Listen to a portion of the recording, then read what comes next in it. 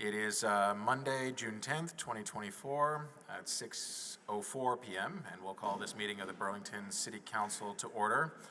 The first item on our agenda is a motion to amend and adopt our amended agenda. Is any council?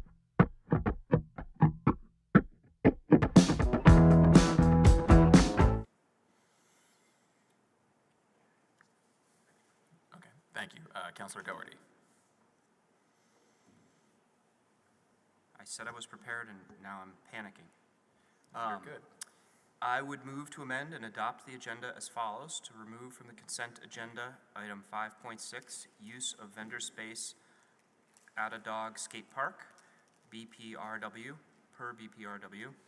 Add to the consent agenda item 5.1 or 5.11, ordinance, restaurant, hotel, amusements, and admissions taxes, BCO, section 21 through 31.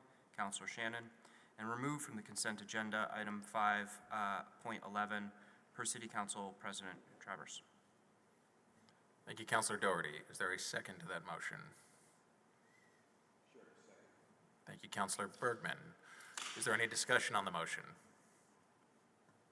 Seeing none, we'll go to a vote. All in favor of adopting the amended agenda, say aye. Aye. Any opposed? That carries unanimously. Thank you. Thank you, Councilor Grant, who's joining us online at the moment, but I understand we'll be here in person momentarily. The second item on our agenda is public forum. It's listed for a time certain at 6:15 p.m. though. It is currently 6:06 p.m. and so we will need to wait on that. I will say for any folks here in person who want to participate in public forum, you can sign up at the table in the back. We do have a list of those individuals who have signed up online. I will also mention that we have a public hearing scheduled this evening on our deliberative agenda on common area fees in the Church Street Marketplace. And so if anyone wants to participate in, provide public comment on that particular issue, they may do so either at public forum when we get there at 6:15, or they may wait until the public hearing on our deliberative agenda on that particular issue. Because it is not 6:15 p.m. yet, we turn to item 3 on our agenda, which is climate emergency reports. Before we turn to both this item and number 4, I appreciate other councilors' patience as I step into this new role of council president, and will acknowledge that when we got to this item in recent meetings, I do think that perhaps we strayed away from the originally intended purpose of the climate emergency reports and the public health and safety emergency updates, which both these items on our agenda are listed for 5 to 10 minutes. I believe the original intent of them was to provide factual updates on these important issues and not to provide opinions or to engage in back and forth debate with each other or with the mayor or with city staff. And so I had sent an email to the council about this issue, and I do just want to flag that as we approach these issues that I do intend on going back to what I understand their original purpose to be, which again is to provide factual reports and factual updates on these important issues facing our city, our region, and certainly with respect to climate emergency, the world. With that, we are now on climate emergency reports, and is there any councilor or the mayor with a climate emergency report? Seeing none, we will go to item 4, which is public health and safety emergency updates. Is there any councilor or the mayor with a public health and safety emergency update? Mayor Mulvaney-Stanek, we'll start with you. Thank you, Council President Travers. I'd like to update the community on a few important things that my administration and specifically our departments have been working on related to community safety. So as mentioned a couple times in prior meetings, we have been starting to identify hotspots, which are really areas where there's increased negative behavior and issues going on in our city, which I'm sure folks can name easily.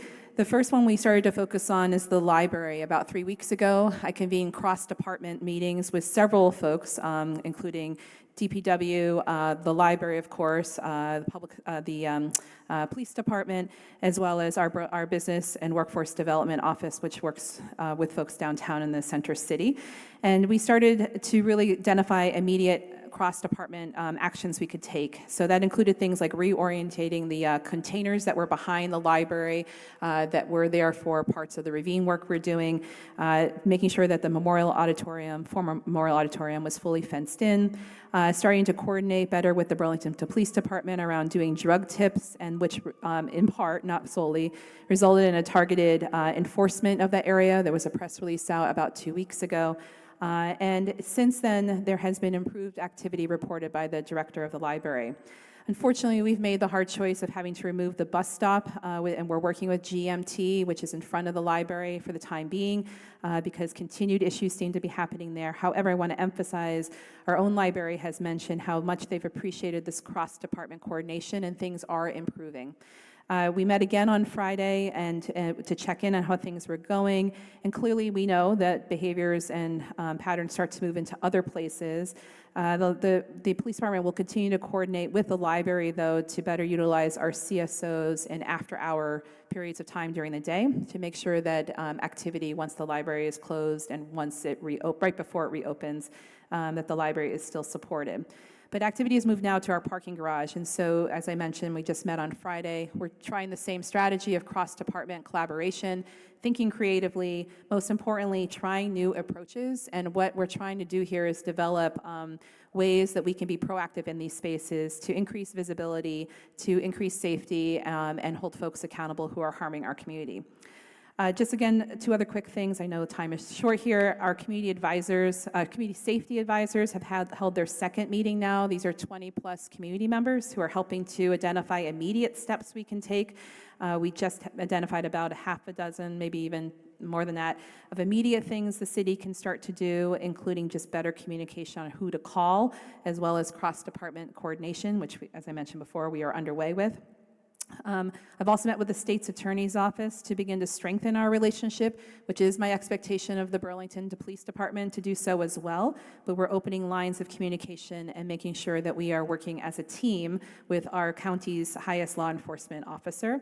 And finally, it was spoken to at the last meeting, but the governor vetoed H72, which was the Overdose Prevention Center bill that would support Burlington starting to be the only pilot location in the state. We're going to be watching the veto session, which is on Monday, closely. We're really trying to connect with all state legislators and senators who state representatives and senators who represent Burlington to make it clear that the vast majority of folks here in Burlington support us having access to this additional tool, and we're very much hoping that the entire Burlington delegation supports overriding that veto and, frankly, doing the right thing to make sure Burlington can have this tool available.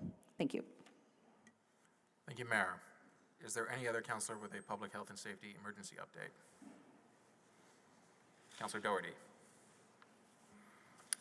Thank you, Mr. President. Frequently in this section of the city council meetings, we update on negative issues, and I've certainly been guilty of that myself. And for today, I wanted to provide the community and fellow city councilors what I think is a positive update. On June 6th of 2024, the United States Attorney's Office for the District of Vermont, which is the local federal prosecutor's office here in the District of Vermont, issued a press release detailing what I think is a prime example of collaboration between federal and local law enforcement. I will spare most of the details. The press release is available, and we can make it public via the City Council. But in essence, it details what appears to have been a significant investigation, which culminated in a federal search warrant being executed in an apartment on St. Paul Street, significant quantities of illegal controlled substances, including fentanyl, xylazine, and I believe 7 handguns, as well as significant amounts of cash, were seized. And then subsequent to that, one of the individuals involved at that location was arrested by our neighbors in South Burlington, also in the possession of a loaded 9mm Glock handgun, stolen computer, and $2,400 worth of stolen clothing, as well as, I believe, additional controlled substances. Obviously, as the press release takes pains to point out, and I would do so here, those individuals involved who've been charged with crimes are presumed innocent unless and until they are convicted. I don't point this out to demonstrate any one individual's culpability or lack thereof, but what I do think it illustrates is that our local law enforcement and our federal partners can and are continuing to work well together, to collaborate well together, and to enforce federal law, and to make it clear to those folks who would come up to our community and prey upon the most vulnerable members of our community by distributing drugs that cause addiction and sustain addiction and profit from others' misery, that those folks will be investigated, arrested, and prosecuted. And I think that that kind of collaboration, although certainly not at all a complete solution to the many challenges that we're facing here in the city, is an important piece of any way forward. Thank you. Thank you, Councillor Doherty. Is there any other councillor with a public health and safety emergency update? Hi, can I speak for a moment or two? Yeah, sorry, Councillor Grant, I had seen your hand raised before, but then it went down, but please go ahead. Thank you. I haven't gotten the numbers from the state's attorney for the current month. Should be getting them this week, and then we'll review them at the Public Safety Committee next week. But I do anticipate that they will still be hovering, as they have been for the last over a year or so, around 3,000 cases. I want to have a reminder to the public with regards to any incidents that they've reported. They have to get an incident number in order for the state's attorney to be able to check if they've received a case. They have to have that incident number. If there's no incident number, then there's no case. So I just wanted to mention that because it's come up a few times with regards to some interactions that I've had with constituents. Thank you. Thank you, Councillor Grant. Anyone else with an update? Seeing none, we will close this portion of our agenda, and now we will double back to item 2 on our agenda, which is public forum. That was posted for a time certain of 6:15 p.m. It is now 6:17 p.m., and we will open public forum. Under our council rules, we will first hear from Burlington residents here in City Hall, and then among those Burlington residents online, we have one Burlington resident signed up online at the moment, and then we will return here to City Hall for any non-Burlington residents. As a reminder, in order to participate in public forum online, there's a council rule that requires that you sign up at least an hour in advance of the posted time for public forum on the City Council's website. In public forum, each speaker will be provided 2 minutes. When I call your name, if you're here in person, please come to the table. Make sure the microphone is on by ensuring the green light is lit, and speak directly into the microphone. For those online, we will let you know once you have been unmuted. When providing comments, please direct them to me as the chair and not to any other individual. It is vitally important that City Hall remain a safe place for those who serve, those in attendance, and those watching our meetings. The Council respects and values the diversity of opinions and perspectives on public issues. We ask, however, that all comments be free from individualized attacks, hate, harassment, obscenities, or other derogatory language about other people or groups based on their age, race, ethnicity, nationality, religion, sexual orientation, gender identity, ability, or any other protected characteristic. We also ask that public comments avoid conduct which is unreasonably loud, disruptive, or discourteous. If I interrupt a speaker at any point, it will be because I am providing the speaker an opportunity to proceed in accordance with the rules as I've described them. If public comment continues in violation of these rules, I reserve the right to end public comment for that speaker at that point in time.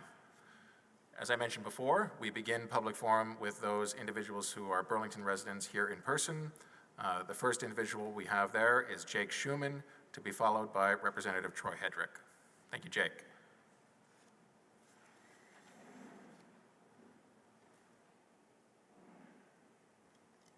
Thank you. It's my privilege as the first speaker of the evening.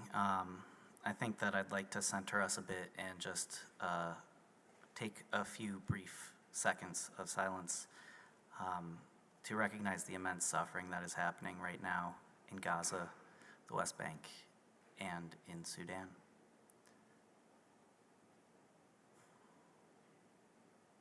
I think the flip side of that coin is gratitude. Gratitude for the privilege that we have here. We declare emergencies for climate and for community safety. These emergencies feel like they pale in comparison to global emergencies, and we feel like we have the luxury of time in addressing them.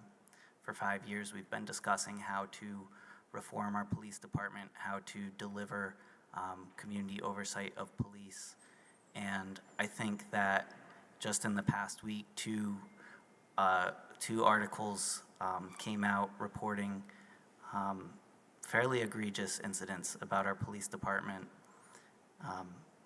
I don't think that we should take that luxury of time to mean that we don't need to act with urgency. I believe that the community has a right to speedy and reasonable and fair justice. I speak for no group, but I say my expectation of this group is that you do not repeat the events of 2020, where action was taken in such a way as to affect no real meaningful change. We see that the culture of our police department has not changed, and we need to affect that change. I'd just like to end my comment tonight to remind the community members here that this group does not oversee the Burlington School District. I implore everyone to please show up to the school board meeting. Thank you. Thank you very much, Jake. Next, we have Representative Troy Hedrick, to be followed by Suzanne Sugar. Thank you, Council President Travers. I have a prepared statement on the recent joint apology issued by BPD and the Burlington School District. As someone very familiar with the core tenets of restorative practices, acknowledging the harm you've caused is the critical component of repairing that harm. This apology letter is a masterclass in highlighting the difference between using an active voice, this is what I did that caused harm, and the use of the passive voice. Students just happened to witness an armed robbery demonstration. It shifts the ownership from the actions of BPD to the students who evidently passively witnessed the event as it dropped from the sky. It's a very crafty way to blame the victims. The only discussion here is the one that one or more people within BPD leadership, one, designed that training without any consideration for a tested pedagogical approach, two, approved that training once designed, and then three, actually delivered the training. That's the evidence that I need to verify that BPD leadership is incapable of making good decisions. The fact that BPD even had to ask the school if this would be appropriate training indicates their acknowledgement that they may have designed a really questionable training event. It is clear that BPD leadership doesn't have the sense to understand why this sort of training should not have even been conceived, especially in the context that today's students are unfortunately very well conditioned to the reality that the next predictable instance of gun violence could very easily occur in their classroom. We wouldn't think of teaching students about effective escape routes during a fire by introducing actual fire. Similarly, we don't teach about retaining information during an incident of gun violence by introducing actual gun violence. There is a crisis of trust with our police department, and this incident is one more example of how that has developed. At some point, we need to have the very honest conversation that we don't have leadership at the helm of BPD who has the capacity for good decision-making or for repairing the harm he causes. Given the number of incidents to which this now accumulates, I am of the mind that we're at that point. At some point, we need to free ourselves as a community from BPD leadership that has to continually and consistently craft these apologies. Thank you, Representative Hedrick. Next, we have Suzanne Sugar, to be followed by, we have a joint comment here with Colin Hilliard and Alex Sumberg. Thank you, Suzanne. Good evening. Am I supposed to wait for the green light? I think it'll start as soon as you start. Oh, excellent. Yes. Hi, my name is Suzanne Sugar. I'm a Burlington resident for 8 years. I am here to speak about issue 6.5 on the agenda this evening, which is the public encampments. I saw the WCAX report, surprised me and many of my neighbors that I've spoken with. It's surprising to hear that we're spending $50,000 and allotting services to this encampment. Our last city election focused on public safety. Many of you promised to make Burlington feel safer, and this feels decidedly like the opposite agenda to many of us. I would like to see Burlington be safer. I know we have issues in funding our police department, and we are a long way from figuring out how to fully refund our police department. But first, we lost Church Street. Now we lost our parking garages, which someone else spoke about. I think actually the mayor did, that they're unsafe and uncomfortable for many women, especially in the evening, as well as employees on Church Street. We lost our park to people who have taken over and behave erratically and uncomfortably for a lot of people. And now you're looking at allowing people to live on our waterfront. It's our last gem of Burlington. Resources are tight, but taxes are up, insurance is up for homeowners for both cars and homes. Staffing is way off, as I noted, but I urge you to look at the history of Sears Lane and really reconsider the plan to fund an encampment on our waterfront. I salute the governor in vetoing public injection sites. I don't think safe injection sites are a solution. I think they're an exacerbator, and unfortunately they have been demonstrated, and there's many research studies that show that they don't help people get off drugs. They just encourage them to continue to do them in your community. I'd like to see Burlington be a safer place, and I'd encourage you to hear the public when they say that this is not ideal. Thank you. Thank you very much. We next have Colin Hilliard and Alex Sundberg, who will be followed by Erhard Monkey. Thank you, President Travers. Colin Hilliard, your mic's not up.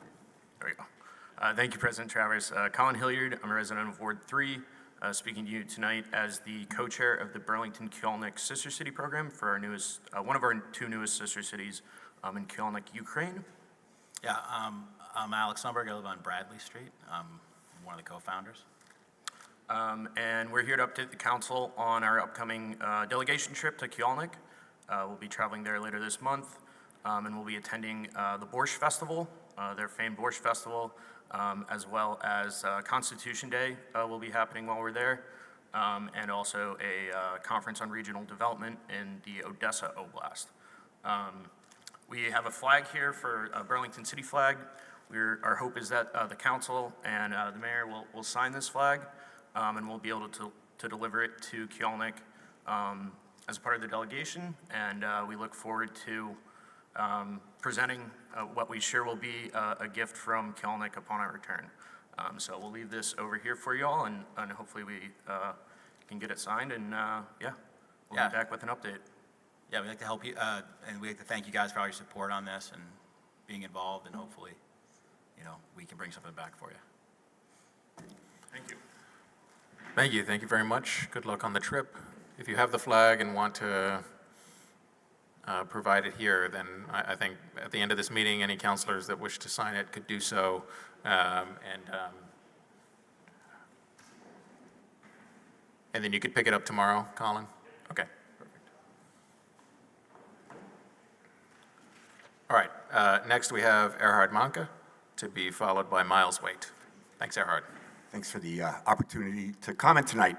As some of you may know, I have applied to be on the Planning Commission. I know you're doing appointments tonight, and I just want to speak briefly since I unfortunately have a standing conflict Monday nights and can't be here for the for your further deliberations. Just wanted to introduce myself briefly to folks who may not know me. You do have my application. Hopefully you've had a chance to read it. Just very briefly, I've lived in Burlington since the mid-1970s, having gotten here to be a graduate student at the University of Vermont. My wife Sydney and I have lived over on Grove Street in Ward 1 since 1982. We raised two now adult children here. Both went through the Burlington school system, K through 12. My background, my experience is recently retired. I had served for the last 2.5 years as an outreach representative for Senator Bernie Sanders and also as his housing policy advisor. I worked for over 40 years in housing, affordable housing, community development, as well as municipal affairs, having also served on the Planning Commission back in from 1983 to 86, was involved in zoning rewrites, many seminal zoning ordinances, including Heights Ordinance, Waterfront Ordinance, helped hire a planning director, Mark Eldridge, who was with us for over 20 years until he retired, sadly passed away a few years ago. So just wanted to introduce myself to members who may not be familiar with me. I would be honored to have your support, again, to serve on the Planning Commission. I've got more time now as a retiree, and I'm really appreciate the opportunity to continue to give back to our community. So thank you. Thank you very much. Next up, we have Miles Waite, to be followed by Leif Taranta. Okay. Understood. Thank you very much. So then next up, we have Leif Taranta, to be followed by Julie Masuga.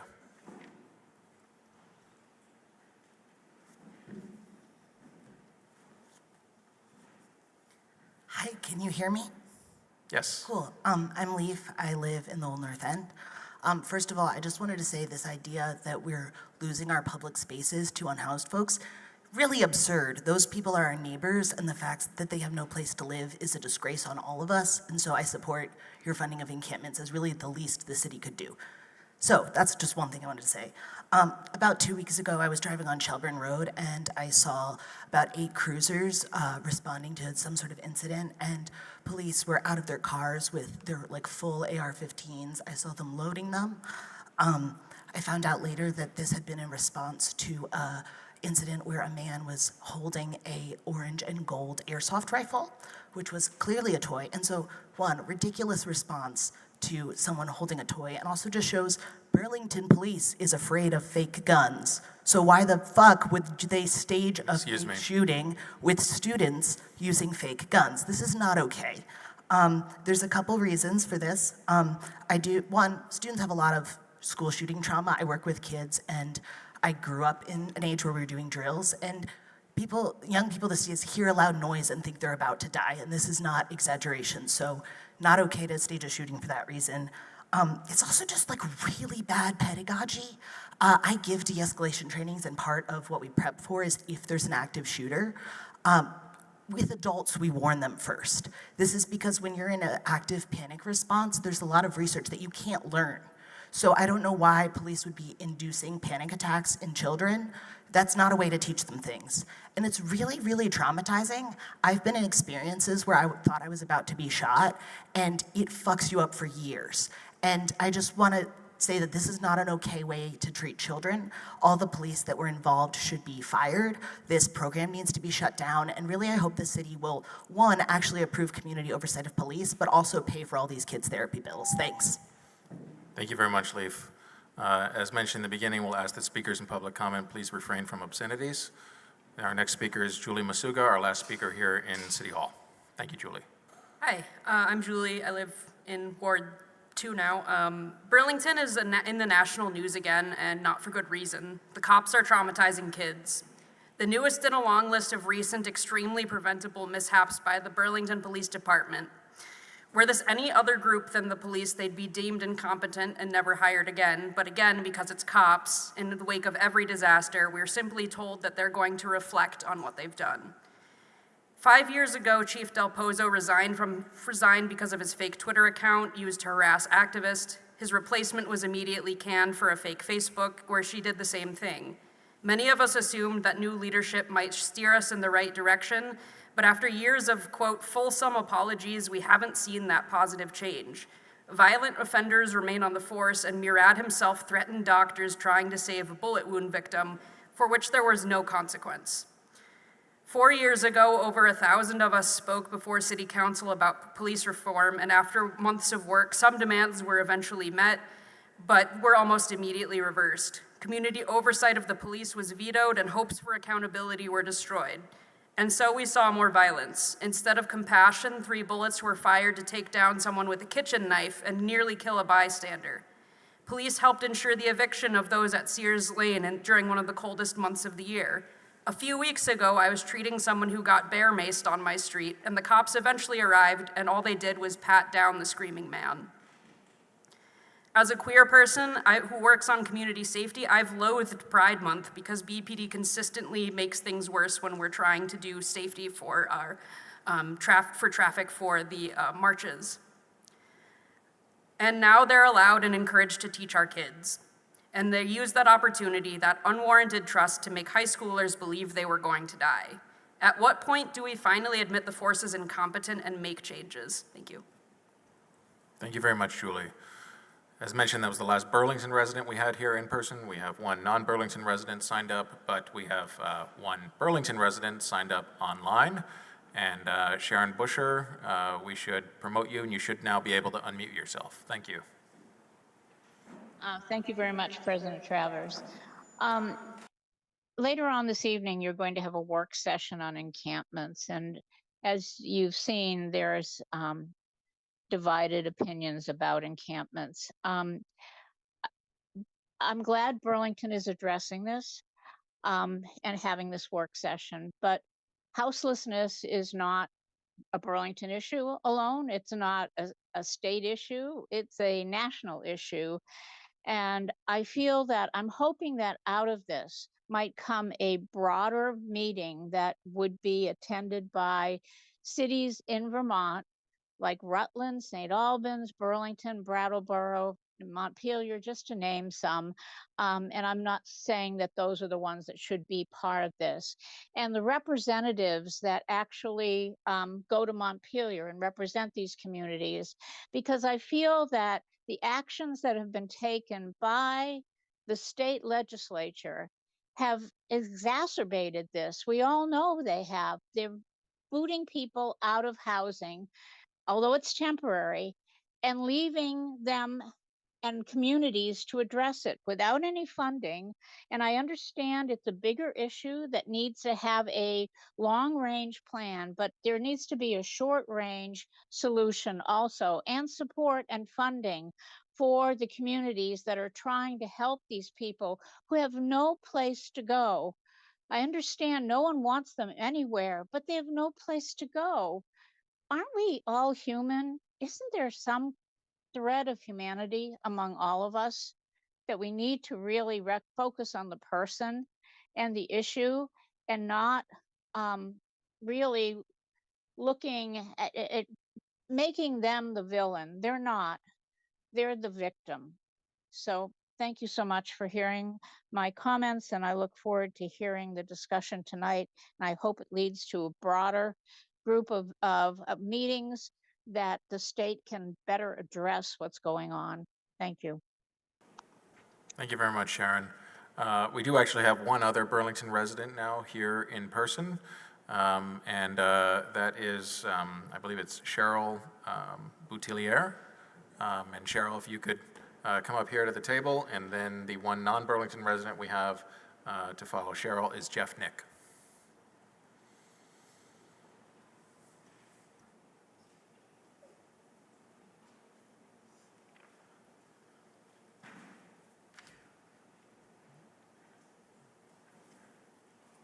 Hello, my name is Cheryl Boudelier.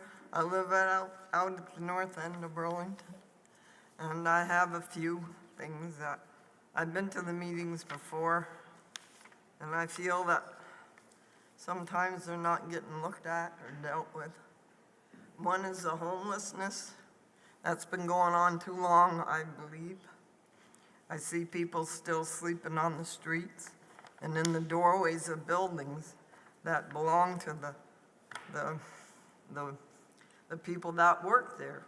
I had a comment from a guy at the Chase Bank, said he found people sleeping in his doorway, and he had a hard time with the police to get them out of the doorway. It took them forever because they had to open the bank, and he was upset about that. So I said, why don't you just come to the meeting and, talk about what you feel should be done.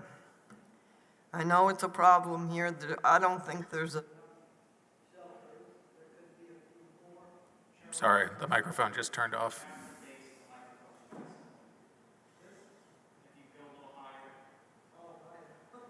okay. Well, anyway, I know there's been some buildings torn down that I think could have been used for homeless shelters until there were better shelters made, like the motel on Main Street. I don't know why you won't put anybody in the Memorial Auditorium, that's still standing. And there's a few other buildings I've noticed that are still there. The other one is Sears Lane. I was here for that meeting, and it was disgusting. Mayor Weinberger did nothing. They sat there and called him all kinds of names to his face, and he still didn't say a word to him. My opinion, I would have had security let him go out the frickin' door and not come back. It's my opinion. And another one is, now what?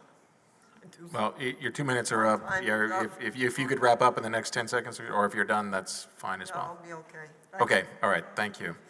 Yep. Our next speaker is Jeff Nick.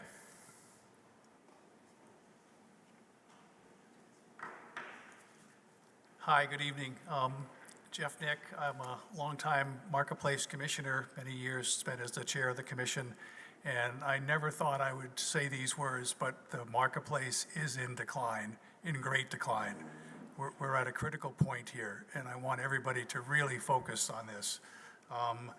Retail theft is through the roof, and understand that the city has as much at stake here as the retailers and restaurants that do business on the street. It's your one of your biggest economic engines, and we're headed in the wrong direction.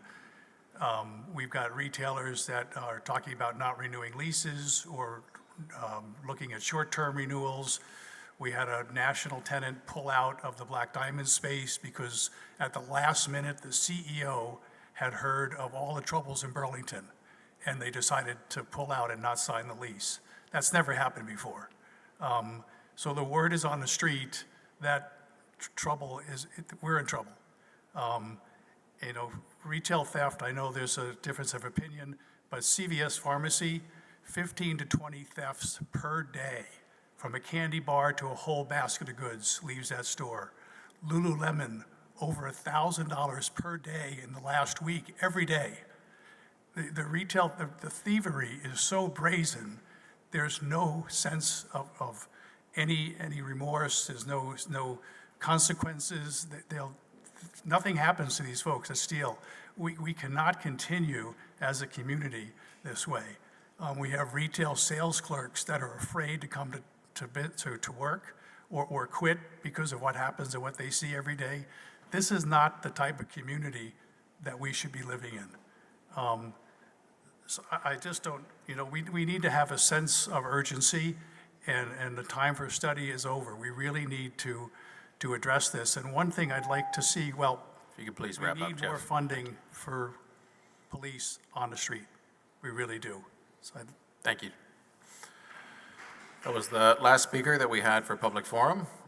We will now close public forum at 6:42 p.m. We can now move to item 5 on our agenda, which is our consent agenda. The recommended action there is to move to adopt the consent agenda as amended and take the actions indicated. Is there any counselor with that motion? Counselor Shannon. Is there a second to that motion? Counselor Broderick, thank you. Any discussion on that motion? We'll go to a vote then. All in favor, say aye. Aye. Aye. Any opposed? That carries unanimously. Thank you.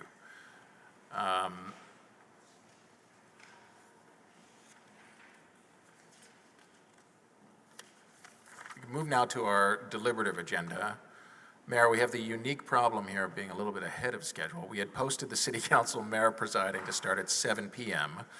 We could turn either now to city council with mayor presiding a little bit early, or I'd be happy to proceed with our deliberative agenda. What would your preference be? Well, seeing as I was just making sure I have all my Ts crossed and my Is dotted, I'm ready if you're ready. Okay, to move to great. that. On both the regular city council meeting as well as the agenda for the city council with mayor presiding, this is the night that we will appoint many volunteer members of our community to serve on Burlington's boards and commissions. Incredibly grateful for those individuals who have applied, including those who have served in the past and will be returning, as well as those who have stood up for the first time to serve on boards and commissions.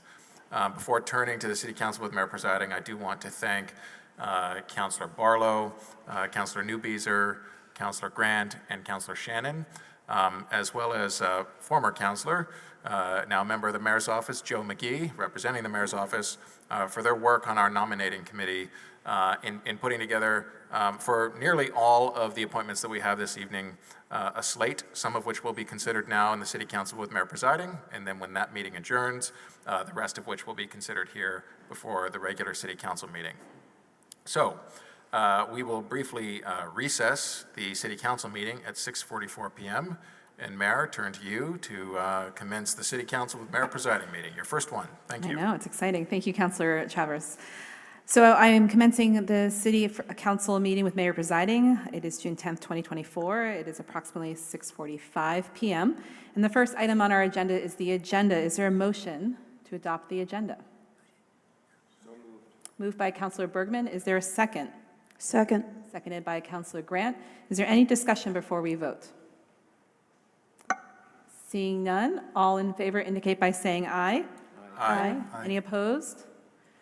Motion carries. We've unanimously adopted our agenda. Moving on to our first item, which is our consent agenda. Is there a motion to adopt the consent agenda? So moved. Moved by Councilor Bergman. Second. Seconded by Councilor Grant. Any discussion on this motion before we vote? Seeing none. I joke with the Board of Finance, you have to make eye contact because I kind of move us quickly here. Okay, all right. Seeing none, all in favor indicate by saying aye. Aye. Any opposed? Motion carries unanimously. So please be patient with me as we get into this next part here. I'm going to phone a friend when necessary, but Eric is right here, right? All right. So our next item is item 3.1, which is our 2024 Boards and Commissions appointments. And this is an item that we have a slate, I believe, presented.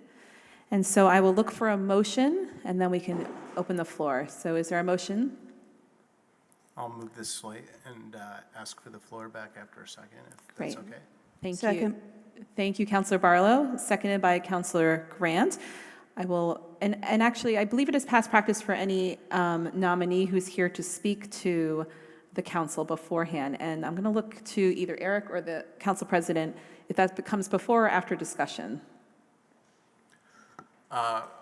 I think it would be appropriate if Councilor Barlow is asked for the floor back upon a second, perhaps turn to Councilor Barlow. My understanding, Councilor Barlow, is perhaps you would be listing off the names of those folks that are on the slate, and then if there are anyone here or online that would like to address the council, we could do that after Councilor Barlow's comments. Is that agreeable, Councilor Barlow? Yes, it is. Okay, so I'm going to give the floor to Councilor Barlow, and then we'll see if nominees are here or online to address the council. Councilor Barlow. Did I get a second on that? Yep, Councilor Grant. Okay, thank you. You're welcome. Every year, we make over 36 appointments to our city boards and commissions, who are an important part of our participatory democratic system. And to streamline the appointment process, every year, an ad hoc committee of representatives from the city and the mayor's office are delegated with the task of looking through the applications for appointment and reappointment and seeing where there's consensus. And out of that comes this slate. This year, I want to also thank Councilors Grant, Newbeezer, and Shannon, as well as former Councilor Joe McGee from the mayor's office, who served with me on the committee. We met 3 times in May and June to come up with a slate of appointees for which we had unanimous consensus. And I also want to point out that due to a clerical error regarding a listing, regarding the listing of a timely application for an incumbent Parks and Recreation Commissioner, we have an amendment to the slate. So you'll see there's a revised a slate on posted with the meeting material. And with that, I will list off the appointees for the city council with mayor presiding. All of the appointments that I list will have terms expiring June 30th, 2027, except where there's exceptions, and I'll note those. So for the Airport Commission, we're wanting to appoint Tim George and Robin Gillian. For the Board of Assessors, Rob Gutman. For the Cemetery Commission, Nancy Lee Kirby.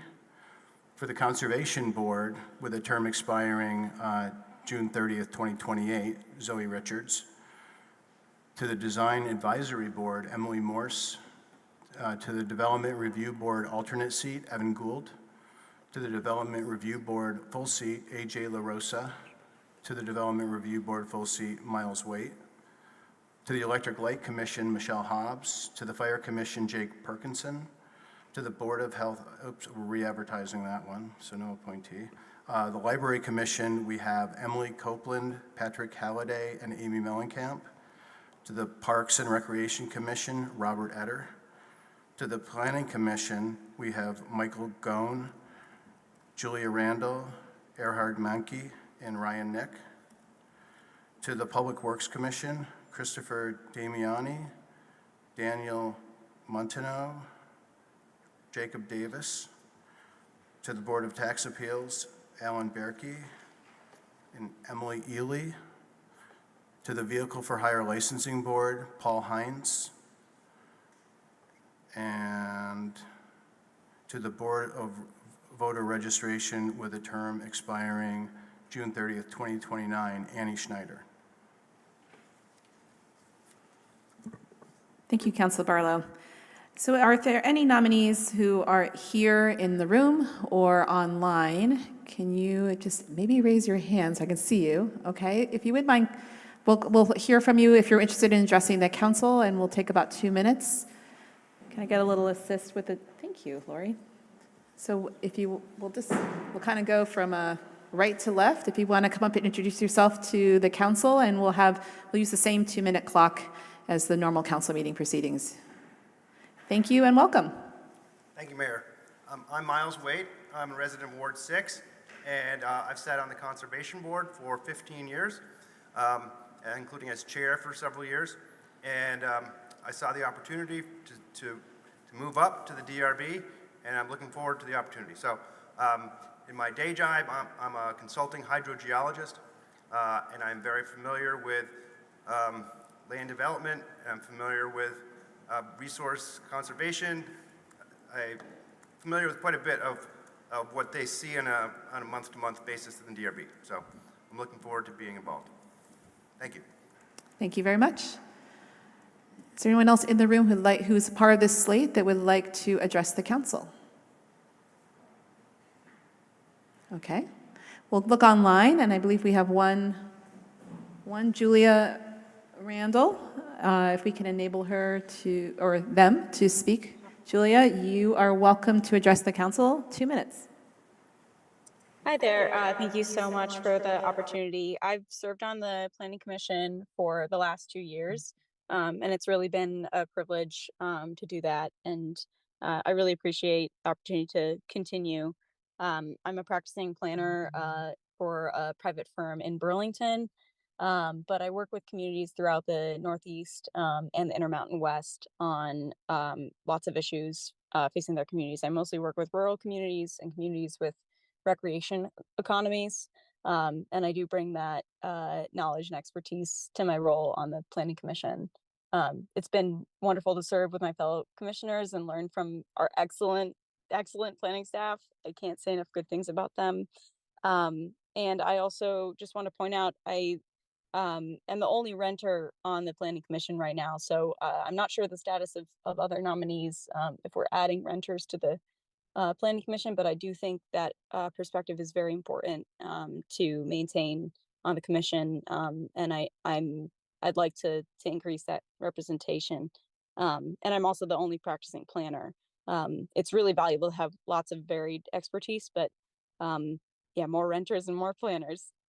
Please, that's my request to you. So thank you so much for this opportunity. I really appreciate this. Thank you, Julia. Are there any other nominees on the slate before the council that would like to address the council before we move forward? Seeing none here or online. Yes, nobody else online? Nobody else online. Okay, so we're going to move ahead with discussion. Is there discussion on this motion, on the slate?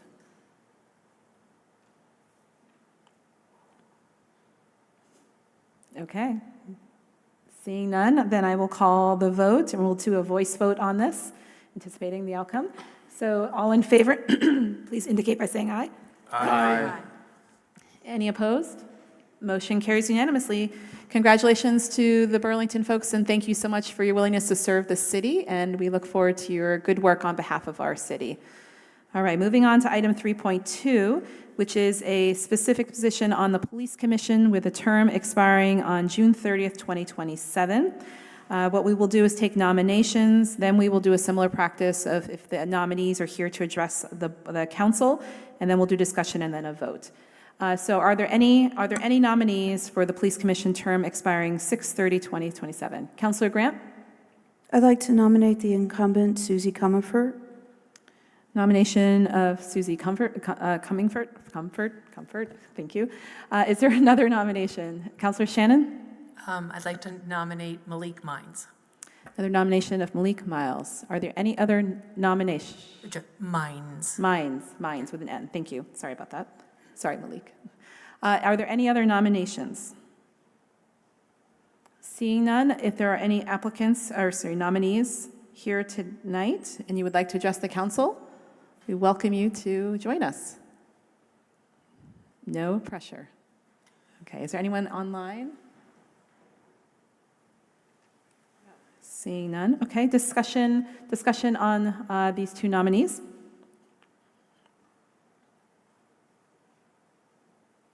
Okay. Seeing none, we'll move right along to the vote, and I'm going to ask the clerk to call roll on this vote, and we're going to first take up the first nomination, which is nominee Susie Comfort for the Police Commission, term expiring 6/30/2027.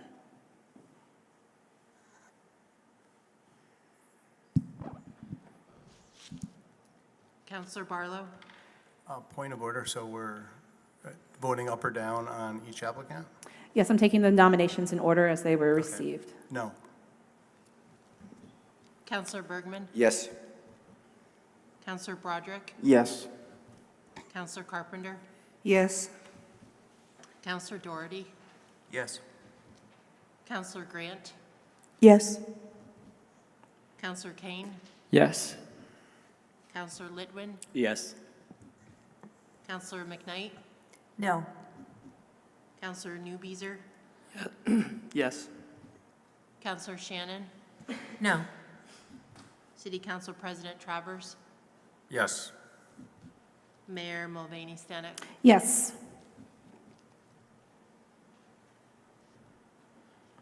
10 ayes, 3 nays.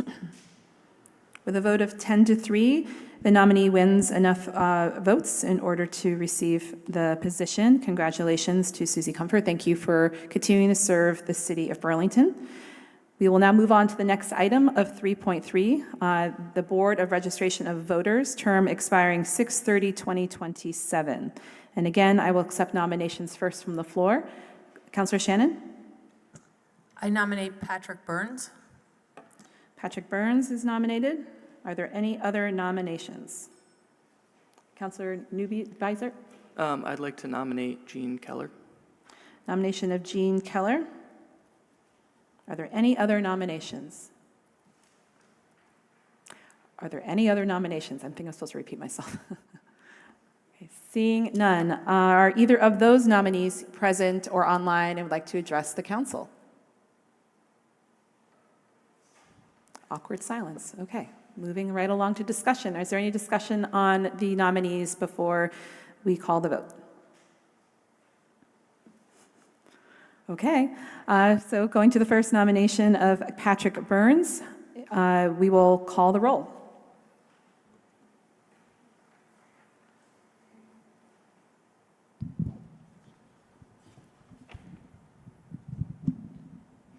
Councillor Barlow? Yes. Councillor Bergman? No. Councillor Broderick? No. Councillor Carpenter? Yes. Councillor Doherty? No. Councillor Grant? No. Counselor Kane, No. Counselor Litwin, Yes. Counselor McKnight, Yes. Counselor Newbeezer, No. Counselor Shannon, Yes. City Council President Travers, Yes. Mayor Mulvaney Stanek. No. 6 ayes, 7 nays. So the nominee, thank you, did not receive enough votes in order to receive this position, so we'll move on to the next nominee of Jean Keller. I will call the roll. Counselor Barlow,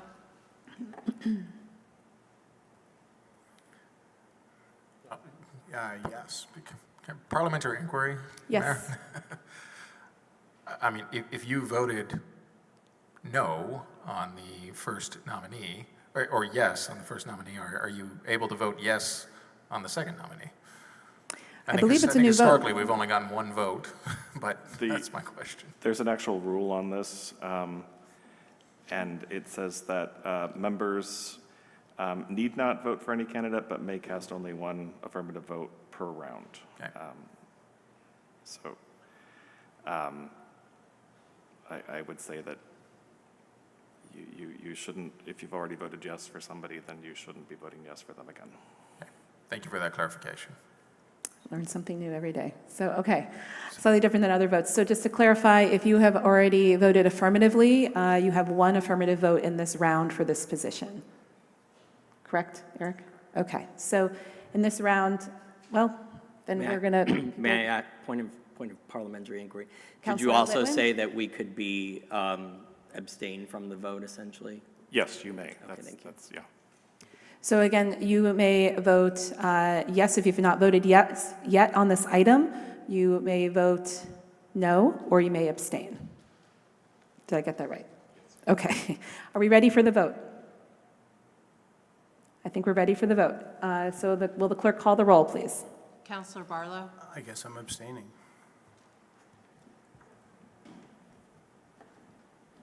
Counselor Bergman, Yes. Counselor Broderick, Yes. Counselor Carpenter, Abstaining? Counselor Doherty, Yes. Counselor Grant, Yes. Counselor Kane, Yes. Counselor Litwin, Abstain? Counselor McKnight, Abstain. Counselor Newbeezer, Yes. Counselor Shannon, Abstain. City Council President Travers, I abstain. Mayor Mulvaney Stanek. Yes.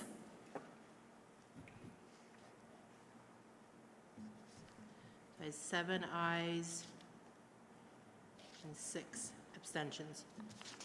Thank you, clerk. Point of order. Councilor Shannon? I just wanted to, I know generally we're not allowed to abstain, and is that an exception to that rule? I just want to. Yeah, it is. It says you don't Okay. have to vote for anybody, but you can only vote yes for one person. So you're allowed to abstain for this particular type of vote only, yes. Thank you. Different kind of abstention. Constantly learning. Thank you, Eric. Thank you, Councilor Shannon. So with a vote of 7 to 6, the nominee, Jean Keller, wins the nomination for the Board of Registration of Voters, term expiring 6/30/2027. Thank you to both Patrick and Jean for being nominees, and congratulations to Jean Keller. Moving on to the next item. Okay. I just want to make sure there's lots of points of inquiry here. Item 3.4, our last item on the agenda, the Board of Registration of Voters terms expiring 6/30/2029. This is a 5-year term. Are there any nominations? Councilor Newbeezer. I'd like to nominate Colleen Montgomery. Colleen Montgomery is the first nominee. Are there any other nominations? Are there any other nominations? Seeing none, we have one nominee. Is the nominee here and would like to address the council before we go to a vote? Would you like to address? Thank you, Colleen. Appreciate it.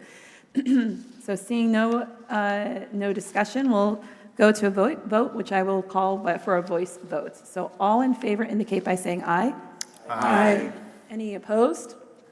Motion carries unanimously. Congratulations, and thank you very much for serving the city. Excuse me. Thank you, Colleen. Thank you. And with that, seeing no other business, I will adjourn the meeting at about 7:03 p.m. Back to you. Thank you, Mayor Mulvaney-Stanek. We will resume the city council meeting at 7:04 p.m. For those following along at home, I think what we will do here first is we will now go to item 6.1 on our deliberative agenda, which will round out our boards and commission appointments, and then following item 6.1, we will again temporarily recess the city council meeting and turn to our local control commission meeting, and then following that, we'll pick back up again with item 6.2. So, with item 6.1, again, to round out our 2024 boards and commission appointments, Councilor Barlow, could I turn to you for a motion? Yes, I move to approve the 2024 boards and commission appointments as I will list. Thank you, Councilor Barlow. Is there a second? Second. Second by Councilor Grant. Councilor Barlow, the floor is yours. Thank you. So I will list the appointments, and this time I'm going to list their terms of expiration because they're varied.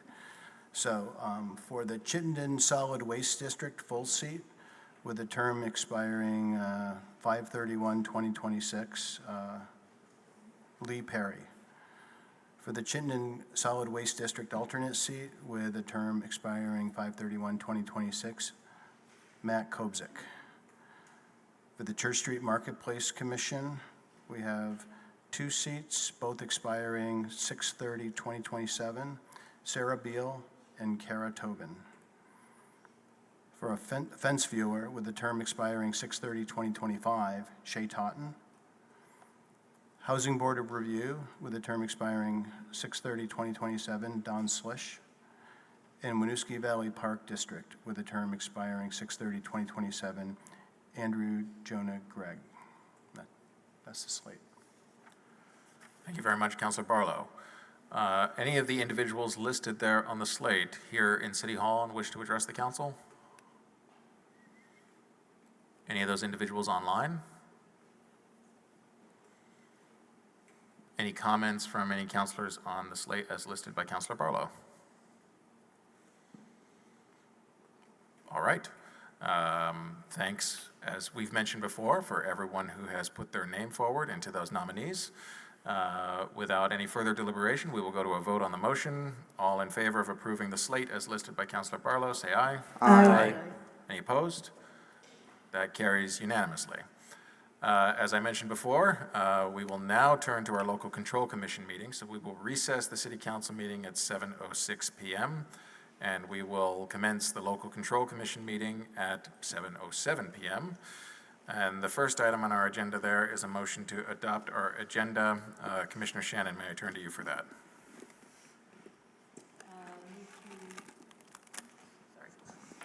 Move to adopt the agenda.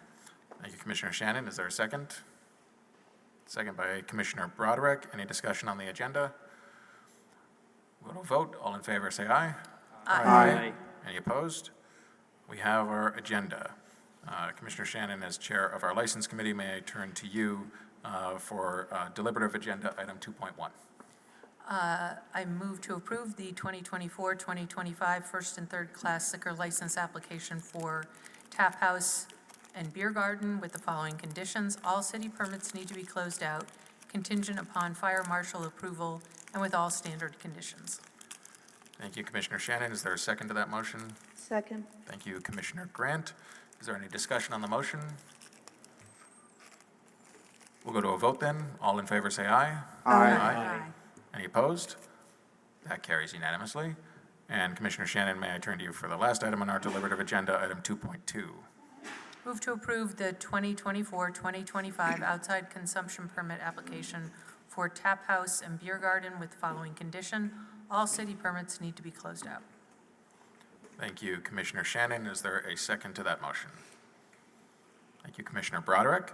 Any discussion on the motion? We'll go to a vote. All in favor, say aye. Aye. Aye. Any opposed? That carries unanimously as well. Seeing no other business, we will adjourn the Local Control Commission at 7:08 PM and resume the City Council meeting with our deliberative agenda, item 6.2. As I mentioned before public forum, item 6.2 is a public hearing required for the annual assessment of common area fees in the Church Street Marketplace. Is there anyone here in City Hall who wishes to speak at the public hearing on the common area fees for FY25 in the Church Street Marketplace? Is there anyone online who wishes to speak at public hearing on this item? If so, please raise your hand.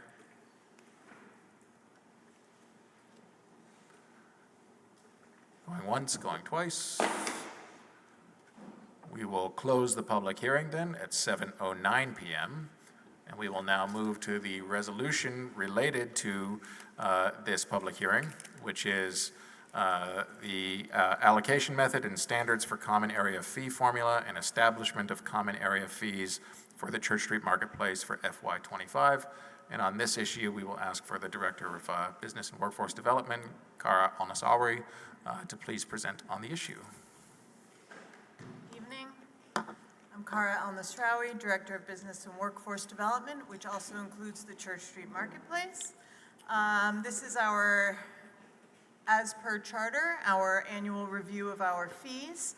The recommendation, unanimous recommendation from the Church Street Marketplace Commission is to leave fees at the moment unchanged.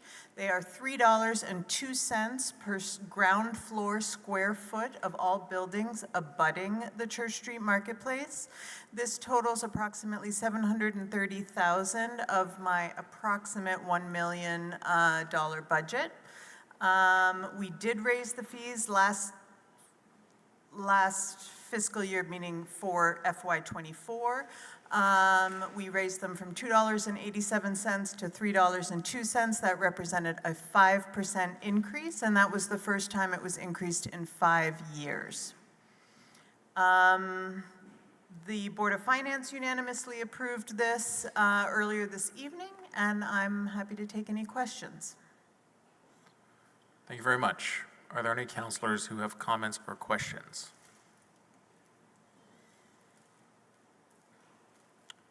Seeing none, the recommended action on Civic Clerk is to waive the reading and adopt the resolution with respect to the common area fees. Could I get a motion from a councilor with respect to that recommended action? So moved by Councilor Newbeezer. Is there a second? Second. I saw Councilor Barlow first, so we'll go with Councilor Barlow. Second by Councilor Barlow. Any further discussion on that motion? We will go to a vote then. All in favor say aye. Aye. Any opposed? That carries unanimously. Thank you very much. That may be or should be the last vote we take tonight, because the next few items on our deliberative agenda are information items and working sessions. But while we won't be voting, the issues are incredibly important. And the first item is 6.3. And both items 6.3 and 6.4 are presentations from the Department of Public Works. Item 6.3 is with respect to the Champlain Parkway project, update and final construction contract. And from the Department of Public Works, we have Chapin Spencer and Corey Mims. Director Spencer, thank you very much for being here. Thank you, President Travers and the entire City Council for having us tonight. Chapin Spencer, Director of Public Works, Senior Engineer Corey Mims here. On the first of two information updates on generational public works projects. We are excited to be here to give an update following our February update with you all on the South End Construction Coordination Plan. And tonight's update is in anticipation of putting this project out to bid later this week and coming back to the council in August to execute the construction contract. So we have a few slides to go through here, but we'll make it quick. All right, this is the important project area slide. Many of you here are quite familiar with this. The corridor is colorized from I-189 in the bottom left to the central business district of downtown on the right of the screen. North is to the right. And you're seeing two colors denoting the two different phases of construction. The initial construction contract is what you're seeing in blue, and Corey is highlighting that route with the cursor. The section to the south is new. This is a new 25-mile-an-hour street between Home and Lakeside that's being constructed, and then Lakeside to Pine Street is on existing rights-of-way. You'll see Phase 1 also includes a shared-use path connecting the Baird Center up to Shelburne Street. So that is the initial phase, and then the final construction contract is what you see in red. There's a southern section down by I-189, and then a section up north of Kilburn to Main Street on the south end of downtown. Next. It's over a 2.5-mile corridor, and I want to say thank you to councilors and to the public and to the businesses along the corridor of the initial construction phase. Now that we are fully on Pine Street, we acknowledge there are impacts. We want to thank the folks who have been patient with us and ensure a safe work site. We are still ahead of schedule, planning to end a couple months prior to the fall scheduled completion date. We expect to be completed by the end of August. And if you haven't signed up yet for construction impact or construction alerts, please go to champlainparkway.com. There's a whole host of benefits of phasing the project as we did with an initial construction contract and a final construction contract. I won't read these all, but by splitting the project up, we're able to get online a large chunk of the project before the entire project is complete. And those components include environmental benefits to reducing the amount of phosphorus entering Lake Champlain, to opening up new miles of shared use path and another south end city street. So as we move to the final construction contract, what you saw in red on that initial slide, we have the southern section and the northern section. The engineer's estimate of the construction cost you'll see is $24.5 million. And we're anticipating to start September 2025 and complete in mid-2026. Maybe just go back one sec. One of the things you'll notice is that the project really changes in its context from the top right there. That's the transition from I-189 as it nears Home Avenue. And then you're seeing here in the very bottom the King and Maple neighborhood and a much more urban context. Next. So one of the important pieces here is that we knew this project was coming. It was always 2 years away, that many people said for years, but DPW behind the scenes was preparing for this project. And we were preparing for that in many ways, and one of which was a comprehensive investment into the King and Maple neighborhood to address other long-standing needs that needed to fit with the Champlain Parkway. And you're seeing here a list of projects that we undertook over a 5-year period in advance of the project. It included water line replacements, traffic calming, pedestrian signalization, and over $5 million of investment in this one neighborhood. Next. Pictures of it for people who are interested. The bottom left is a picture of the sewer relining.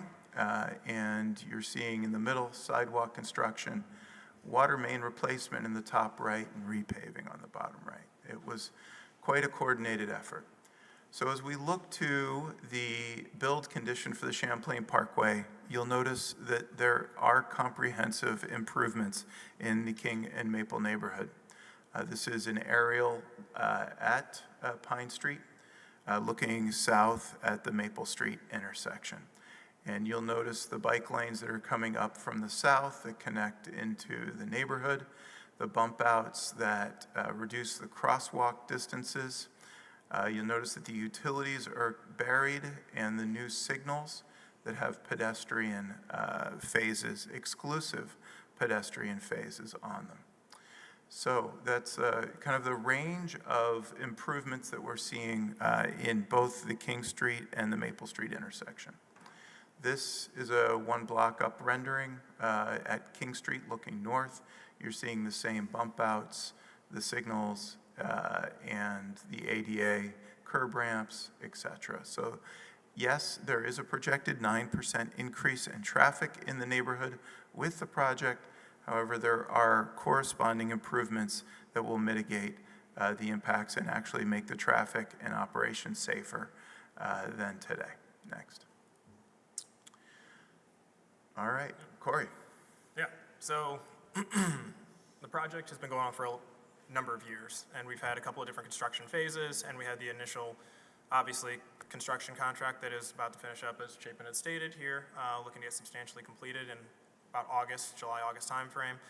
And then we're coming forward also with the final construction contract here in the near term, which is also, as we said, the estimate for that being around the $24.5 million, but the overall phase work, total cost for what we've seen, what we're doing, and what we're installing is looking closer to around $90 million invested, will be invested at the completion of this project. Of that, we have that beneficial 2% local match that we have with a 95% federal, 3% state contribution for participating costs. With that, we are really just, we only are really paying for soils mitigation or soils disposal, and then upgrades that are preferential for the city based on our own personal standards and certain items that the state and fed say are non-participating. We did some traffic upgrades initially that weren't originally project eligible, but through our good working relationships with our state and federal partners on the final construction contract, they agreed that those improvements that previously were not considered participating would be considered participating for the final. So in that being said, we've, looking between our non-participating costs and our 2%, we are looking around about $7.2 million of city funds going into this. $90 million worth of work. So generally, most, federal awards, you're looking at a 10 to 20% local match. And, on this much larger project, financially and both in landscape, we are looking at closer to about an 8% city expenditure on this project. There are, and identified here, are some additional utility expenses. There were some other items, utility relocation for the aerial, items that were by ordinance are kind of the costs of others that the city did pay for, but is getting reimbursed for through different agreements. So with this, we have, in the course of the city taking over management of this Champlain Parkway project, has performed a number of public outreach, both as it relates to the requirements through the NEPA process, Act 250, just as well as just community coordination as it relates to just project construction outreach. This kind of shows some of those different stages of public engagement through time, as this project, predates my time with the city, but the city has nonetheless been working through a number of community issues and community engagement. You're going to see here we have, with the final supplemental environmental impact study between the 2009-2010, we have Act 250 engagements between 2010 and 11. Then we had, following the following the final supplemental environmental, there was a limited scope that was performed, and that had subsequent public engagement within the King and Maple neighborhood. Following all those, obviously we did meetings at different locations, whether it be City Hall, the King Street Center, or at the DPW building at 645 Pine Street.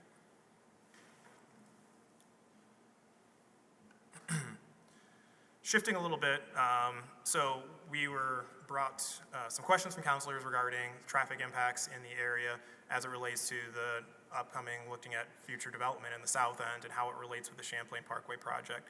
The project team had gone to the TUC, and we had presented this presentation to the TUC. These are a couple of slides from that kind of go into discussing CCORD, or the South End Coordinated Redevelopment, which is occurring between Ride Your Bike, Champlain College, and the city of Burlington, is down here between Lakeside and Sears Lane, and it is kind of stationed east of the rail tracks and more or less west of Pine Street. And this development, you know, is planned to be a mixed-use development that is anticipated to create some additional traffic in the south end. And we were asked to kind of look at how that might play into the projections for the Champlain Parkway project. And here we go. So the Champlain Parkway project had performed, traffic evaluations and looked at traffic modeling, and the findings looked at there was going to be around 14,000 trips, daily vehicle trips along the Pine Street corridor. That is, taking in background growth as well as the additional traffic anticipated to be using that roadway as they are now using the new Champlain Parkway as their primary route in and out of Burlington. Following additional traffic numbers counts that were taken in 2020 and 2022, the reality is that the estimates that were performed previously in the 2009 era are found to be actually higher than what current traffic values are found to be. Now, a big part of that, obviously COVID changed the way a lot of people work. There's things that, people now are able to do that at the time of the studies, the modelings, they did not anticipate that sort of flexibility. There's also, let's see, sorry. Yeah, sorry, they were just more or less just like that, and other factors have kind of played into finding that the true values right now are lower, which actually leaves a little bit of a capacity of what additional development outside of just what this was already planning for within their model to have capacity for the Parkway. Based on the traffic counts and the model, there's about a 2,000 vehicle daily trip, quote unquote, capacity that the roadway could still have before the traffic modeling actually is achieved. These numbers are estimated for the opening of the Parkway at the end and is estimated for what the traffic volumes would be in 2028.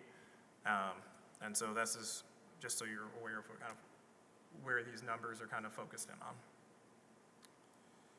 From that capacity, what we're looking at is the South End Development's numbers are looking at in the 2028 timeframe, their daily trip generation after their initial phase, or their phase one portion of the build, would be approximately 678 trips, daily trips being added to northbound Pine Street roadway.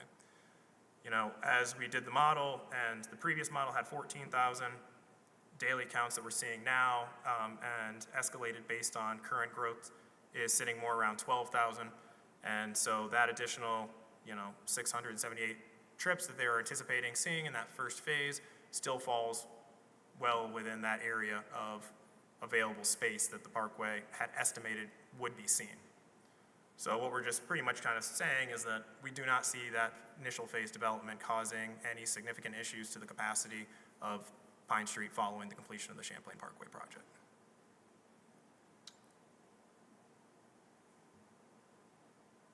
Oh, sorry, just skip a part.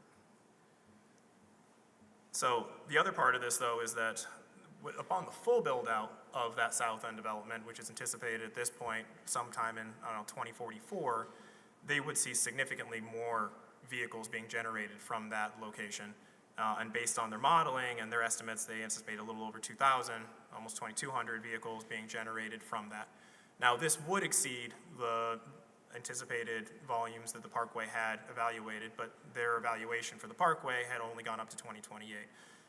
Really, even their estimations, I believe, are higher than really what the previous zoning for the South End potential development were. And so it's a situation of, we're growing as a city and we are developing, and our infrastructure is old and we have to be evaluating it as we develop. So it's just going to continue, but that is to be seen, and with other projects and other developments in the area, we see that those things can be worked and will continue to grow as a city. Our scheduling for the South End development, and the South End construction coordination schedule, we have presented this multiple times. We're kind of showing that a little more detail on this, the Parkway, the initial construction contracts, looking to kind of get to substantial completion here in the fall, August timeframe. We would look to go out to bid here tomorrow would be when we would like to advertise the bid for the final construction contract, and we would look to start construction sometime late fall. The other projects that we have also going on, there's the Rail Yard Enterprise project, which is the connection between Battery and Pine Street. That is still being worked on preliminary plans, and we'd look to be entering into right-of-way at the end of the year, early 2025. We have Main Street, obviously under construction, and as well as the Cherry Street and Bank Street design work continuing, and also the Burlington BTC public improvements at Bank and Cherry, Pine, and St. Paul that are currently under construction. So for the Parkway, in the final phase, obviously today we're here speaking to you, giving you an update. Tomorrow we look to place the bid advertisement for the final construction contract. In July 12th would be when we look to have bid opening and start the bid analysis. Then we would look to mid-July have an open house, likely in the King and Maple neighborhood, to kind of further engage the community prior to issuing and starting construction on the final construction contract. In August, we'd come to the Board of Finance, and August 5th and then August 12th, City Council looking for final award for the final construction contract. Then again, early September, potentially would be commencement of construction for the final construction contract. Thank you, Corey. And to conclude, I will say that one of the things our memo highlighted that the presentation didn't explicitly is we are committed to a robust data collection and a monitoring program for this project. There are permit conditions in this project that require us to monitor a few intersections in the south end, but we understand the sensitivity specifically in the King and Maple neighborhood and can do traffic counts, speed counts, and make sure the operation is working in harmony with the neighborhood and not against it. If there are speed or volume issues that need to be managed, we will introduce projects to address those. Maple Street will end being a truck route once the Parkway is constructed. That is a benefit for the King and Maple neighborhood. King Street has already received some traffic calming, but if Maple Street needs additional traffic calming after this project is constructed and we notice that there are issues, we will indeed embark on those efforts as well. So we're here to answer any questions. Thank you so much for the time. Take it away. Thank you very much for the presentation. We'll turn now to councilors for any questions or comments. And Mayor Mulvaney-Stanek, would you like us to start with you? Just briefly, if that's okay. Great, thank you. Thank you, Councilor President Travers. I just want to start by really appreciating our DPW staff. This has been a very long process that predates most of us in this room in terms of when we were born. And I really want to appreciate Colby Dallaire and, of course, DPW Department Head Chapin Spencer, who've really been diligently moving this project forward. This project we all inherited, and it is no project is perfect, but I'm supportive of this project given how long it's taken us to get here. I don't know what's going on in my throat tonight. Good luck.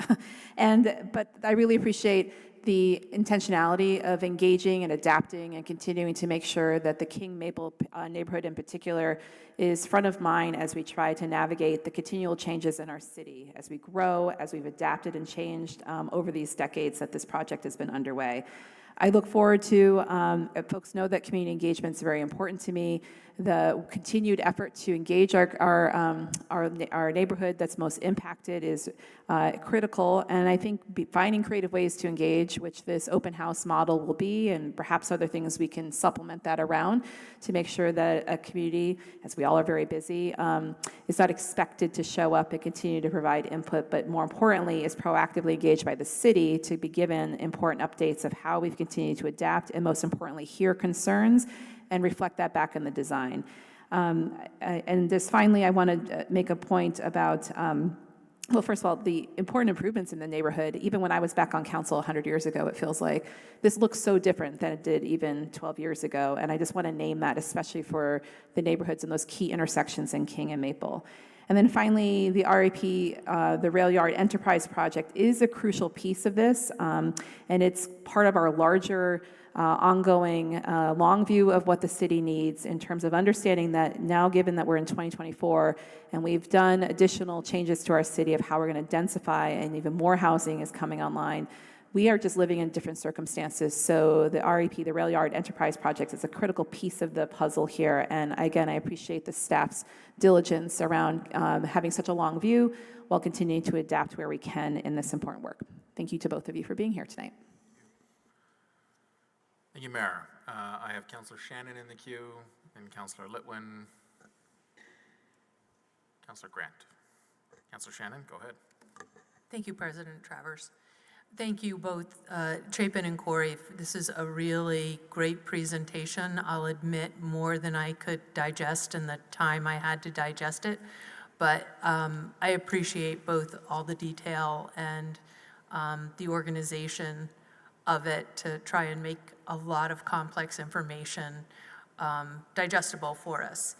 And I want to note, as the mayor just said, how much progress has been made on this project in the last 12 years, and that you've done what we were previously told was impossible. So, I mean, we had been, in the time I was on the council up until you came, I was told basically nothing could change. And so thank you for continuing to work and negotiate with, you know, the partners that are paying the other 98%. To make this a better project for Burlington. I only have 5 minutes, so I'm just going to list all of my questions for you, and you can take note and respond. Okay. 20 years ago, this was the most important issue to South Enders. Everybody had an opinion, and they were diametrically opposed. Today, most people have connector fatigue, and I'm not hearing a lot about this. But that's not to say that once it goes in, that people won't, again, have lots of opinions. So the turning lane, what you just showed at the Maple and Pine intersection, I did not see a turning lane there, which is at one point there was a turning lane. I never believed that there was room for a turning lane there. So on one hand, you need a turning lane in order to make that function better. On the other hand, you don't have room for a turning lane, and it looks like you all engineers recognize that, and now there's no turning lane. But the problem is that the information, and I'll admit my own level of connector fatigue and not having dug into the last EIS, but I have always asked that the traffic light goes in first, not after we increase the traffic there. Get the traffic light in so that we see how this works, because the traffic projections have never been accurate. We know that we've been told for a no build, that is easier to project than the build, and it hasn't been accurate. So can we get the light in first, deal with that before opening the rest of it? The non-participating costs, contaminated soils being paid for by the Petroleum Cleanup Fund, does that cover all the contaminated soils, or is the city city's putting in additional money? Then, that doesn't seem like an optional expense, and I know I'm not telling you anything new. What if we tell them, no, we're not going to pay for that? Are they gonna say, okay, then you don't have to do the rest of the project? Landscaping. Love landscaping, but exactly what is in that considered landscaping that we must have? Because we're paying for 100% of that. And traffic calming, I don't see our traffic problem at that intersection being a traffic calming problem. The problem is that traffic is all backed up and everybody's sitting there idling and everybody in the neighborhood is inhaling the fumes. Traffic is very calm. So I don't know if you meant exactly what was intended there with that. I'll leave it. Thanks.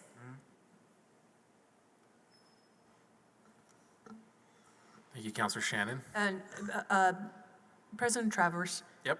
may I ask that they have a little bit of extra time to answer those questions, because I've been representing the people impacted by this for more than 20 years, and I think that they're really important for everybody to hear if there's maybe objection, if there's not objection from the council. Sure.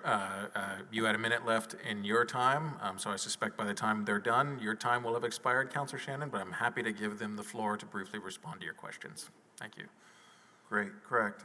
There is no turning lane planned at the intersection of Pine and Maple. The projections of that intersection functioning better than today are based on not having a turn lane. If there is undue congestion, there are a number of tools we have at our disposal. We could prohibit left turns at that intersection.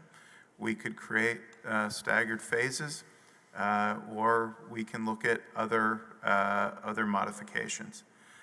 We will explore the putting in the light prior to opening up the connection to the interstate.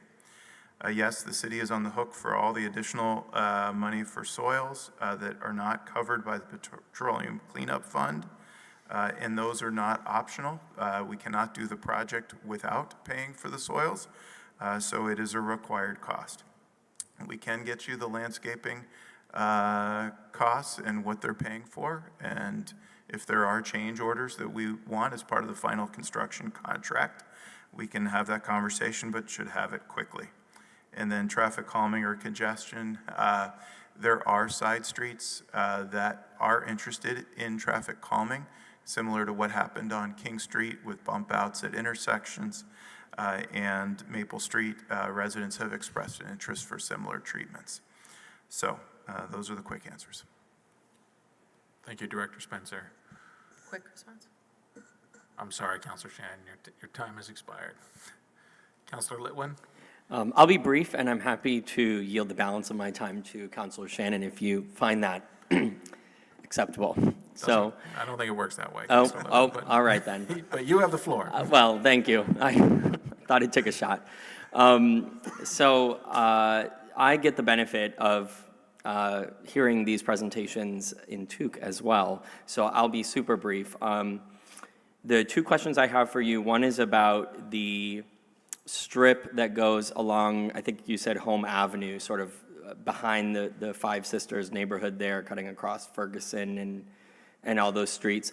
And I wondered the distance that street will have from those homes that are directly abutting, and if any of the homeowners, I'm sure there's been some opposition, but if any of the homeowners have requested any sort of sound buffer, and if that's been considered, as we've seen in more developed areas in New England. And then the second question I have for you, as you saw in the Gantt chart, which I appreciate, there is that gap of time that we recognize isn't ideal for many of the reasons that you pointed out, as well as the mayor, between Q3 '26 and Q3 '27, when Rail Yard Enterprise can break ground. And I'm just very committed to asking that we do everything in our power to reduce that gap on the King Maple, because even if we take a 10% increase in traffic, and as Councilor Shannon pointed out, sometimes that's not accurate, it's just going to have such an impact. And so those mitigation efforts, I want to make sure that King Street Youth Center is being consulted. I want to make sure that the community is being outreached to really affirmatively and multilingually, and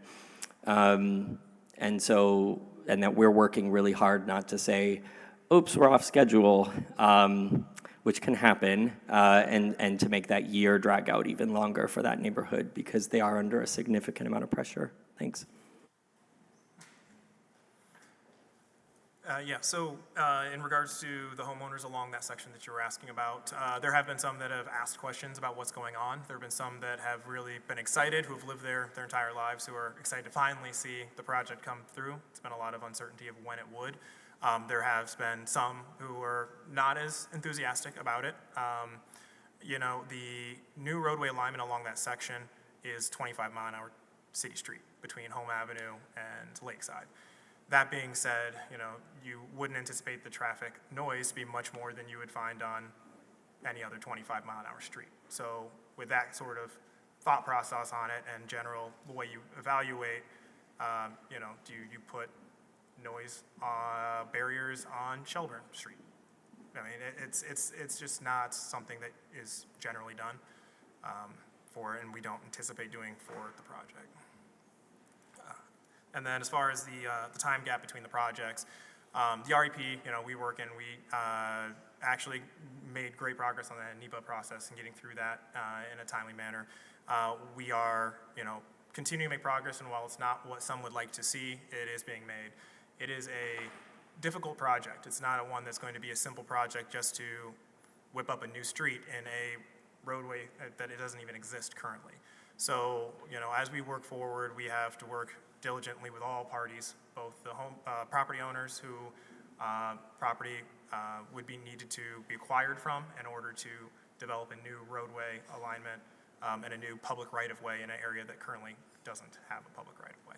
So we're working to do our best. It's progressing. That's really all I can say at that point. Thank you. Thank you, Councilor Litwin. I have Councilor Grant and Councilor Bergman in the queue. Are there any other councilors after that who wish to speak on this item? All right, the buzzer's going to go off when you're speaking, Councilor Grant, but you have your full 5 minutes, and then we'll turn to Councilor Bergman. Thank you. So I do have to give credit where credit is due. I think the situation at that at the Maple and Pine intersection has significantly improved.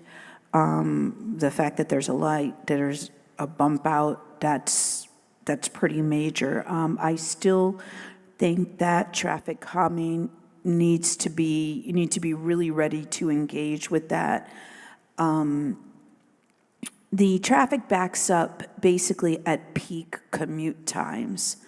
Other times, people travel too quickly at that intersection. I have a lot of experience with that intersection. So I do believe that it'll still be important to keep the possible need for additional traffic calming in that area. And then the idea of having the light, but people not being able to make a left-hand turn. So there may need to be an arrow as part of that, because there's a fair amount of, well, at least I make a fair amount of left-hand turns. I'm in the South End pretty frequently for a variety of meetings and such. So I definitely see that need. So those are just my comments, and I will add that I do strongly agree that the light should be put in place first. People need to get used to that. People who are driving that area, people who are crossing the street, be it residents, be it visitors to the waterfront or visitors to some of the businesses that are near there. As we know, the farmers market as a whole big walking area for people who go from downtown and come from other parts of the city to go down to there is just one instant. And I'm concerned about the rail yard, but maybe Councilor Bergman will speak on that, or will that come later? Thank you. That was it, my comments. Thank you, Councilor Grant. Councilor Bergman. Well, it's no secret that I have not been a fan of this project. It's no secret that I haven't been a fan of this since 1975 when my friend Joanne Boschman started organizing against it from the Lakeside neighborhood and then moved into my neighborhood. Joe was here when I made probably the worst political vote in I think it was 90, but it could have been 89, when Bert Moffett convinced us to continue just one more effort at passing this and getting this this road in. Should have voted against it. Don't think that I would have succeeded, but here we are. And so without the railroad enterprise project, as I have said, being in place to siphon traffic, this puts me in a very difficult position. And I've made that known. There are a lot of improvements. And so I just need to lay that out, because the economic and racial justice issues related to the dumping of all this traffic in this very diverse and low-income neighborhood that we fought really hard to get and then to keep the low-income housing that exists there, the Wharf Lane, the other projects there. So I've got a number of requests for information that I think I want memos for, as opposed to quick answers. I won't be satisfied, sorry, with quick answers, although I appreciate the efforts that you all have done. So one relates to just understanding whether the city place development was included in the initial traffic projections. We clearly have a major development that is right en route. When we start to connect everything, people are going to go up Pine Street to go home to City Place, to go to the hotels, etc., shops. So I need to understand where those increases are. The south end was now accounted for some. I need to know the increase in traffic volume from the present on both Maple and Pine and the King and Pine intersections. So it's not the projections, it's not the, this is what the capacity of the road was, but okay, we got right now this amount of traffic there, and when this road is built, what are we looking at? Just absolute numbers. I would like to get update memos on the future engagement to deal with congestion, to deal with increased traffic, to deal with pedestrian bike safety.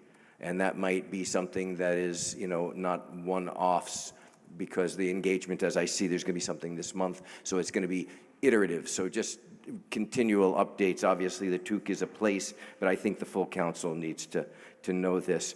And included in that is the list of probable activities in the King and Maple Street neighborhood to deal with congestion, to deal with safety, to deal with increased traffic, and over the next years with an understanding of the scheduling and sequencing of that. And finally, in terms of the questions, and I will come back to something on bike lanes that I need to see the picture on, but for the the railroad enterprise schedule, I really believe that I need a more detailed schedule memo that explains the issues at each stage. So you've got like acquisition, you've got relocation of the railroad. There are all these issues. It's complicated. I appreciate that, right? And so understanding that and understanding it within the context of a schedule is absolutely essential. So I don't feel like I'm buying a pig in a poke. That being said, I am really concerned about bike traffic in the King and Maple and Pine intersections. I saw a slide there, and perhaps you could explain to me, and actually it really goes from Kilburn, where we lose bike lanes. And I bike to DPW meetings. I bike to meetings at the Democracy Collaborative, and I go both ways.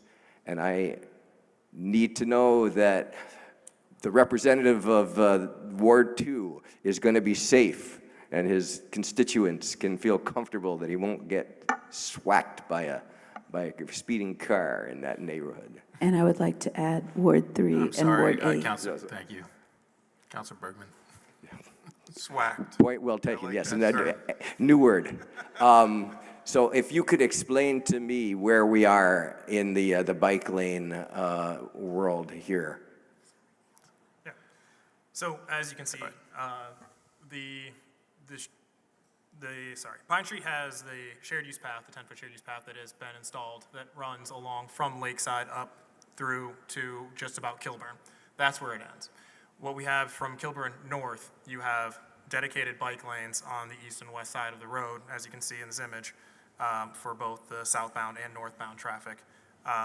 When it gets up to Maple, then it goes to a share the road situation at Maple.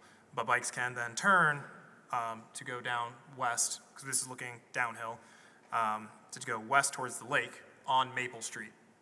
And then it again would be Maple Street as it is bikes and cars would be sharing the roadway. But for that section where the vehicles currently queue on Pine Street at Maple, there would be separated lanes. So I guess, and let me just end by asking that Okay. there be a memo. I will let you end, Councilor Bergman. Then I will also let Councilor Shannon end, and then we'll move to the next item. Thank you. Okay. I just would like a memo that more clearly explains bike travel in that area. I don't want it tonight, but I do want for people to understand how they're making left-hand turns, how they're going from a right-hand bike lane on Maple, the Maple intersection, into the middle of the road when cars are going to be driving at the same time up that street when they've got through traffic. So you just need to explain how we're all going to not get swacked. Understood. Thank you, Councilor Bergman. Councilor Shannon, you had asked for a little bit of time. I provided it to Councilor Bergman. I'll give it to you in fairness, and then we'll move to the next item with DPW. Well, thank you, Councilor Bergman and President Travers, for this little gift. I will also acknowledge I regularly bike through these intersections all along the roadway, as well as drive, and I've really enjoyed the new rec path. That's great. Heading southbound there is pretty good. Northbound, where you have parked cars and moving cars and trying to get your bike around, that's currently scary. So, but on that, I think there's also an impact to those neighbors who can't park there, and wonder if you can give us more information, not now, about how that's being handled, if they've had notice about that impact. And I was just writing you an email to get further clarification, and I can continue with this, but I think that the thing that's really bothering me is the fact that the city has to pay 100% of cleaning up contamination, that the project can't go forward without cleaning up the contamination. Our share should be 2%, instead it's 100%. I appreciate always your ingenuity in finding somebody who will pay for that, but I just have to ask, what do they say if we say no, that we'll pay our share, you pay your share? Are they then going to come back and say, okay, then we're not going forward with this section of the project, which, as Councilor Bergman, I also see some advantages to. Are they going to say you have to repay everything we've already spent, which would seem odd, because we're just trying to hold them accountable for, as far as I can tell, what they should rightfully pay. And perhaps there is some logic in this that I don't understand. Maybe there's been something in the contracts forever and we've always known this. So I can wait for that response. Thank you. It's in the contract, and we'll talk in a memo. Great. Very much appreciate the presentation, particularly the slide on community engagement to come. So no doubt this discussion will continue, and I would encourage councilors to, and it sounds like they are already, to reach out to you individually with any questions, as well as members of the public. With that, I think we will now turn to item 6.4, which is an item regarding the reconnection of Bank and Cherry and the concept presentation. And I know you have some additional guests here from DPW, so we'll give them a moment to come to the table. And thank you, Corey, for that presentation. All right, thank you for being willing for round two, another generational project, reconnecting Bank and Cherry. So I have with me City Engineer Laura Wheelock and Public Works Engineer Julia Orsaki. And we have a presentation for you. Again, there's no action on this item tonight, but we will be seeking action from you on the next meeting on June 24th. This really is another remarkable success in the city doing well, securing other funding to be able to construct a over $50 million project with very little amount of local property tax dollars. So I'll pleased to allow Julia and Laura to give the highlights, and we'll be here to answer questions. Thanks, Chapin. If I may be added to the Zoom as a panelist so I can share. So as Chapin mentioned, we're not here for action tonight, but we are here to give you some information about this project so you have time to digest it before we come back asking for you all to approve this concept on June 24th at the next council meeting. So we're happy to take some clarifying questions tonight. We're hoping to save the more robust discussion for the night of the vote, and between now and then, we'd be happy to we'd be happy to have meetings one-on-one or answer questions by email.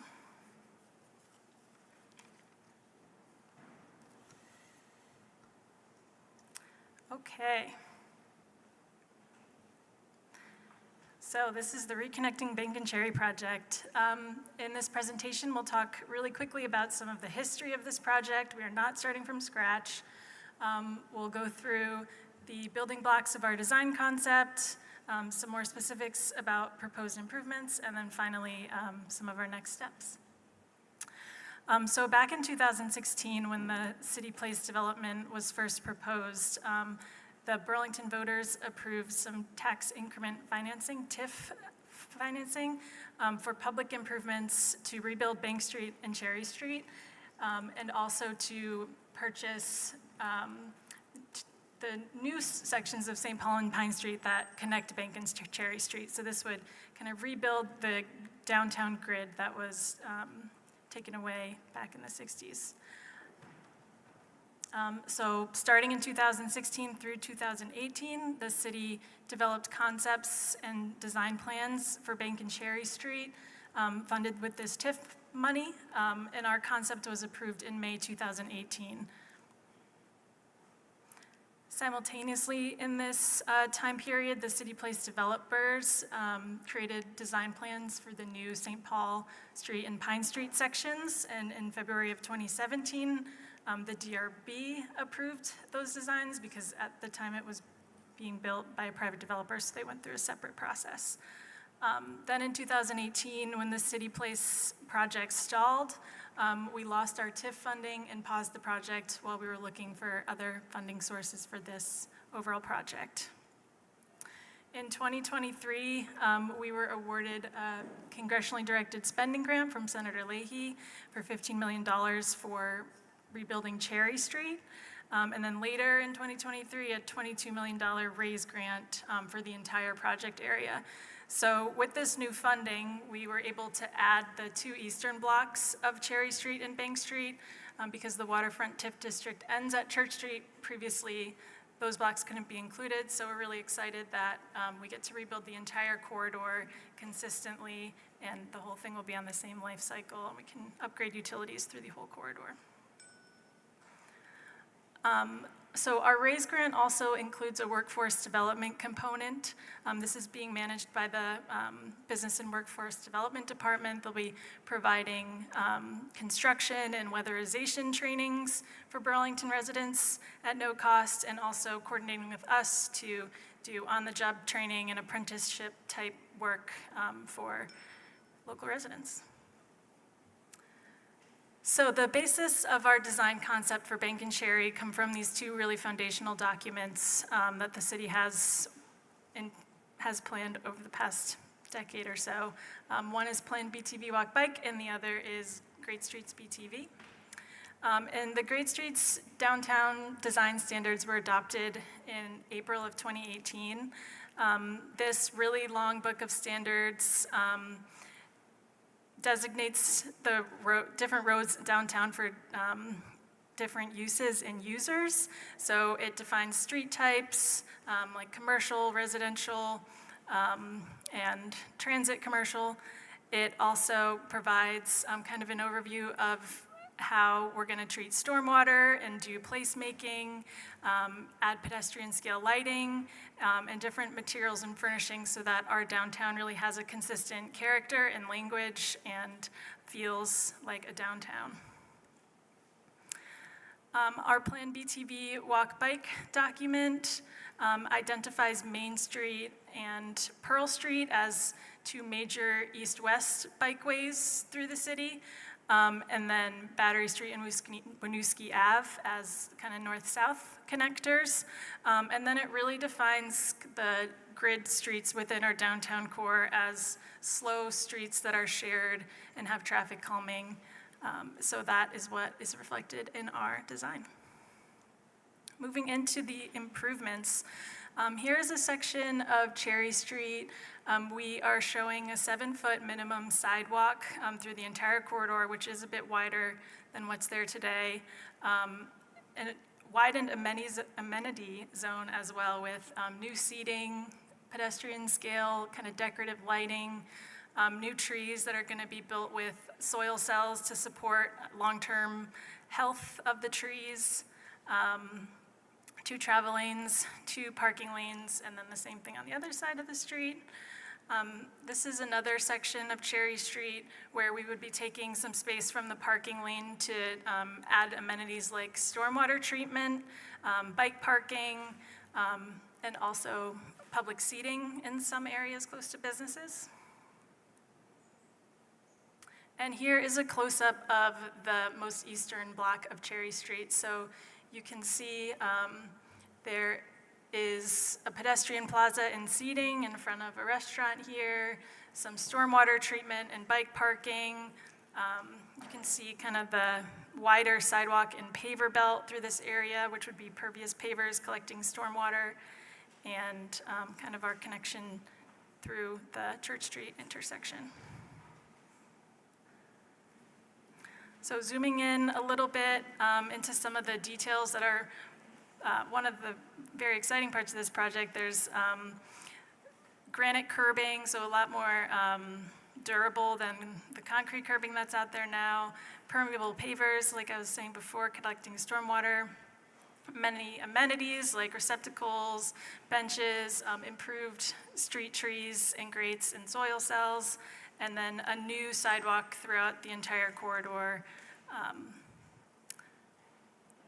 So moving on to Bank Street, this design is very exciting to me. It's designed to be flush throughout the entire right-of-way, so while there's still separation between different transportation modes and users, there's no step down from the curb to the street, so it's all flush.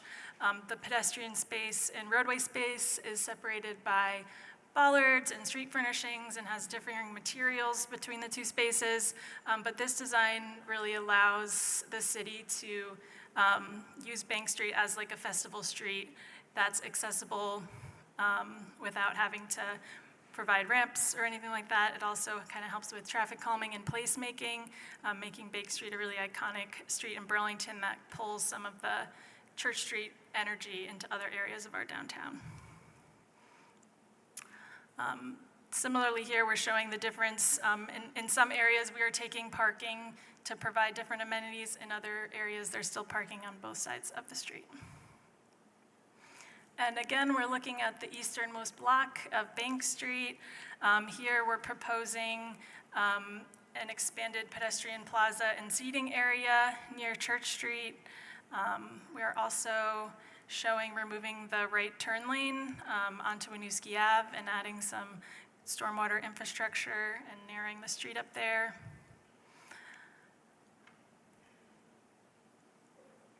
And just to zoom in a little bit on the details of Bank Street, so it's pretty similar to what you saw on Cherry Street, except we have this tactile warning strip between the sidewalk and the furnishing area to help with ADA accessibility and visually impaired people staying in the pedestrian path. As I was talking about before, The design of Bank Street and its location in our city makes it a really good opportunity to close for events. You can pretty much close almost 2 whole blocks without impacting traffic. And beyond that, it's also a flat street, which not many of our streets are. So moving on to the new section of St. Paul Street. This street will also have 8-foot sidewalks on one side, and it does get a bit wider towards the south end of it.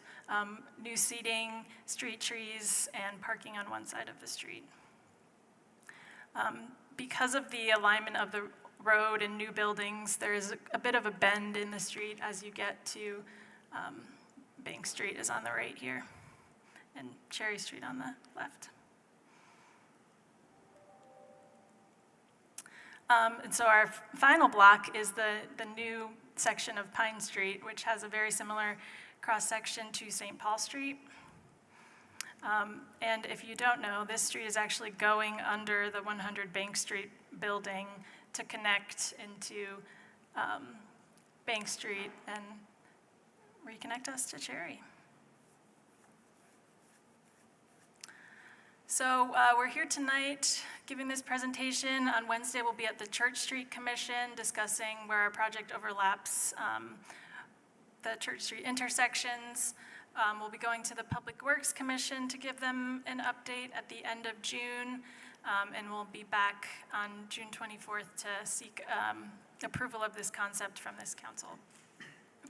Beyond that, we'll be working on developing the designs through October, when we'll have a kind of final plan, not final plans, but a plan submission to get us in line for permitting and right-of-way. So with this schedule, we'd have construction starting around 2026 on Cherry Street and on the rest of the streets in 2027. So we are still seeking input on these concepts. There are things like the specific places where pedestrian seating is, and benches and bike parking that can still change as part of this, this concept. So happy to take any questions and look forward to hopefully connecting with you before we seek action on the 24th. Great. Thank you very much for that excellent presentation. Thank you as well for making yourself available prior to today to a number of councilors. And we'll look forward to having you back on the 24th, but we have time this evening as well for any questions or comments from councilors. Anyone want to get in the queue for that? I will go Councilor Kane, Councilor Grant, Councilor McKnight, Councilor Lippman. Okay, thank you for the presentation. I see in the memo that Bank and Cherry are designed for 20 miles an hour or less. And I'm also seeing that I think on Cherry, the lanes are proposed to be 11, or at least one lane is, and I think 10.5 on Bank. I also see that there are 10-foot lanes proposed on Pine and St. Paul. So I'm wondering why they wouldn't all be 10-foot lanes for this area, given the very low travel speed. It's because of the proximity of the downtown transit center. Cherry Street is a commercial transit street, and with all the bus routes using Cherry Street, we added the extra foot for bus access. Thank you. My next question is about Bank Street. So in the walk-bike plan from 2017, there were 3 options proposed for Bank Street, particularly the eastern portion. And this seems less ambitious in a sense than that. So I think one of the options included raising the street to the sidewalk level and then including special pavement and having a 10-mile-an-hour maximum for Bank Street. Is that something you considered? So it is at sidewalk level. We are not allowed to set speed limits below 20 miles per hour per state statute, but it is designed to be a slow space with kind of shared uses and making it easier to cross the street throughout the whole block. We do stick with asphalt in our travel lanes, which is a decision that was made before I got here, but it's just so much easier to maintain. There are so many utilities under Bank Street. You may have noticed it's pretty much been cut up every which way throughout the whole corridor, so accessing those is something that we have to be able to do, and putting back pavers is exceptionally more expensive and difficult than asphalt. Thank you. And then at the town hall last week, Director Spencer, I think you said that the project is being proposed as parking neutral.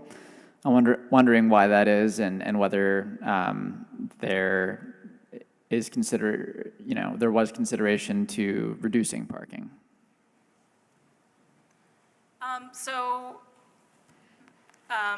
We are removing some spaces for different amenities. The net neutral is because we are actually adding some spaces on the new blocks of Pine Street and St. Paul Street where there's no road and thus no parking right now. We have heard many times from businesses in our downtown core that the on-street parking is very important. It adds more kind of eyes on the street and also access to local businesses. With our Main Street project, removing several parking spaces from downtown, we feel this is kind of the right balance where we are taking some parking for amenities to make our downtown more kind of have placemaking and public art and stormwater infrastructure while still providing that access for local businesses. So is it just Frankie's that's getting like this area where there could be like outdoor dining, this bump out? I think it's like 3 parking spots that are being removed. Are there any other opportunities for that sort of thing? Yes, absolutely. And we are looking for, input on where additional places might need that kind of pedestrian plaza. Right now, we also have one on Bank Street. There's 2 on Bank. 2 on Bank Street. We're taking a turn lane. The other one is right next to Church Street. And then I think throughout the rest of the project area, there's additional parking that's being taken for like public art and bump outs to make crossings shorter, stuff like that, so. Thank you. And then you say that I think state statute limits us to 20-mile-an-hour minimum for streets. So I'm wondering, could we theoretically fully pedestrianize any of these 4 streets? No. So early City Place concepts did look at having Pine and St. Paul just be pedestrian corridors, and it was a really difficult business model to develop, and ultimately it's still even challenging with the size that it is and the way that our grid is set up, which is one of the other reasons why having parking on both sides of each street throughout this corridor really helps with the activation of all these first floor storefront type businesses. They really still need that connectivity. They need accessible parking close by. We need EV parking, which is now exceptionally difficult to do inside of large commercial structures. So these on-street spaces really help support in that way. As it relates to the vehicle connectivity, connecting our downtown, both pedestrian, vehicle, transit, and bicycle modes is still where our city is at. There's not really anything about our design that prohibits us from changing this in the future, but this is really where our community needs are still. Thank you. Thank you, Councilor Kane. Councilor Grant?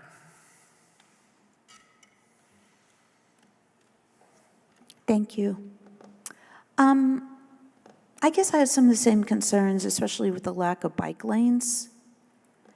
And also, since there's just been a lot of conversations around the projects, the housing projects downtown that are being built, and the idea that we want it to be a more walkable, bikeable area, and trying to think about people getting away from cars in that area.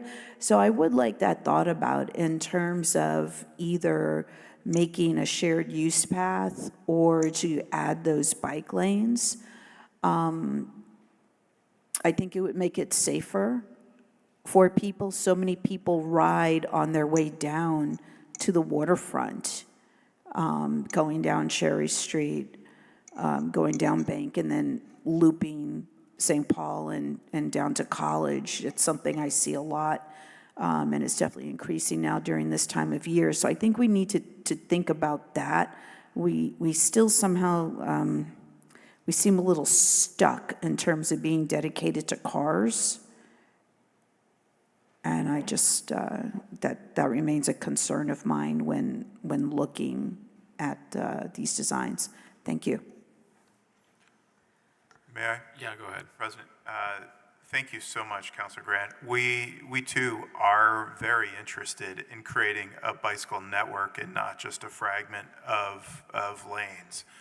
Pearl Street will connect to the Battery Street facilities that we are developing as a result of the corridor study along Battery Street.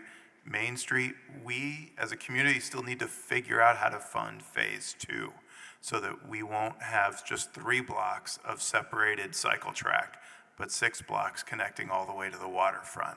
We can do it together, we will do it together, but as we know, space is limited in the downtown, and if it's complicated elsewhere in the city, it's even more complicated in the downtown. But we together will figure it out. And Plan BTV Walk Bike really helped us select which streets we want to focus on. We can't put shared use paths on every downtown street or bike lanes, so which of the streets we're going to focus on. I feel good about what Plan BTV Walk Bike identified.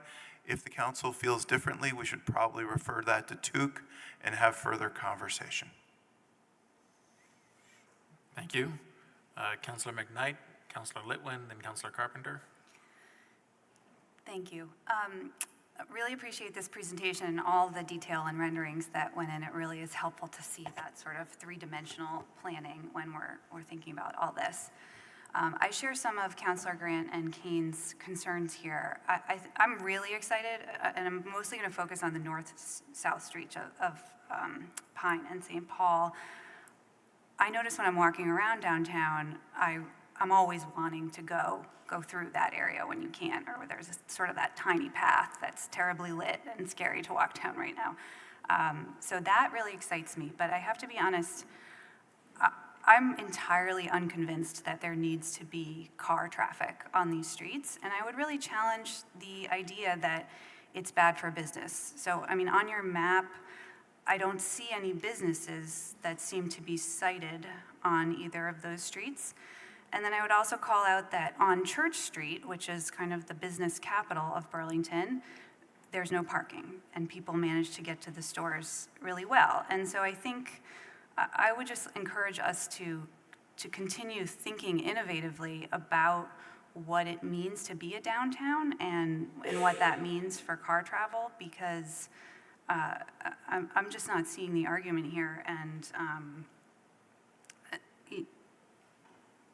but I think I'll leave it at that for now. Thank you. Are we allowed to answer? Yeah, sure, go ahead. Those? Okay, great. So one of the things that's hard to see is some of the way that City Place will be developing their project. Form-based code requires them to have stores and storefronts all around their 360 degrees of development. And so there will be stores and shops that face St. Paul Street. There's going to be, I don't know if I'm allowed to say it, there's going to be something facing St. Paul Street from their development, or onto Pine Street from their development. So there will be stores and shops that are there. Macy's will eventually redevelop from being our high school into something that will follow form-based code, and they will face onto Pine Street as well. So there are plans, and we just need to make sure that we're ready for them. St. Paul Street as a vehicular road is a key connection for GMT and for transit traffic. They currently cross the marketplace 4 to 8 times more than they need to per trip. And so by being able to use St. Paul Street and go straight south, we are going to free up that crossing across our pedestrian mall. So it's a pretty key connection. Additionally, there are vehicle driveways and significant loading dock access for City Place. So for them to be a really successful model, they need to be able to load inside their building and not take up the space on the street. And so these streets are still being used in that way. Just if I have a little more time. Yeah, you have 2 minutes left. Great. So thank you for that. I guess I would still encourage us to consider if, I mean, I see what you're saying about St. Paul Street with the connection with the transit center. I'm still not seeing the argument for Pine Street, even with the loading docks. You know, there are trucks that travel on Church Street that do deliveries for stores, and they make it work. I guess I would encourage us to think of this area as we have this beautiful example of Church Street in Burlington. Why are we not thinking about this as a satellite Church Street that can expand that into a multi-block whole area of the city and do something, again, really innovative? And I would love, if we even do have this as an option, I would love to see one of those renderings that you have that are, offer up so many great options with a version that doesn't include cars. Thank you. Thank you. We will evaluate this. I think one of the benefits of Bank Street as a curbless street is that it is eminently flexible. And we could look at a situation where those 2 blocks of Bank Street could be closed in the summertime. We could pilot a whole bunch of different approaches to how we activate streets and see what takes, what doesn't, and evolve. That's the great thing about a curbless street. We look forward to experimenting with you. Thank you, Councilor McKnight, Councilor Litwin, and then Councilor Carpenter. Thanks. I really appreciate the answer to Councilor McKnight's questions because for me, it explains actually why vehicle traffic is sort of necessary for that street. I wondered if you had explored making it a one-way street. I too would like to see buses and things traveling fewer trips over Church Street, which is a risk for everyone.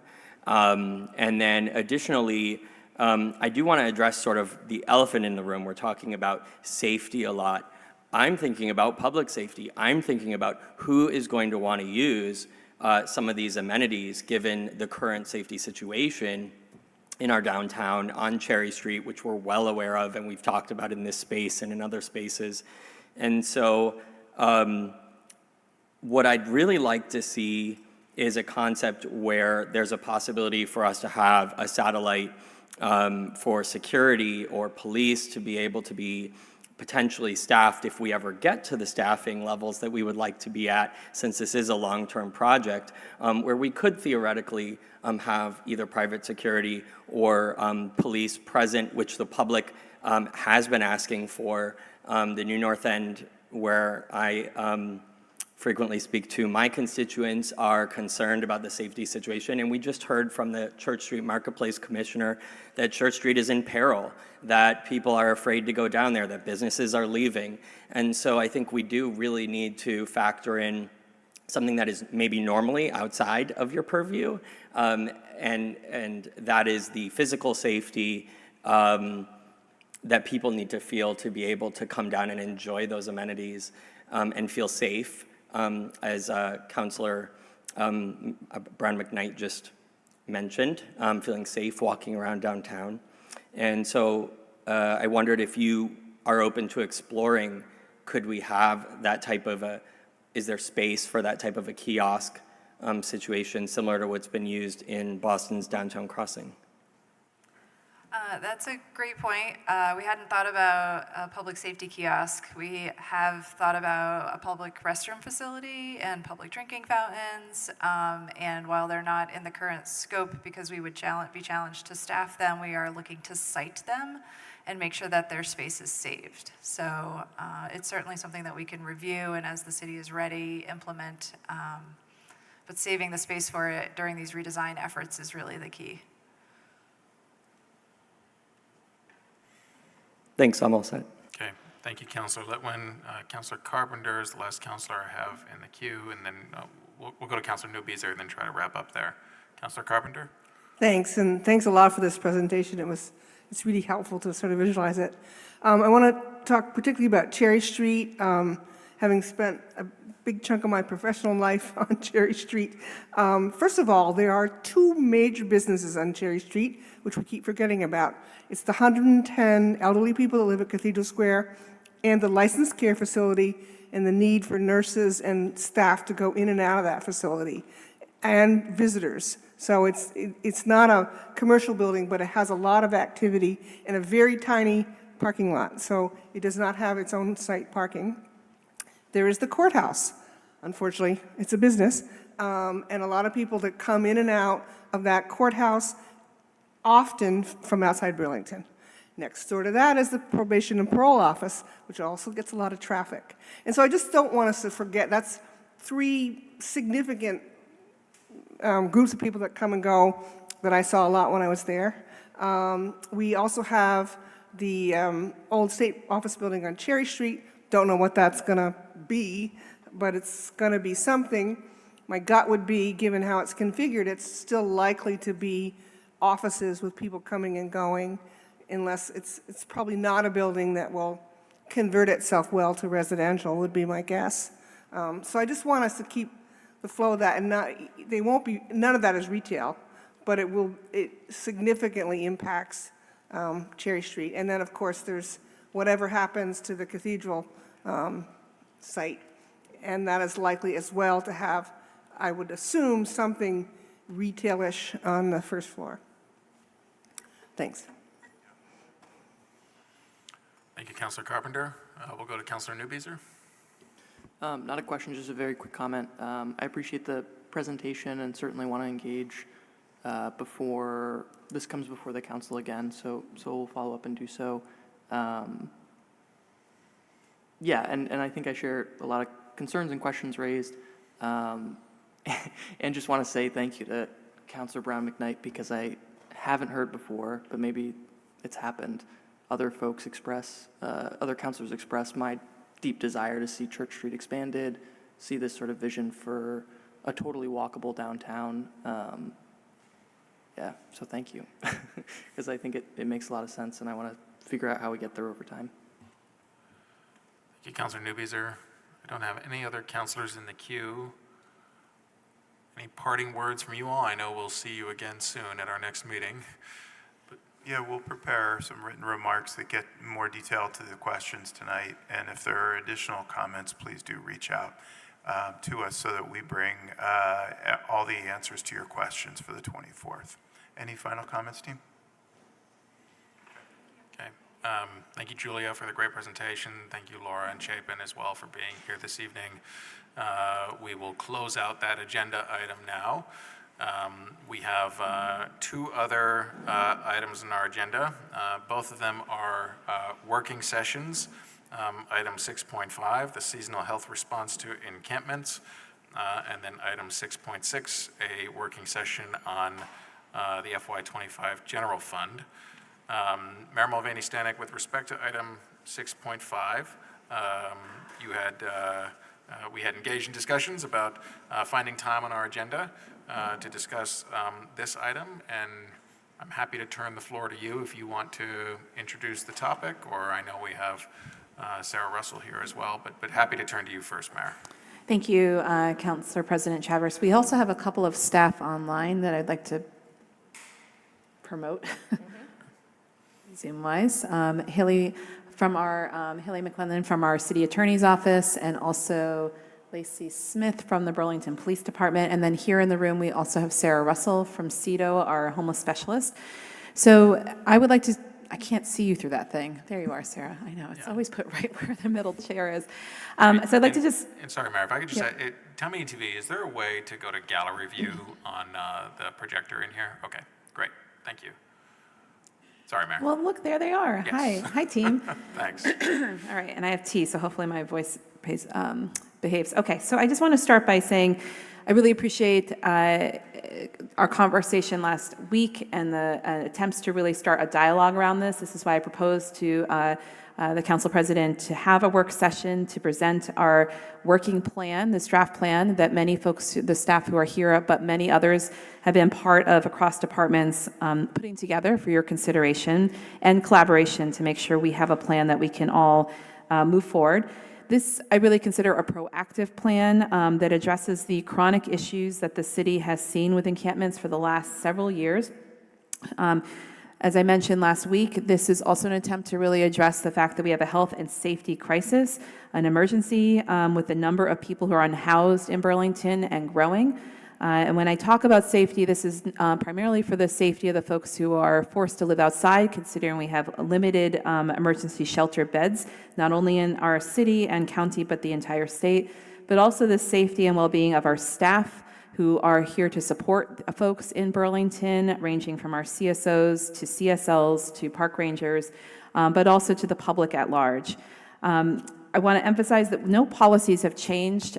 This is really a plan to present how do we respond to what the challenge that's been presented to us? So as you read in the memo that is on the agenda tonight, and I shared last week with all the council, we are enforcing our parks ordinance in terms of our parks and right-of-ways, and we're working as the public lands ordinance, which our staff can answer more questions about, is designed in terms of a little bit more flexibility to address, again, public safety and health emergencies. You know, the continued crisis for the state of Vermont is a fluid one, and as I mentioned last week when I attended the Chittenden County Homeless Alliance, I am concerned about what's on the horizon. I'm concerned about the changes in funding. I am concerned about the changes in programs that the state administers. And because what we have seen and what I saw as a legislator almost a year ago is there is a disparate impact on Burlington as the largest city when statewide policies change, when we are living in the middle of a housing emergency. And not only are we holding more than our fair share right now, we're going to hold even more as things continue to change as we enter the new fiscal year for the state. This plan is an attempt to be adaptive, responsive, and temporary in our approach to this seasonal issue around camping. And I've already directed staff to begin looking proactively at what our shelter options can be well before we're hitting the cold months, because this is the sad reality for which Burlington is facing. I want to just end on saying that I want to emphasize the temporary nature of this. This is a seasonal response to this emergency that is continuing each year. We do a weekly review internally, and we diligently look at that information. The reports so far have been around the stable nature of these the sites where people are camping right now. And I am here to support the staff as they walk you through their presentation and the work. And I want to extend a lot of gratitude long before I became mayor about the hard work that these individuals have been doing, really holding and supporting the most vulnerable folks in our community. So with that, I'm going to turn it over to Sarah Russell. Thanks, Mayor. I'm Sarah Russell. For those of you I haven't had the pleasure of meeting in person yet, I'm the Special Assistant to End Homelessness for the city working out of CEDO. Closer? Okay, how's that? I have some slides here. Are we going to go through those? I'm having an issue with my PowerPoint tonight, so thank you. Perfect. So as the mayor provided the intro here, we are going to talk about how city staff are coordinating our efforts around response to the increasing unsheltered population within the city and across Chittenden County. Next slide. There we go. So the Chittenden County Homeless Alliance, for which I am co-chair, and the mayor mentioned she joined our meeting last week. All of you are invited to, and join those meetings that are open to the public. So we review coordinated entry data on a monthly basis. For those who are unaware, coordinated entry is our countywide system. It's required by HUD. It's also a statewide system, and it ensures a no wrong door approach to access to housing resources, including housing navigation, homeless dedicated units, and rental subsidy, and homeless prevention financial assistance. We use a common assessment tool which captures the household's level of vulnerability and ensures that they're connected with the services and resources based on their determined vulnerability and the length of time that they have been experiencing homelessness. The data here was current as of the last day of April, and the May data will be presented at the next CCHA meeting, which our next regular meeting will be in August. Of note here, we've seen a stark increase in unsheltered homelessness. In summer of 2022, you might remember, we were sitting at around 60 to 80 individuals who were sleeping outside. Following the June 1st exits in 2023, this number increased to 140 to around 160 folks. We saw sustained numbers of unsheltered homelessness throughout the winter, which is unusual for us. And in January of 2024, this number remained steady at 192. While the proposed changes to the GA Emergency Housing Program for FY25 are still we're understanding what the impacts of those are, the reality of this number surpassing 300 is very real and contributes to an immediate response to that we need to have an immediate response to this growing population, as well as intentional planning and to expand emergency shelter capacity. Next slide. So this slide, there's a lot of numbers here. You'll all get these slides after. But I wanted to there we go. I wanted to share that I've heard a couple comments tonight. I've heard other comments around how we're connecting with folks outside the city, across Chittenden County and across the state. And on May 29th, the Homeless Alliance and our other HUD-recognized Continuum of Care for the state of Vermont hosted a full-day retreat for homeless providers from across the state. And we worked to quantify the number of shelter placements within Chittenden County, and they did for their respective regions as well. This table here identifies the number of congregate, semi-congregate, and non-congregate shelter capacity and indicates which are seasonal and which are year-round. It also uses a scale of low, medium, or high to indicate the level of requirements or barriers for each shelter setting.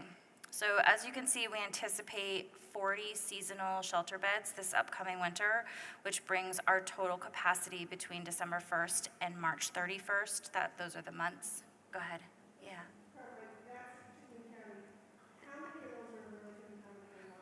Good question.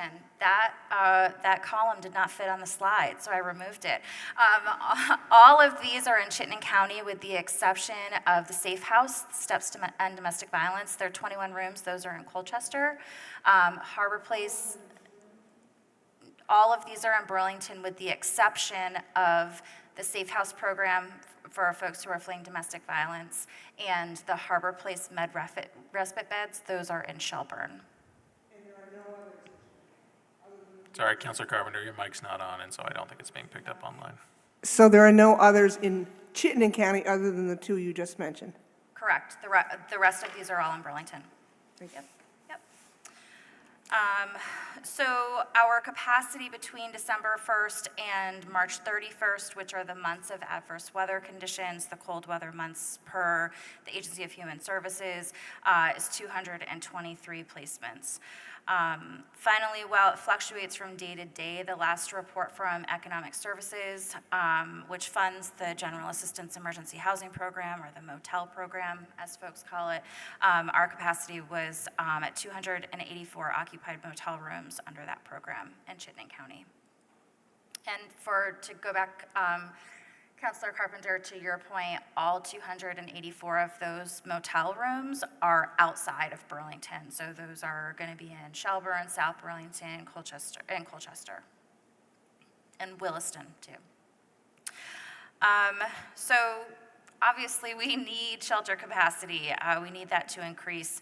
And to help identify the shelter that is necessary, we use the data that we collected from that coordinated entry assessment tool that I mentioned, so that we know that if the type of shelter that's offered does not match the needs of the people who we need to serve, then it will be underutilized and ineffective. So to meet the current need, in addition to the 223 shelter placements and 284 motel rooms, we need an increased capacity of 300 year-round beds and another 100 seasonal beds.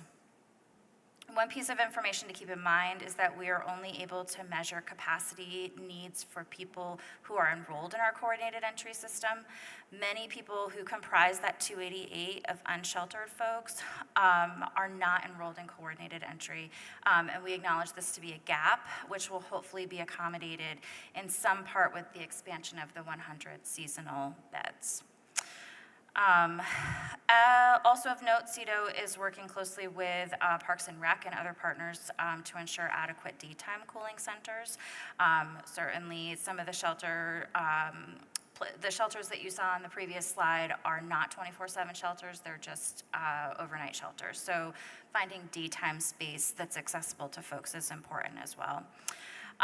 Resources necessary to meet this need that we're talking around increasing the shelter capacity include physical space, building, and capital investment, full funding for shelter operations from Agency of Human Services, a willing entity to operate the shelters in engagement with our designated agencies for mental health and substance use, which we have not been as engaged in, actually at all engaged within shelter provision up to this point. Additionally, we're seeing an increase in number of people who are elderly, so ensuring that we have appropriate shelter capacity for that kind of med respite specialized piece in addition to elderly folks is important as well, to be responsive to their needs. So, in response to these increasing needs related to unsheltered homelessness and needed shelter expansion, we have established an internal working group which meets weekly and is comprised of multiple departments, including CEDO, Burlington Parks and Rec and Waterfront, Department of Public Works, Burlington Police Department, Burlington Fire Department, our Human Resources Department, and our City Attorney's Office as well. This group, in partnership with the Mayor's Office, has established these 3 strategies. Next slide, thanks. These 3 strategies, which we think will provide a balanced response. The first strategy is to identify resources that could be strategically placed to help meet the basic needs and mitigate public health and environmental concerns. Second strategy really focuses on community engagement and working with our neighboring towns and social service partners. And the third step is proactive planning, as the mayor mentioned in her intro, to expand shelter capacity across Chittenden County. So we're going to break down these strategies just a little bit here. As we've identified, identified the unsheltered population has expanded rapidly in the last 2 years. We know that there are as many as 228 people sleeping in places not intended for habitation, including tents, parking garages, and rough sleeping on the ground and sidewalks. In response, while we work to expand emergency shelter, it is imperative that we provide for the basic needs of all of our community members. And therefore, staff have identified necessary resources to mitigate public health, safety, and environmental concerns, including toilets, refuse removal, hand washing stations, and access to clean water. These resources will alleviate the impact of large numbers of people who are forced to live outside and deter negative impacts on the environment. In the mayor's proposed community safety budget, up to $50,000 has been allocated to support resources, not just these, which will be available to the entire community. And as this strategy materializes, we'll be providing additional updates to you all. And just to be clear, the city is not encouraging encampments. We are responding to the evolving challenge of unsheltered homelessness in a way that is human-centered. Determining locations for resources. So within our cross-department meetings over the last couple months, we sought to understand the ideal locations for where resources should or could be located to have the highest impacts. To evaluate locations, we identified where trash might accumulate, where bathrooms are not available, and where hand washing and access to clean water were not readily available. Ensuring the safety of staff and community members, as well as mitigating the environmental impact, has been our overarching goal within these discussions. Next slide talks about our sheltering on public lands policy. So just to I think some of you are in this real deep, and others, this is new. We in the city have a no camping ordinance, and that applies to parks within the city. To respond to encampments that form on city land that are not listed as enumerated parks, we have a sheltering on public lands policy that is approved by the ACLU. So we follow that policy very closely for how we respond to camping on city land.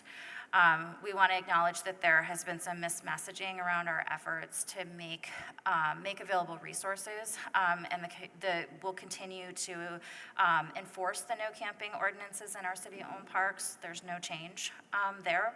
Further, we will continue to exercise tolerance using our sheltering on public lands policy, as I mentioned, just as we did last summer. There is no change with regard to camping within the city, and you've been provided with a copy, I think, of the recently updated sheltering on public lands policy, and this policy and relating procedures were amended during the last 6 months to include the expanded array of supportive services provided by the city, the expansion of the CSL team, the community support officer's role in this, the urban park ranger's role in this, as well as creating a standard assessment tool where we can kind of evaluate health and safety risks at these, at various camps with an equity lens to it. So it's not just a, judgment call. We're trying to really be consistent in our evaluation and response to folks who are camping. Next slide talks about our second strategy, which is community engagement. And it's essential for us to place community engagement at the forefront of our planning for both supporting unsheltered population and expanding shelter capacity. We host routine meetings with outreach providers to improve communication and coordination between various teams. Those meetings take place about every 3 weeks, and CEDO hosts those. It is critical that we rely on our partners to provide these services and ensure that we're having clear methods of communication. City staff will continue to meet through the planning stage and throughout implementation to increase cross-departmental collaboration, determine the city's ongoing role in this work, and to evaluate our efforts. We intend to engage in continuous quality improvement dialogue.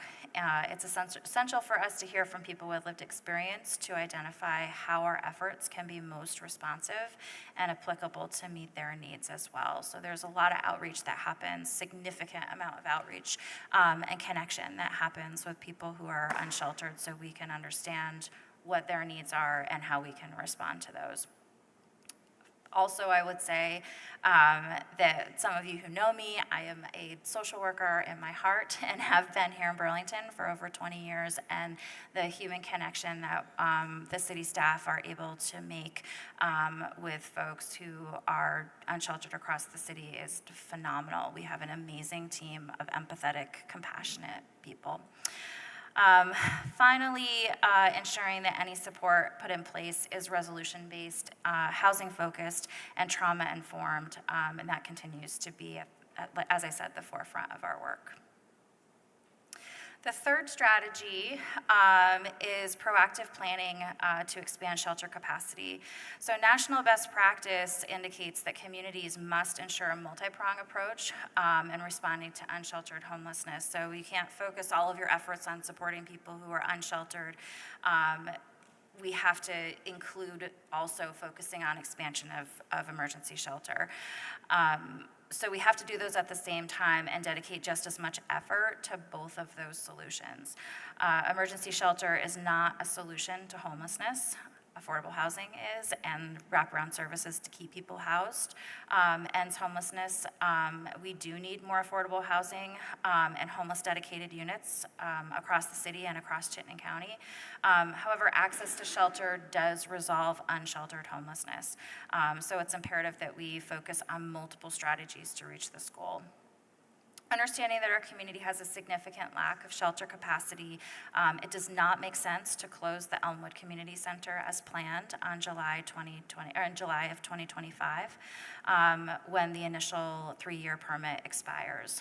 While our goal continues to be to transition that site to permanent supportive housing, as you saw on the first slide around the gap in our capacity within Chittenden County, reducing the number of shelter beds a year from now does not align, does not meet that need.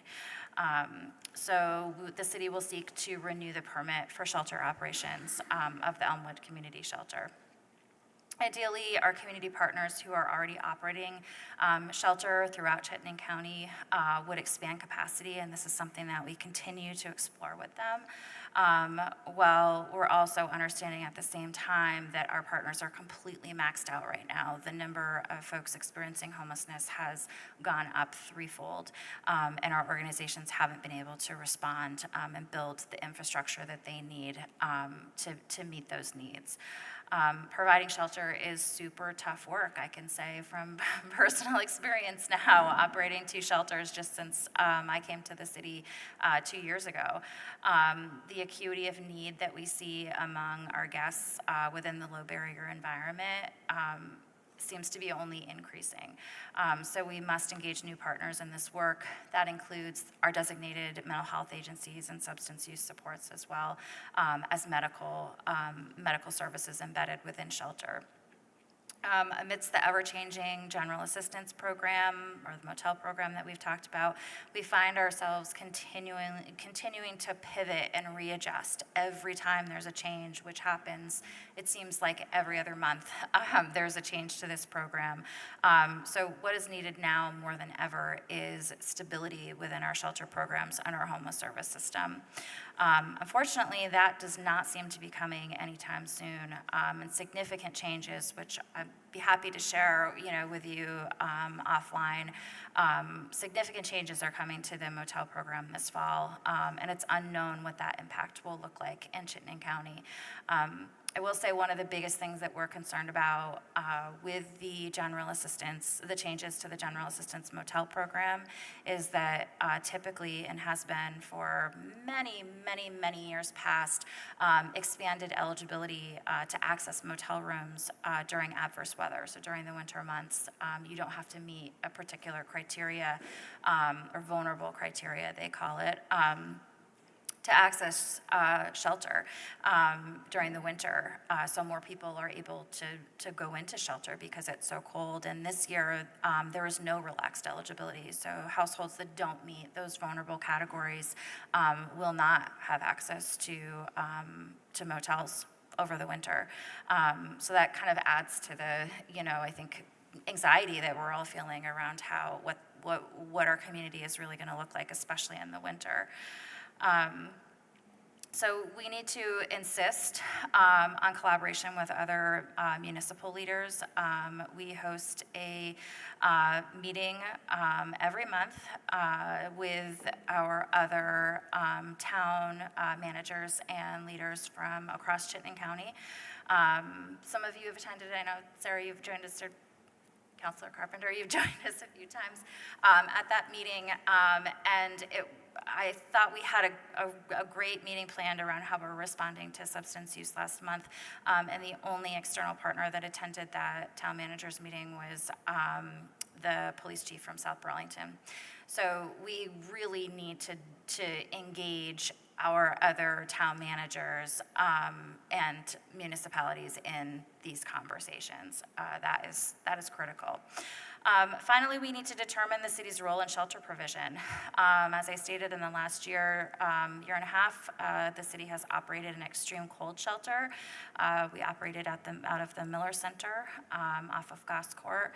We served over 60 individuals over 3 nights. And then we opened the winter overnight warming shelter, and we served 185 unique people over 90 days and provided 3,200 bed nights within that period of time, which is pretty amazing, actually. This did not come without challenge, and we are in deep reflection as a city staff on what worked well, what did not work at all, and what needs to be improved or changed if the city were to take on shelter operation in a more kind of official capacity, either seasonal or year-round. So this is work that we are in the middle of, but need to figure out really quickly in the next few weeks. The state has issued an RFP with significant investment in the community in the state of up to $10 million to expand shelter capacity either for the season or on an ongoing basis. One of their priority locations is Chittenden County for expansion of shelter. So figuring out our plan and our role in shelter provision is timely. We need to have this conversation internally. So finally, next steps. I've done a lot of talking, and now it's your turn here to ask questions. Our next steps are to finalize the community safety budget. I know that the mayor is bringing that to you very soon. There will be an allocation of $50,000 for community resources. We will also, as I said, be conducting a feasibility assessment. We're already, again, in the middle of that to determine the role of the city when it comes to shelter provision. We'll continue our advocacy efforts for increased support from our partners around the state, our, other municipal leaders across Chittenden County, and leadership from AHS. And finally, we want to make sure that we are being clear and transparent in our communication with you all, with city staff, and with the broader community. That's what I got. All right, thank you very much for that presentation. Just a couple notes. One is the slides are great. If it's possible for us to upload it on Civic Clerk, is that something the administration is amenable to? Okay, see some nodding heads. That's great, thank you. I think just the second question that I would ask before I turn to councilors for questions and comments is that slide with respect to shelter.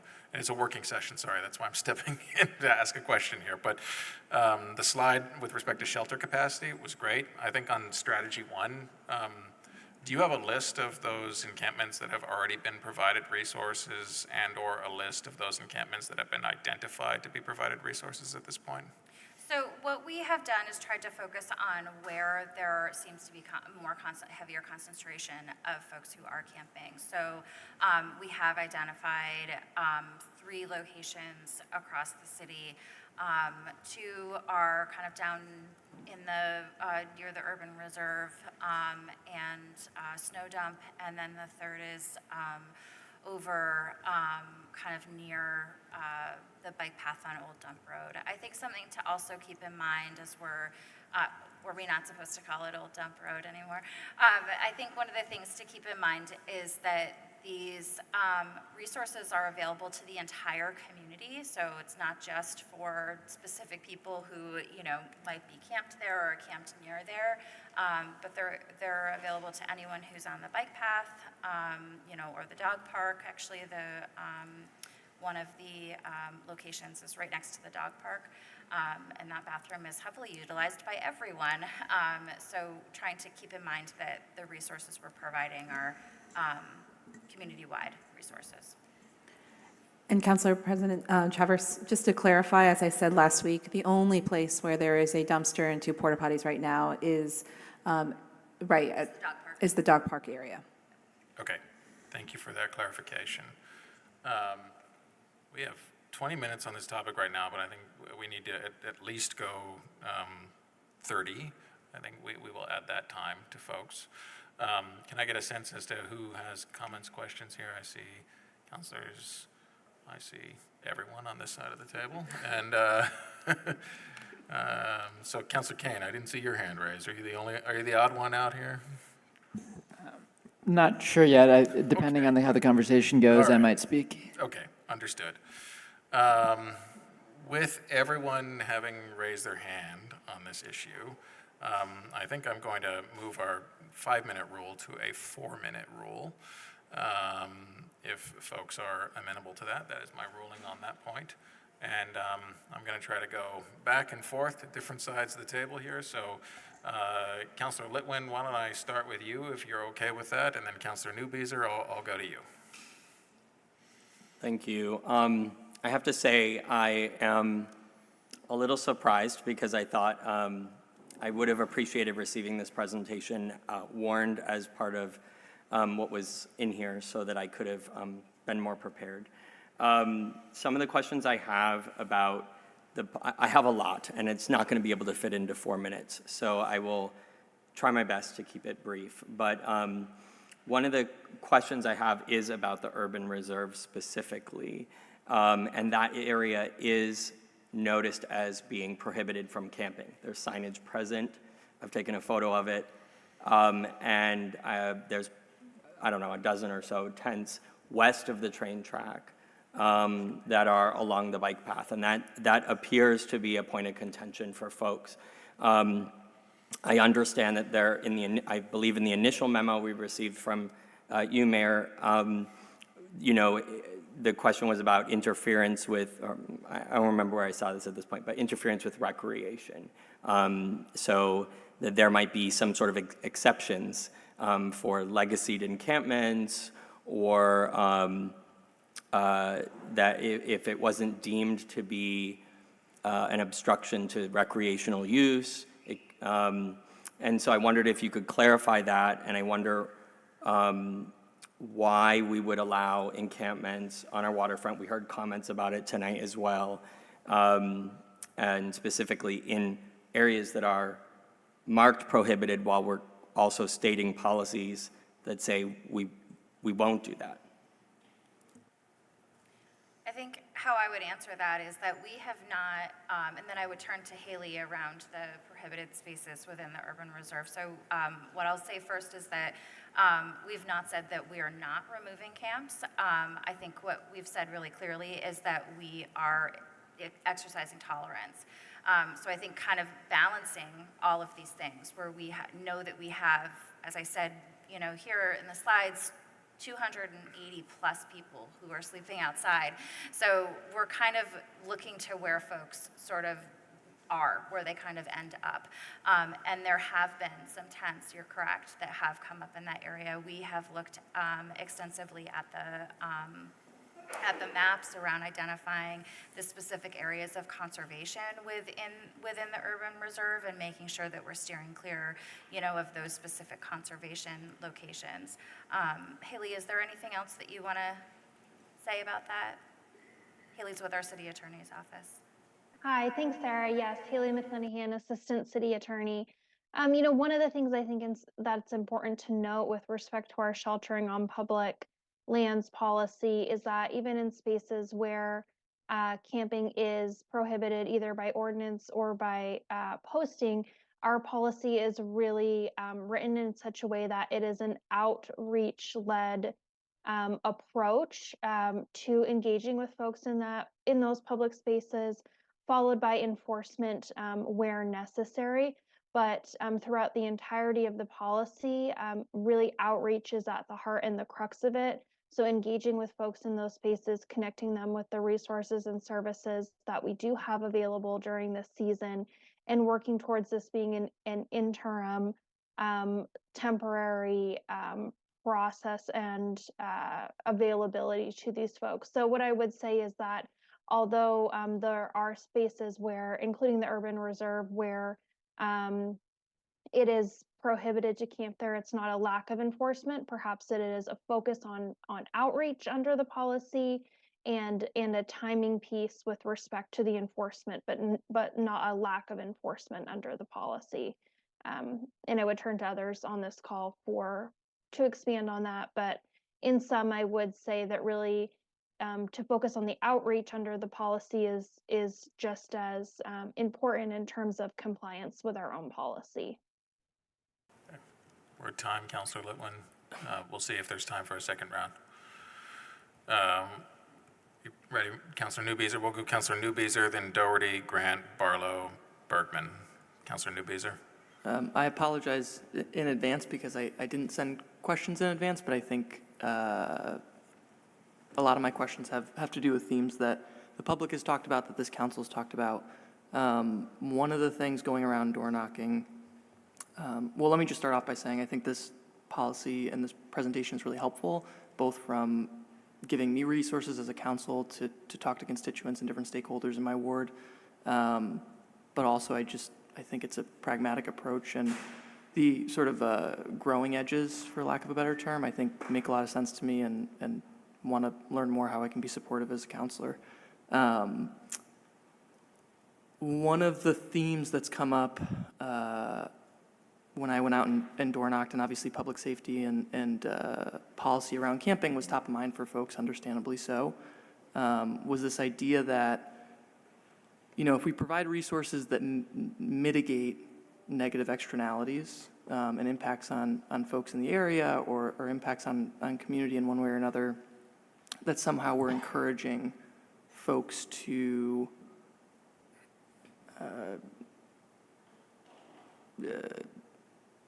don't know the right word, become houseless, or like somehow we're attracting folks from all over the country to sort of come to Burlington. I don't agree with that notion, but I wonder if folks who are willing could speak to that, and is there data to support that, et cetera? Thanks. Yeah, sure. So I think that is actually a big myth, and the data that I presented tonight is from our coordinated entry system, which we evaluate on a monthly basis. We also do something I'm sure that you all have heard of. It's called the point in time count, which is one day every year in January.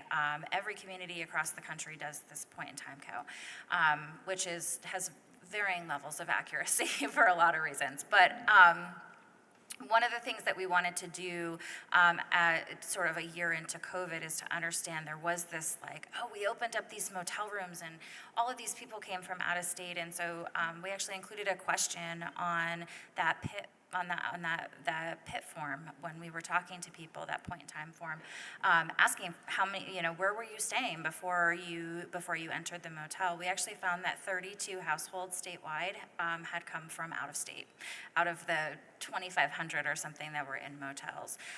So that is a myth.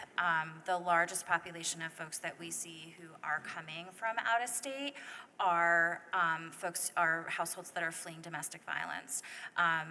So we routinely don't see folks who come from out of state. I can say from operating the warming shelter and knowing almost 185 of those folks by name, we had very few, if any, to my memory, that came from out of state. So these are local folks who've been here and been in the area.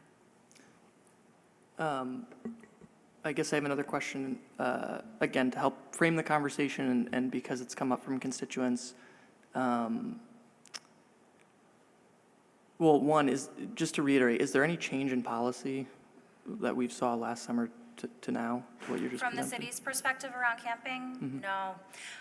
The only change, so we were aware that there was camping, and we're monitoring, just as we are this year, very, very closely. Sometimes staff is going to visit, locations where there might be camps twice a day.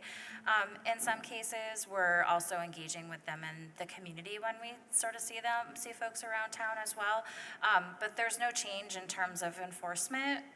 We exercised tolerance last year to camping on public lands. We do notice within 24 to 48 hours, tents that are located in parks, especially in the summertime because we have summer camps.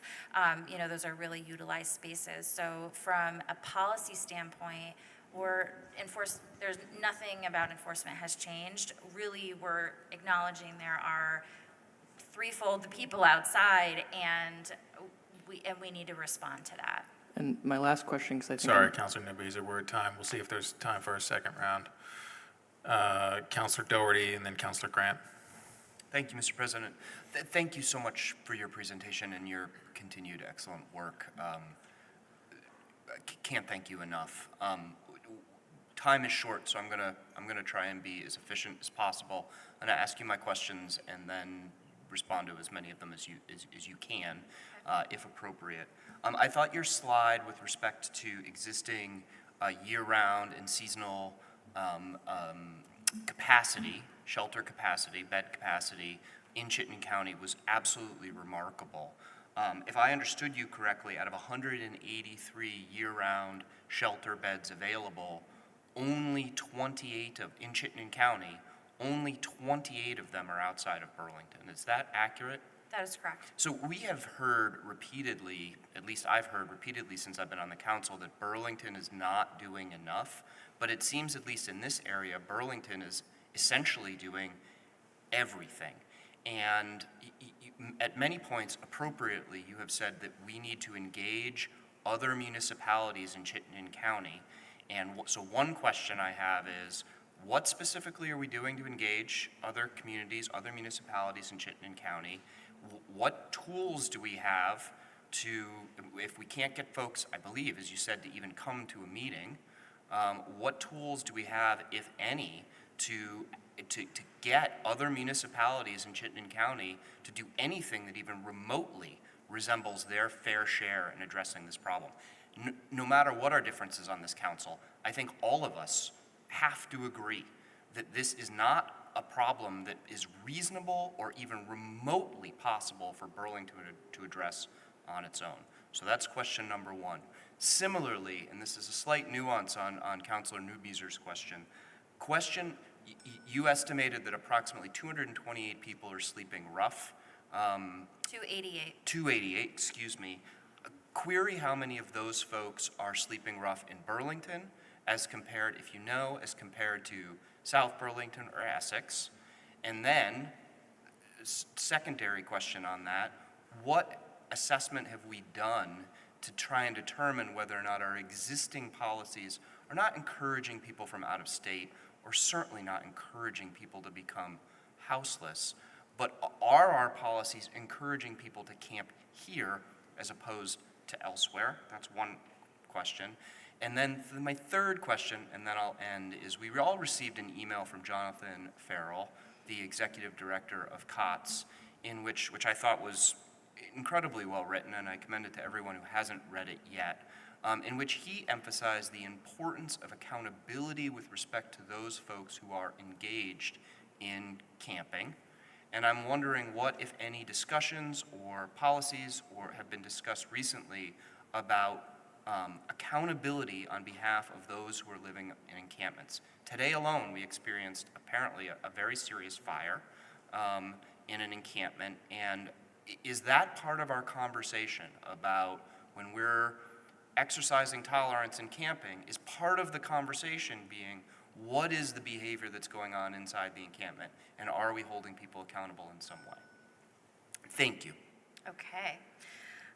So I can start with telling you that around the data piece, we measure data at the county level. So something that, as I'm sure you all know, is unique to Vermont is we don't have county level municipality. It's towns and cities. Other places across the country, it is county level leadership. I think that also plays a role in our lack of success with engaging neighboring towns, is that we really need, I don't know if it's like the Planning Commission or what that looks like, but it has proved to this point to be difficult to engage other towns. I know Councilor Carpenter has been to that meeting. I think Councilor Grant has been to that meeting,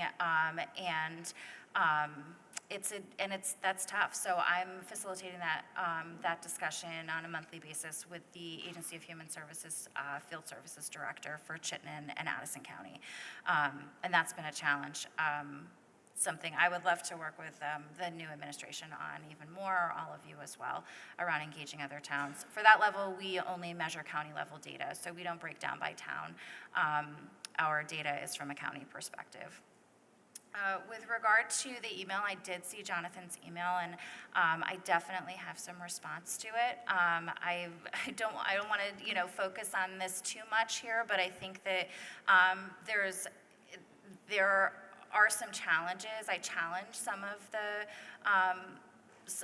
the assertions that he makes in his email. I think that, or in his message, I think that while we certainly need folks to be accountable behaviorally, there is a very big difference with asking someone to be, have the bootstraps mentality when they're living in a tent outside. So folks are surviving. That is what they're doing when they're living outside. No one wants to live outside. When we closed the warming shelter in March, a great number of people that I still see on the street say, well, are you guys gonna open that again? I really liked that place. Like, I really wanna go back there. People don't wanna be outside. So I think that they're focused on surviving, they're focused on their meal, they're focused on a shower, they're focused on, somebody not stealing their stuff. There are people that can't go to doctor's appointments or meet with case managers because they need to wait for someone to watch their belongings. I've seen people put a padlock on the tent zippers, that's gonna, that's just how the level of desperation that folks have with being able to access services and resources and, meet with case management folks. I think that we need to offer the stability of shelter and then we need to encourage people to work on goals that are housing focused. I think our shelters should absolutely be housing focused. I think that one of the challenges that I have with that email as well is the comparison to the Elmwood Community Shelter. First of all, I don't believe that it is kind or appropriate necessarily to compare one shelter's outcomes to another, especially when they are working with completely different populations. So the COTS shelter is a pretty high barrier shelter where folks are, are occasionally drug tested, where they're required to engage in services, as he said in his message. The Elmwood Community Shelter is a low barrier shelter. We know that the average length of homelessness for folks is between 274 days and 320 days. So knowing that the demographic of folks that are served at one shelter are the complete opposite of folks that are served at another shelter, comparing the outcomes is unreasonable. So again, I do believe in accountability. I think that people definitely need to be held accountable for their behavior. I think it's kind of what that accountability looks like and the barriers that are in place for each unique person, for each unique situation. I don't know if that answers your question or not. My sense is it covered it all. I think likely other councilors here are going to ask you perhaps the other point that Councilor Doherty raised with respect to the leverage, if any, that Burlington has with respect to other communities. But I anticipate that opportunity to answer that further may come up. Mayor? Yes. Very briefly, because I know, I just want folks to remember, I'm going to meet with all town managers at the end of the month. That's my first time to meet with folks. I'm planning to bring this up. I'm also looking to try to engage our partner at CCRP, which is the Chittenden County Regional Planning, because that is really the only quasi-governmental county-level structure that we have. And the newness of this administration is really looking to try to build those relationships and get on the same page and figure out how do we get some more willing partners. I've learned through various other folks, there are some towns that are more ready than others, because a lot of things are also changing in their communities, and it's time for an update of what really is the status with individual towns. Hopefully they'll all be eager to help, but I know that there's about 3 or 4 I've heard specifically who are interested or could be interested. Thank you, Mayor. So in the queue, I have Councilors Grant, then Barlow, Bergman, Shannon, Broderick, Carpenter, McKnight. Kane. Councilor Grant. Thank you. Thank you for your presentation. Thank you for your work. And thank you for being really real about this topic. There is so much misinformation out there, it's driving me crazy. So, as you know, I've been knee-deep in this. I've really tried to continue to keep up with those meetings. I see some of those other town managers, and they're like, nah, they don't want to do it. They don't want...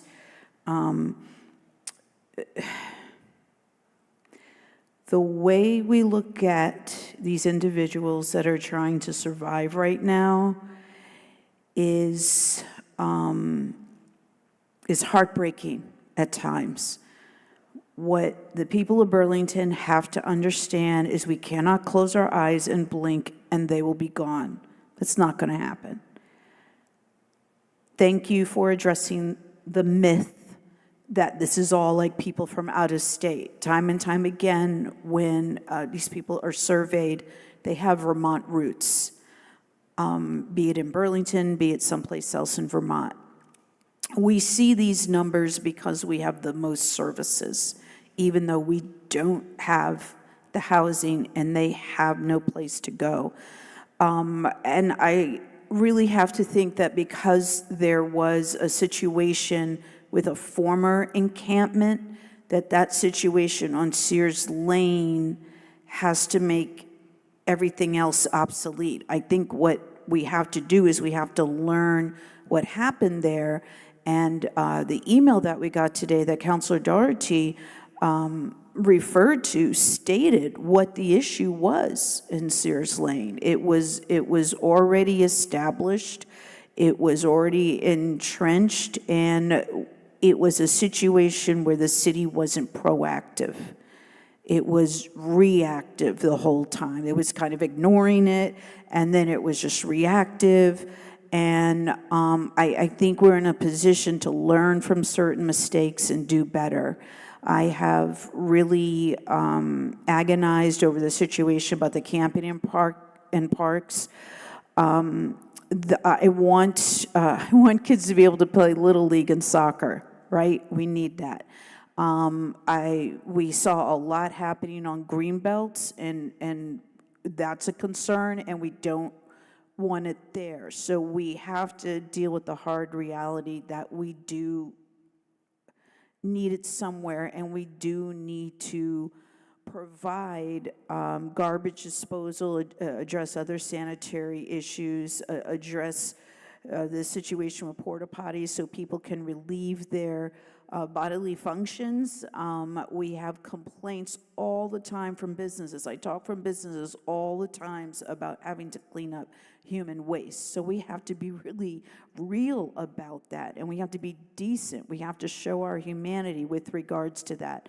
With regards to putting it in a specific budget, that's another way we have to be real. It's acknowledging money that is being spent and making it a line item so that it is clear. Everyone that's been following this for the last few years,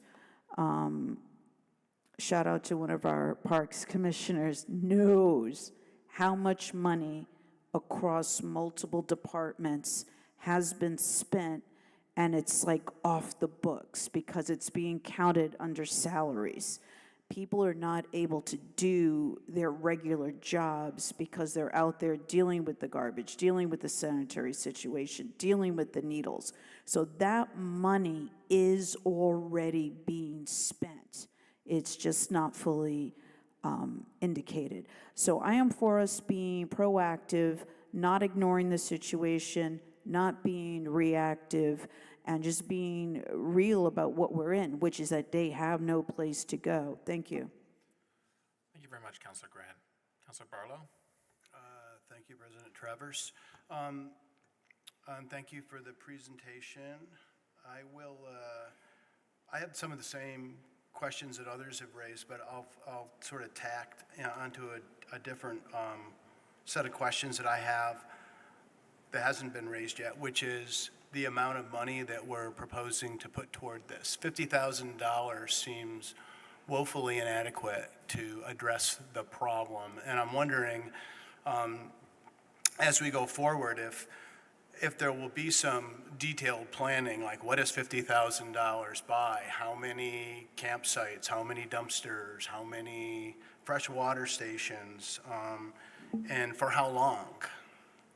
Because it seems like we're going to run out of $50,000 in like a matter of a couple weeks, if this thing, or maybe a month or two. But I would like to see that because it doesn't seem like enough money to me. And part of what we're spending money on, I think, has to be some of the planning around how we respond to emergency situations wherever we allow encampments and we get the buy-in from the fire department and the police department that we can respond to these things. And that's gonna, there's gonna be maybe costs associated with where we site things based on that. Another aspect that I think is gonna cost money is how to remediate these campsites after they're abandoned. We had two, and I'm not sure, I haven't been down to the waterfront recently, west of the railroad tracks, that were abandoned, and they just sat there all winter and into the springtime. And there's one that's close to the lakeside front that was flooded that I visited, and it would cost, I would guess, thousands of dollars just to clean that site up. So I just wonder about the amount of money we're putting forward and whether it's even remotely close enough to deal with the scale of things that we appear to be wanting to sign up for. Thank you. Those are great questions, and I think what we are looking at, this isn't something that we've done before. So I think that one of the things that we looked at, there is the dumpster down at the dog park, and we started off with, having the dumpster emptied, I think like once a month, and found that that was, inadequate. So we made a quick pivot, and now the trash is being picked up once a week. So I think that we're trying to make these quick pivots. I think with only 3 locations, we're able to do that and respond and kind of monitor that. I'm curious too, I think that we have a pretty decent amount of money that we've invested. I know $50,000 doesn't feel like a lot, but I think that I don't see it as unreasonable. With regard to buy-in, we have, the police department and the fire department have been engaged in this. Chief LaChance is saying, like, I'm not sure if I can get, if there's a fire, like, I'm not sure I can get a tanker down there, but I'm thinking about how can I buy a large tank to go in the back of a pickup truck, so we can get that down there. So I think that all city staff are being really creative in their response to this. And I think that we're going into, this isn't something we've done before. Like, this is truly, a bit of a pilot. I feel very confident that this is the right thing to do, and that we will yield positive results. And I think that we'll have to, feel out the budget as we go. As we've said from the beginning, this is a temporary response, so, we're not looking to I would hope that we would be able to increase shelter capacity this fall and winter so that we don't need to continue these resources through the winter months. Am I out of time? You are out of time, Councilor Barlow. Yeah, sorry. I still have Councilors Bergman, Shannon, Broderick, Carpenter, McKnight, and Kane. I will let councilors know that it is my intention, as I've stated all along, to end tonight's meeting by 10:30 p.m.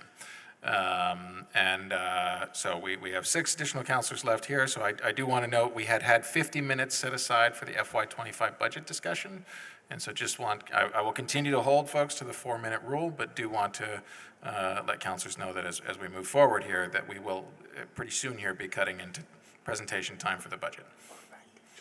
Councilor Bergman. Thank you. Thank you, Mayor. Thank you, Sarah. This is a breath of fresh air. This is a long time coming. I have to say that we have seen the results of not taking this in all of the trash that's been down there.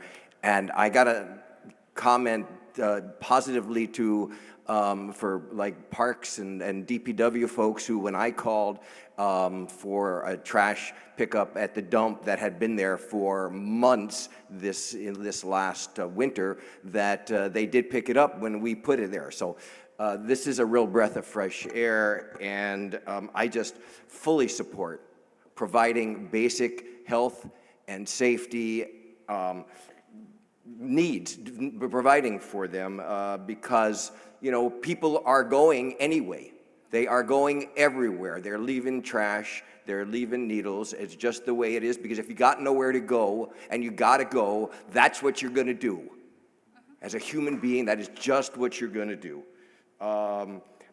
I heard at one point you say that there was an update to our policy, but then that there was no change in policy. And, there were like additions in terms of the CSLs. It would be very helpful, and I would ask that the current policy, which I see is not different than what we had before, if there are updates, that they be that it be written down, that if there are changes, even if it's like little things like CSLs included in it, that there be dates associated with the change, and that there be underlined so we can see what the changes have been. And I'd also like to see maybe some case studies, so to speak, in how we have approached existing encampments and what has been the efforts. But I really need to take my time, because you're talking about a placement of facilities across the street from my house at the entrance to the old dump. And I have to say that I've lived in an area which has had homeless folks for a really long time. And there are active camps down the dump road. Let me say, because I'm going to run out of time, so I won't ask you to comment, but there needs to be real community engagement with the people who are living on Manhattan Drive, that are living on St. Louis and Walnut Street. People complain about noise and fighting. You know, it's just what happens when you're living and you don't have a house and people start arguing and stuff. So, but it's real. And so we need to have engagement there with the neighborhood if we're going to be putting in facilities. I actually think that facilities down there, unless you're going to be bringing people from Parks and Recreation or DPW or fire, police down very regularly, that there may be unintended consequences if you're putting facilities down into the dump, so to speak, or, you know, in the areas. There are places where they could be. That being said, putting it in that little parklet area on the top will also cause some community issues. And I do want to say that the Parks Department has placed for years trash and recycling barrels. They pick them up every day. And I got to tell you, folks, because people live in their cars next to my house, right? You know, and this has happened for years. But I have not had a lot of trash all around, because Parks comes every day and it takes them about 5 minutes, 10 minutes. I pick up trash, you know, as well. So this is a conversation that we need to have, because you'll have it with me regardless, because I'm going to get the calls. Thanks. Thank you, Councilor Bergman. Councilor Shannon? Thank you, President Travers. And I will say, sorry, before you go on, Councilor Shannon, thank you to Lori. Lori, it looks like she's put up the 4-minute timer right over there, so. You're taking up my time. Okay, well, we'll give you a few seconds after that, so thank you. Go ahead, Councilor Shannon. Thank you so much, Sarah, and thank you for all that you've done for our city, and I really appreciate your heroic dedication to this issue. So I have a bunch of things, and I'm going to list them all as I did for Director Spencer, and I'll say he did an excellent job of, you know, the speed dating that we have here. So that's the challenge. You know, comments about Sears Lane are interesting, whether we were proactive or reactive. I agree from what I see, there hasn't been a change in policy. What we're doing now is reactive. It's reactive to where people are camping. What we did at Sears Lane was reactive. We put in dumpsters and porta potties, and we had neighborhood cleanups, and it didn't work. And so I'm concerned about continuing the same policy. It is, and I don't mean, I'm greatly appreciative of all of the effort, but I don't think anybody thinks that the current policy is working very well. I had a question about Elmwood Avenue. I thought that was closing because it was being redeveloped, so I'm curious what's happening there. In terms of attracting homeless people, I went in regularly to Sears Lane, talked to people all the time, and I agree, met some people from out of state. They were mostly passing through. They weren't really staying there. And a lot of people came out of prison. There were a lot of different situations. I'm not sure I ever met anybody from Burlington. They were all coming from outside of Burlington, not out of state, but outside of Burlington. I have heard from social workers working with these folks, and I'm sure you know this as well, that other communities are sending their folks here. I had one person tell me that somebody was dropped off at a full shelter here at 11 o'clock at night. This person was disabled, dumped by a city official, and then our folks had to deal with this. That is heartbreaking, and Mayor, I really hope that you will be having this kind of conversation with our neighbors, and note that Mayor Clavel actually had an agreement with neighbors that maybe we can dig up, where they had agreed to some shared responsibility. I'd like to understand better the seasonality of our sheltering needs. I don't understand why we need 100 more beds. My view is everybody should be sheltered regardless of, if we don't want camping, like everybody has to be sheltered 365. I don't understand why our shelter needs increase in the winter when in fact it seems like in the summer we have more people camping. And you may have to get back to me another time because I'm just throwing all the questions out and you're not gonna have time to answer. Has everyone in the urban reserve been noticed? Because if there's no change in policy, the policy is the people who are camping in our parks will be noticed within 24 to 48 hours. And that's it. Thanks. Councilor Shannon. Sarah, I suspect Councilor Shannon is right that you may not be able to answer all the questions, but any items you wanted to respond to briefly? Well, I wanted to respond, I guess, starting at the top of your list around being reactive. I think that I actually don't know that that's entirely true for the camps that have popped up in the waterfront area. There were a number of those folks.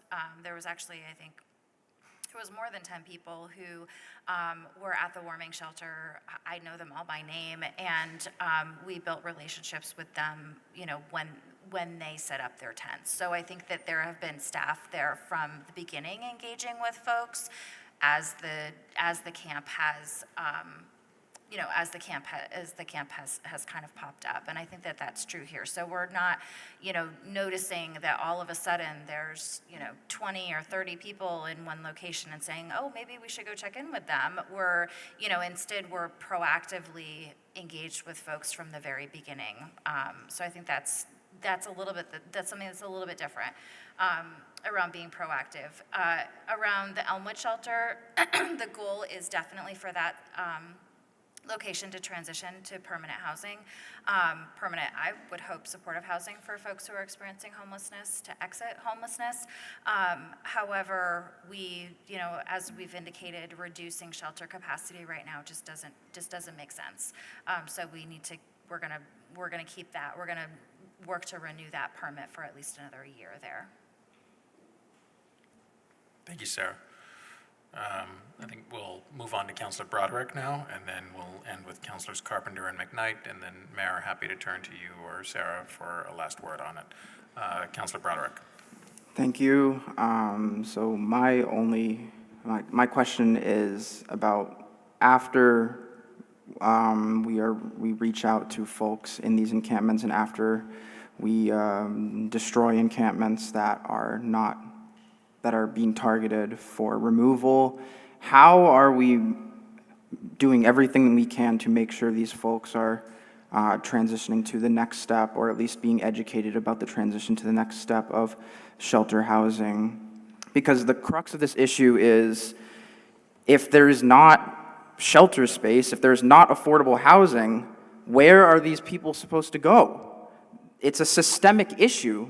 There's nothing that we can do about it until we address these issues, and it's just a cycle. It's just going to keep repeating. I echo Councilor Doherty's point about that the rest of Chittenden County, the rest of Vermont, the rest of the country needs to get on board with this, because it's not a Burlington problem. And so what is being done with the limited space that we do have to assist people in this transition? What is being done? Thank you. Thank you, Councilor Broderick.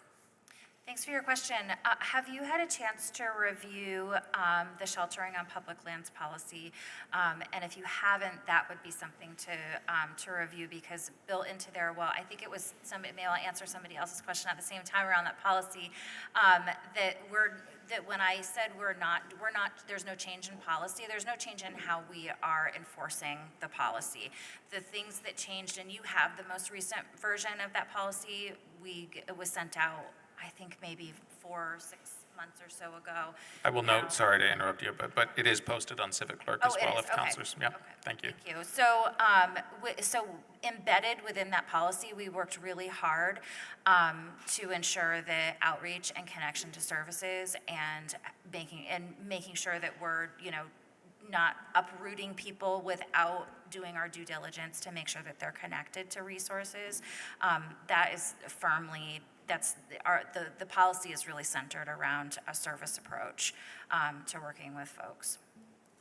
Thank you. I did read it, and I do see the aspects of it pertaining to outreach, but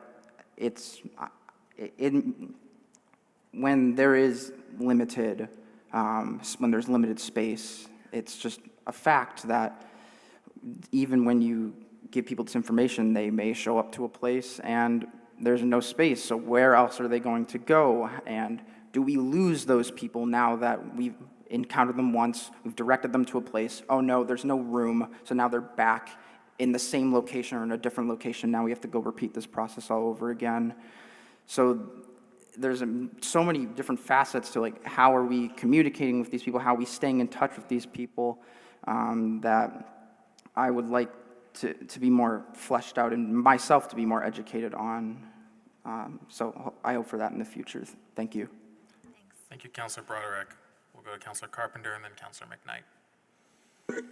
Thanks, and thank you, Sarah, for all you have done. I have attended a number of the meetings, and this was not Sarah's fault at all, but it has been entirely frustrating about the lack of engagement from the other communities. Councilor Shannon mentioned the proposal Mayor Cavell had a number of years ago with the Chittenden County Regional Planning, and that actually morphed its way into state law under S-1 200, basically a fair share approach. And that's a bigger issue, but we really need to grab that. And I don't want to repeat a couple of comments and a little bit to Councilor Broderick. I think some of you may have missed the point that Sarah said that we have people waiting in line to get a caseworker. So it isn't, they are maxed out. And to me, that's a big part of the systemic problem is you shouldn't have to wait. If you're willing to talk to a caseworker, willing to enter the system, we should be willing to talk to you. And that's a real cog from a state funding point of view that just seems incredibly problematic.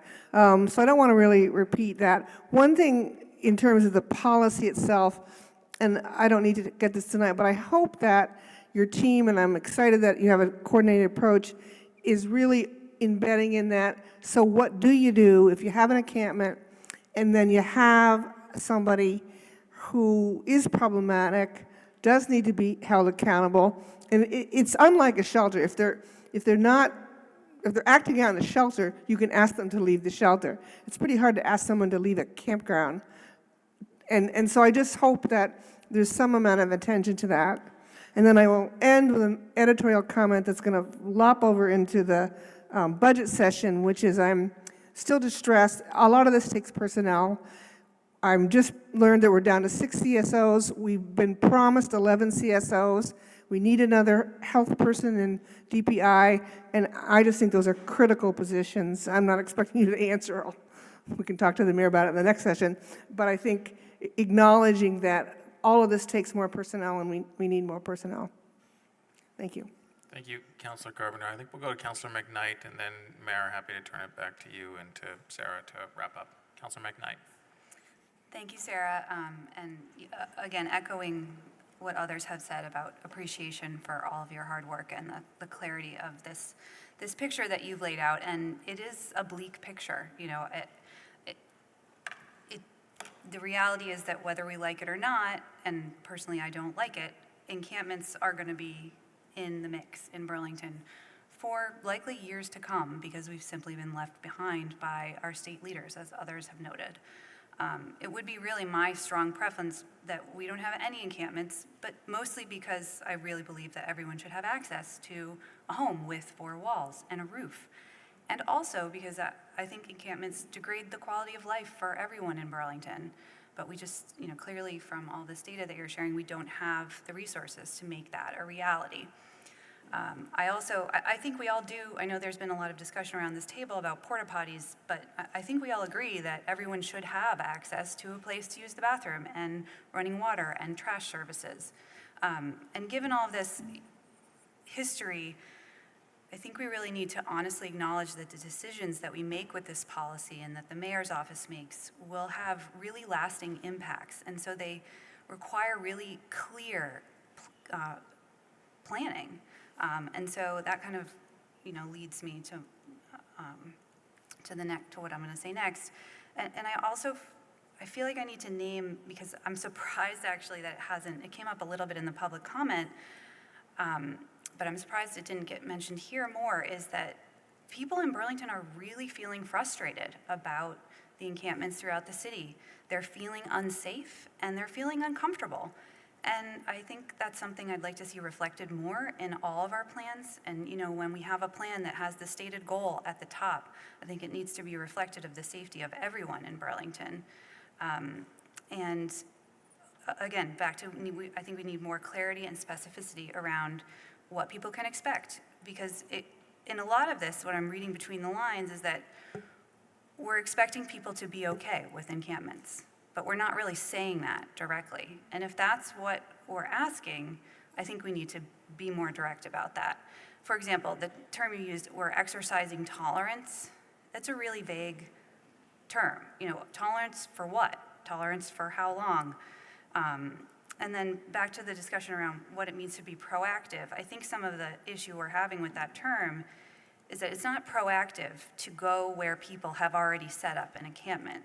It would be proactive for us to decide where encampments are allowed, just like we do with shelters. We decide where the shelters go, and then people can have access to them. And that's just not happening here. And so I think that's where some of those questions are coming from. Back to expectations, if there is a tacit approval of camping in some locations, what can our residents expect about enforcement of no camping policies in other places? So we've talked a lot about parks, but how long will it take for non-sanctioned areas, such as in the vestibule of a city business or in front of the library? How long will it take for those places to get cleaned up? They're not technically parks, so how are we addressing that? And then there's a lot of desire for residents in general to just know what to do and to know what to help, know how to help. And everybody says, oh, report it on See, Click, Fix, but I think we need to give people more tools than that. What are you supposed to do when you see a new encampment or a dangerous activity? We need to get beyond calling the police and having them say, sorry, there's nothing we can do. We need to get more clear about that. And then specifically, I wanted to ask about danger. Mostly danger for the folks living in encampments. We had a fire today. There's a high risk of violence, both sexual violence, regular assault, of weapons, and then preventing danger to the rest of Burlington's residents. So those are the questions, and I'm happy to send you them in an email so that you actually have time to answer. Thanks. Thank you, Councilor McKnight. Just before turning it back to you, Sarah and Mara, for the last word here, thank you very much for councilors for your input and your questions tonight. Sarah, folks on the screen, Assistant City Attorney Haley McClanahan, Assistant Director Lacey Smith, Joe McGee, former Councilor McGee from the Mayor's Office. I know all of you and many folks on your team who are not here this evening have been working very hard on this issue, so I very much appreciate all the work that you've put into it and certainly your time this evening. Mayor, could I turn it back to you, or should I turn it back to Sarah to have the last word on this agenda item? I think Sarah has earned a lot of overtime tonight, even though she doesn't earn overtime. I really want to just commend Sarah Russell for being here tonight. The amount of work that this woman has put in on behalf of the city is beyond commendable. If I could do 10 proclamations, I would, for the sake of, I first met this woman really at the warming shelter when I was still mayor-elect, and it was unbelievable how she does truly know everyone by their name and the compassion for it she brings. Another shining star is up on the screen right now, Lacey Smith. For even a longer period of time, I can't even quote the number of years, but this woman is really she is the OG of our community safety liaison efforts in many ways, and I really appreciate how she's risen to leadership within the Burlington Police Department, and a whole K program has grown beneath her. Her passion and her values-driven approach to things, and her, even before I was saying this within city government, the say the thing mentality this woman brings to this critical work is really invaluable. And Haley keeps us grounded in all the legalities of making sure that we are consistent. And these three women in particular have really held this work. And I appreciate, of course, Joe McGee also representing my office these last 2 months. But this has been a long, prior to my administration, amount of work. So I'd like to end on gratitude, but I also just want to say I'm going to look up my good buddy, former Mayor Peter Clavell, for yet again another point of history, because I think we can learn a lot from history as much as we can think about innovation and case studies and other things that have been mentioned in this.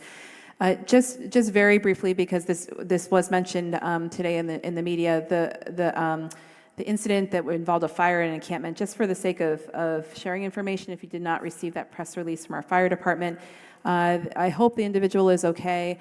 The individual was camping in part of the rail bridge, technically in Winooski. This is not an encampment that we've been monitoring because it was not in Winooski. We aided, which I very much commend the Burlington Fire Department for their teamwork and their willingness to help no matter what, no matter where, even on the borders. But I just want to be clear, we were not monitoring this campsite because it was not in Burlington. And if so, I think we would have been able to know patterns, which is again why I commend our park ranger program, our CSOs, our CSLs, because that is a big piece of the monitoring that's so critical given the reality that we're living in. So I just wanted to share that important information for the public if you did not know that. And I think we'll leave it there. We have a lot more information or a lot of questions to follow up on. And I look forward to more thoughts you have to please share through Joe, through Sarah, so we can continue to try to develop something with an emphasis and an underline on together. Thank you. Thank you very much, Mayor. So we will now move to the last item on our deliberative agenda, which is item 6.6. And this is with respect to the FY25 budget. Mayor, I know you and CAO Shad and other individuals have been working very hard on this budget and have presented previously to the council, as well as certainly to the Board of Finance in your department budget presentations. But given that the budget will be coming to the full council for a final vote at our next meeting on June 24th, we thought we should take time on this agenda as well for the last time before that meeting, at least with the full council, for you to provide an update and a presentation. If our goal is to end at 10:30, we have a little over 35 minutes left for this item, and so happy to turn it to you all, and then we'll see how many councilors have comments and questions. Thank you.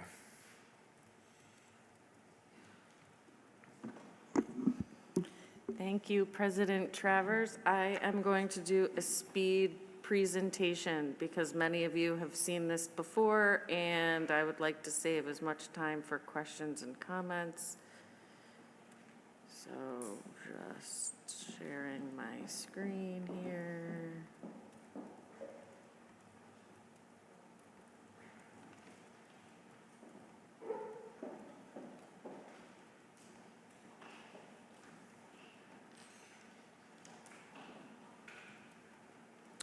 All right. Every presentation, we start with a reminder of our principles because they have been a critical piece of guiding our budget development. I will not repeat them all here for the sake of time, but I do encourage you to revisit them. And I will say that the first principle and the most important one is we are committed to affordability for Burlington taxpayers. That doesn't mean these others aren't important, but I'm just going to highlight that one. The overview of our general fund is here on the screen, and you can see how the general fund has grown year over year. We are proposing an increase of about $7 million, which percentage-wise is a lower increase than we have seen over the past couple of years. We have spoken about this $13.1 million budget gap that we've been facing. And this reiterates that we saw both increased expenses totaling about half of that increase.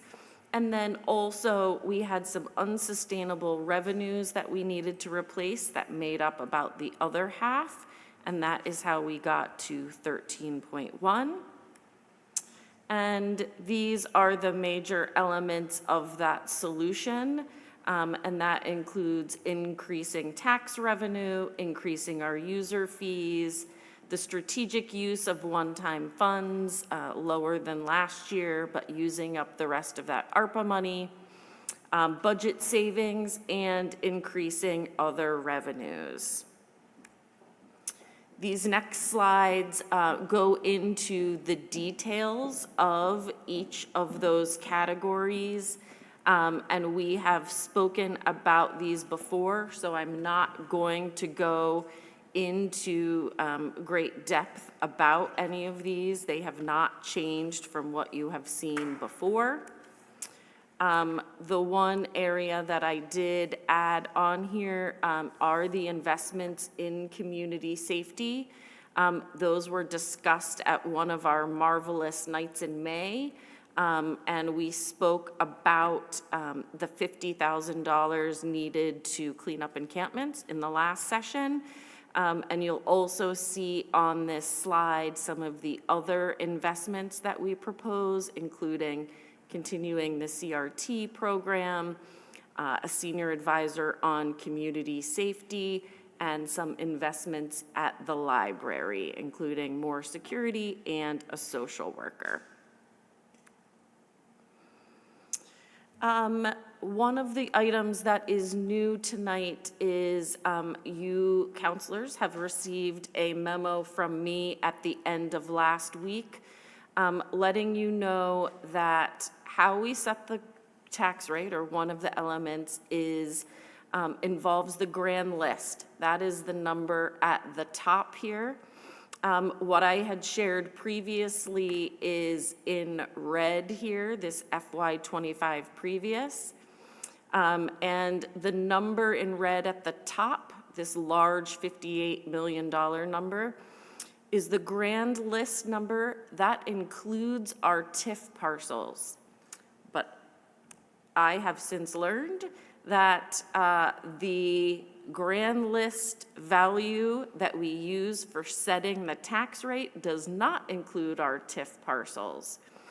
And so what does that mean? That means that this blue chart is the correct chart of what the tax rate is.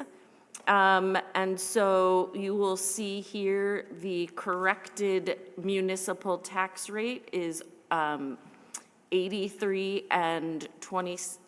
cents and I don't know how you say this. That's too weird. 0.8326 cents. It's about an 8-cent increase, or just over 10% from last year. That does include the 2-cent increase that voters approved for the police and fire tax.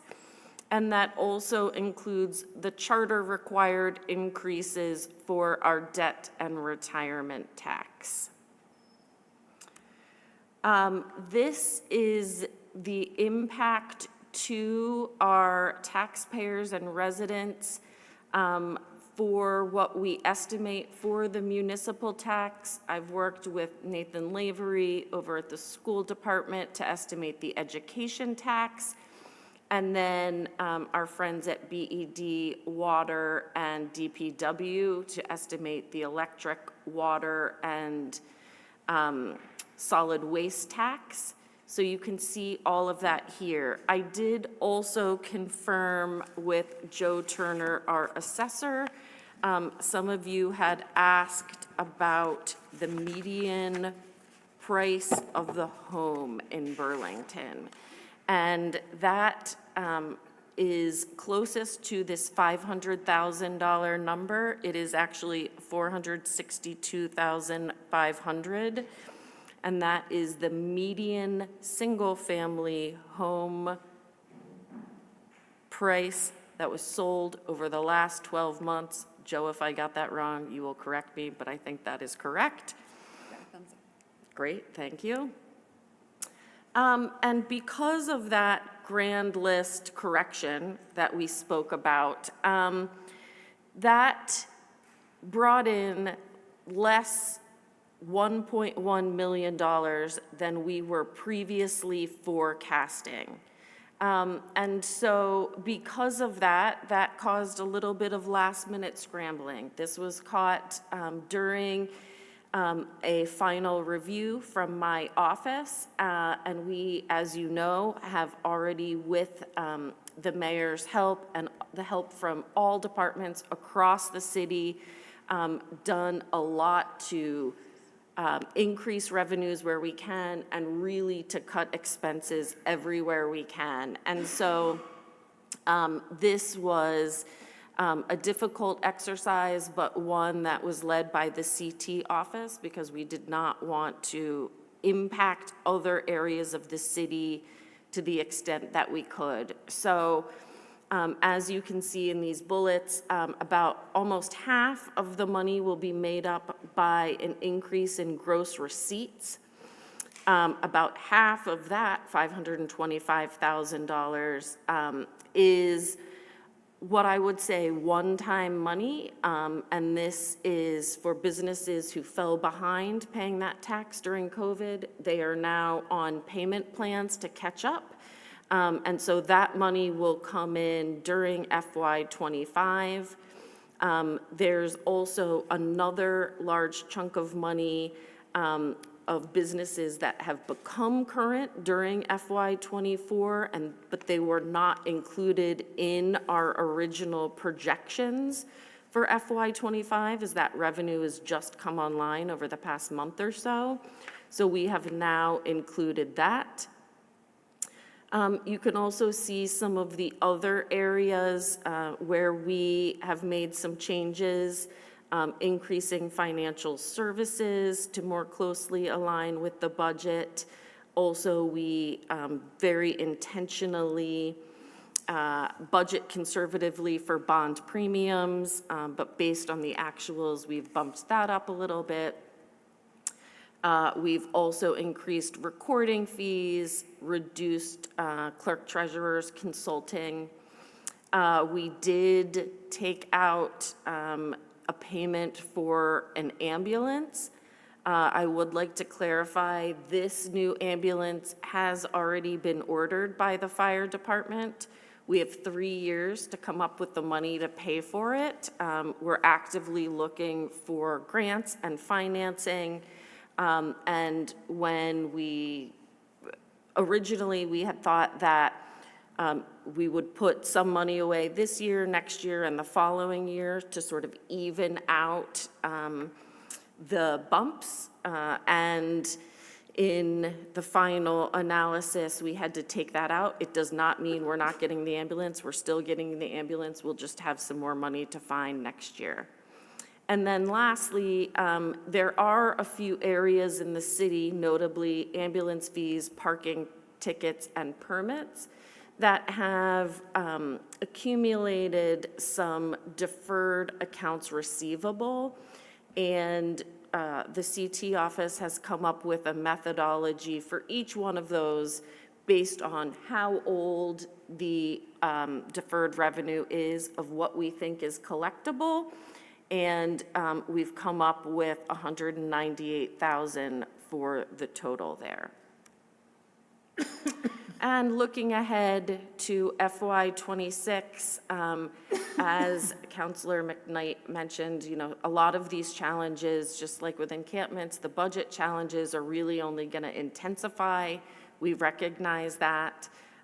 We are actively working to continue the operational efficiency analysis to make sure we get a final draft and we can begin work on that, to continue working on the user fee study, to actively increase all our sources of non-property tax revenues, and to continue to explore how we might be able to increase franchise fees and payments in lieu of taxes.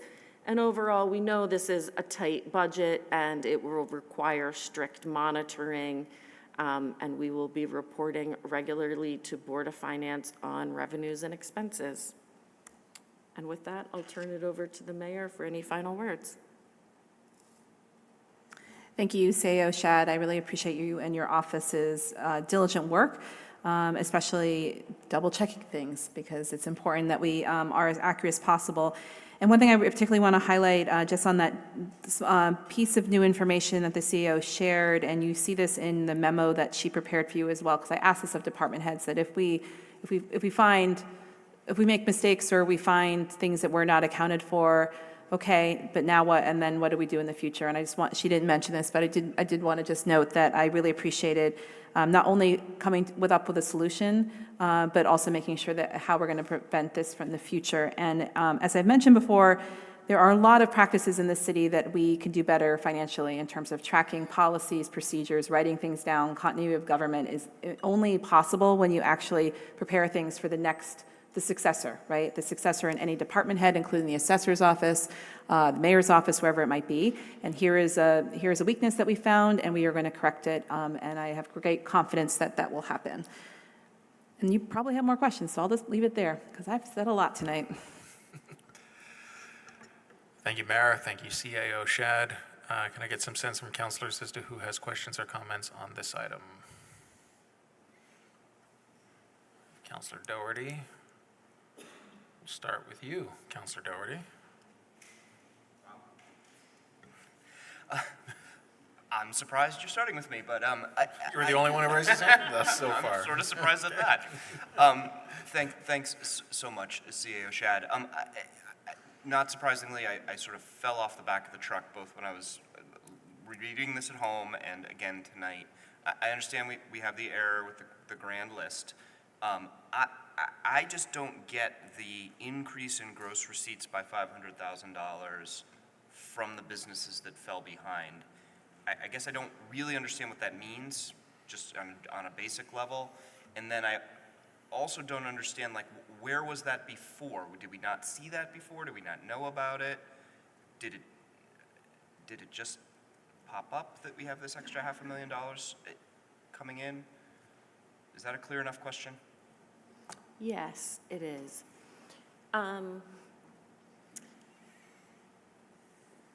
We knew at the beginning of this year that we had some businesses that were delinquent in gross receipts because some of them are businesses that have been around for a while. But one of the weaknesses in our system for gross receipts is that we don't require businesses to register when they come online. And so if there is a new business, my office has no idea, we have no formal way to know that that business has started. And that business might have no idea that they need to submit gross receipts.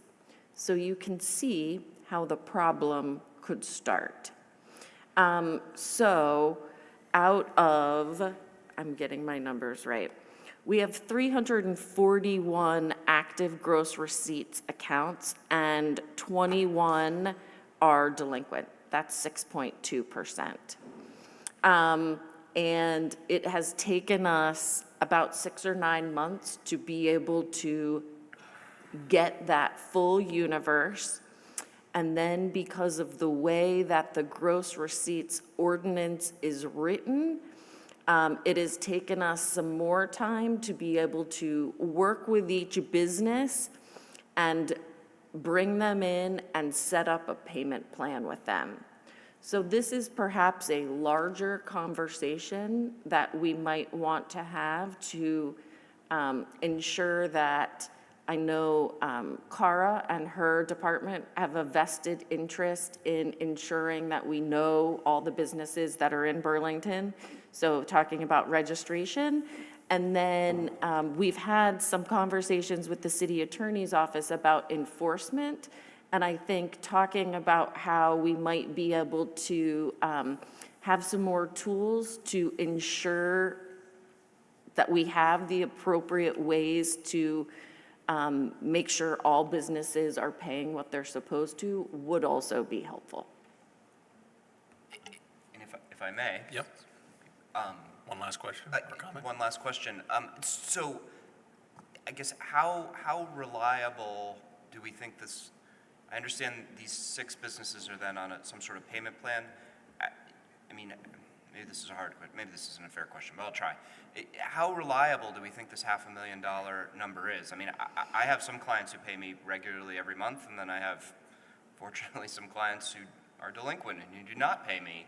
And it's that group of clients who don't pay me that sometimes don't pay me. And I'm worried about, I guess I'm a little worried about, this is a big part of making up for this mistake, or how solid do we think this $500,000 is? As I mentioned, it's a bit confusing, but the $500,000 itself is then broken into kind of 2 categories. Yep. And let's just call it half and half. It's maybe not exactly. But the first half is approximately 6 businesses who are on a payment plan. And if they miss a payment, then one of the enforcement mechanisms that we do have is bringing them into the clerk treasurer's office, and I can perform an audit of their books. Nobody really wants that. So the businesses that we have in this payment plan, I feel confident now that we have gotten them to agree to it. Every business has paid the payment plan that they've agreed to. I think there is a little bit more risk in the second half, and that is we are relying on this second group of businesses. It's a group of 17, and that is what we expect them to continue paying regularly in FY25. They weren't paying us at all previously, so they were not factored in, and we are expecting them, now that they are caught up, to continue paying. And so there's a little risk there because they weren't paying before, but now they're on our radar. Thank you. Thank you, Councilor Doherty. Councilor Litwin? I'll be quick. I was starting to get sleepy, and then I woke right up after your presentation, actually, so thank you. Councilor Doherty actually took the words right out of my mouth in a much more funnier way. And so the first question I have is about the $500,000 increase in gross receipts, very similar, but how are we, the city, identifying the new businesses right now? I realize that maybe there's ordinance updating that needs to happen, maybe there's operational updating that needs to happen, but how are we identifying that? Because a bunch of new businesses have opened, actually, and we are celebrating that. The earlier we outreach to them, the less shocking and painful and upsetting it is for those small businesses who are either thriving or struggling. And then the second question I have is, and I love the way you put it, Councilor Doherty, is sometimes those people who don't pay me, is about this $198,000 number on collections. I'm thinking about the folks who are in deferment or whatever collections on this $200,000. Where do we come up with that number? And also, when I think about the folks who are struggling to pay ambulance fees, parking tickets, and permits, I'm trying to imagine, like, broadly speaking, broad brush, who are these folks? We've recently had ambulance fees in my own household. I know how debilitating that can be. And if insurance isn't covering it, where does that leave you when we're already a pretty unaffordable city? So I'm trying to wonder what happens if that $200,000, which represents almost 20% of this gap, doesn't come in? What if you only get a fraction of that? And so what does that look like? Great questions, Councilor Litwin. The first one is, in the absence of an ordinance change, the CT office is working closely with business and workforce development to identify new businesses coming to town. I hope I'm not speaking out of turn here, giving away a great surprise that Cara has for you, but one thing we have not had in this city is one database of all the businesses with just one contact name. She had got an intern and we finally have it. It's really exciting. And she will work within her department to keep that updated. And we have also been collaborating. CEDO had started something called Doing Business in Burlington. And it's a very useful document, but our department realized it doesn't have as much useful stuff on some of the taxes. So we're collaborating on how can we make that really easy for businesses, and then she and her staff can give that to businesses, and then in exchange, she can help us know, which businesses are coming online. So ensuring we're breaking down those silos and just communicating between ourselves, at least for now. And to answer your second question, I had intended to, but I don't think it made it on to Civic Clerk, to give you some more details around how I came up with the numbers for the accounts receivable. And looking at each of the categories here, like for parking tickets, my assumption is that we are only collecting on 10% of what's outstanding. And it's 5% for permitting and inspections, and it's 5% for the ambulance fees for anything that is over 120 days old. So we have what I think are quite low targets. So being very conservative is how we try to approach that. It's, in some ways the same question about what if we what if we miss gross receipts? What if we don't hit property taxes? It's the same question. That's why we review our budget to actuals every month, and we'll have to either increase revenue somewhere else or cut expenses. It's not a sexy answer, but it's the answer. Well, thank you very much. I appreciate it. And those percentages are actually shockingly low. So I hope that your office is able to get those numbers a little higher. Thank you, Councillor Litwin. Any other councillor with questions or comments on this item? Councillor Grant. So just a question about the process when new businesses do open in Burlington. Are we looking at that to really understand the root causes of having missed those businesses and not properly communicating with them throughout that process that it takes for them to open and get the, I know some businesses or the restaurants or bars are coming through licensing, but we don't necessarily talk about that per se, other than saying they have to adhere to the requirements of those particular licenses. So I just want to understand that we're being proactive about something like this not happening again.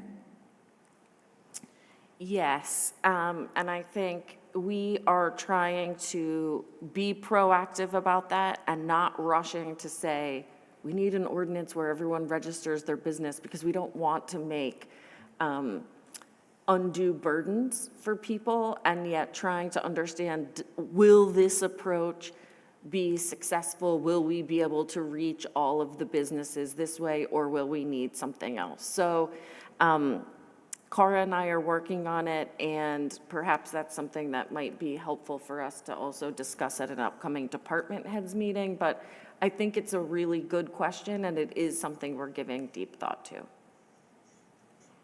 Mayor? And to just add to that, and it's something I have flagged for the clerk's office, but when I served on House Commerce and Economic Development mere minutes ago, we have done some significant upgrades to the Secretary of State for Vermont's business registry, and so it is going to be a more robust registry. It is legally required for businesses of all shapes and sizes to register. It's a pretty low bar. It's I think it's like $35, depending on the type of business, for example, for an LLC. So that is another resource that I hope is a better, more reliable source. So it's not just reliant on a really good intern, but something where we can just not look for duplication either. Thank you, Mayor. Thank you, Councilor Grant. Any other councilors with questions or comments on this? Yep, Councilor Newbeezer. Yeah, I just want to say thank you so much to the mayor's office and city staff and all the department heads for helping guide us through what has been an incredibly challenging time for our city. It's been, really impressive to watch, and I just want to say that I'm particularly excited about this budget in the sense that it sets us up for the long term. Sets the city up for the next number of years where we are going to be facing financial challenges because of the situation we've been brought to, and this is putting us on a path to actually solving those in a pragmatic and sustainable way. And then I also just want to say on a number of issues, but this budget, I think, demonstrates it, the way in which city staff and the mayor's office is really putting an emphasis on transparency, open communication, sharing information proactively, I think is really healthy. It's helpful for me as a counselor trying to communicate with constituents and take votes on various pieces. And so I'm deeply appreciative of it, and I think we're moving in the right direction. So thank you. Thank you, Councilor Newbeezer. I think in the interest of transparency, and I know the hour is late, and we'll turn, Councilor Carpenter, is that you with the floor? Yes. I think if I may just say one thing briefly here, and then we'll turn to you, Councilor Carpenter. It's that in a number of discussions leading up tonight, particularly before the Board of Finance, and I know in other discussions that have been happening around the budget, there have been a number of discussions with respect to the public safety funding in this budget, and I anticipate that as we move forward towards a final vote on the budget on June 24th, in full transparency, I do anticipate that there will continue to be discussions around the public safety portion of this budget. I do appreciate the fact that when we went to voters in town meeting day with a public safety tax increase, we committed that we would be budgeting in FY25 for 77 officers. And Mayor, I do appreciate your office confirming today that the budget does include funding for 77 officers. I also appreciate your office's commitment to, if we have the good problem from my perspective of being able to hire up to that number, that during FY25 we will put efforts into budget adjustments as necessary to open up additional positions. There are additional commitments that were made to voters with the public safety tax increase, though, that are not reflected in the budget. The number of CSOs, for example, and I expect, Councilor Carpenter, you may speak to that momentarily here, are not budgeted for at the level that we committed to the public when we put this public safety tax increase on the table.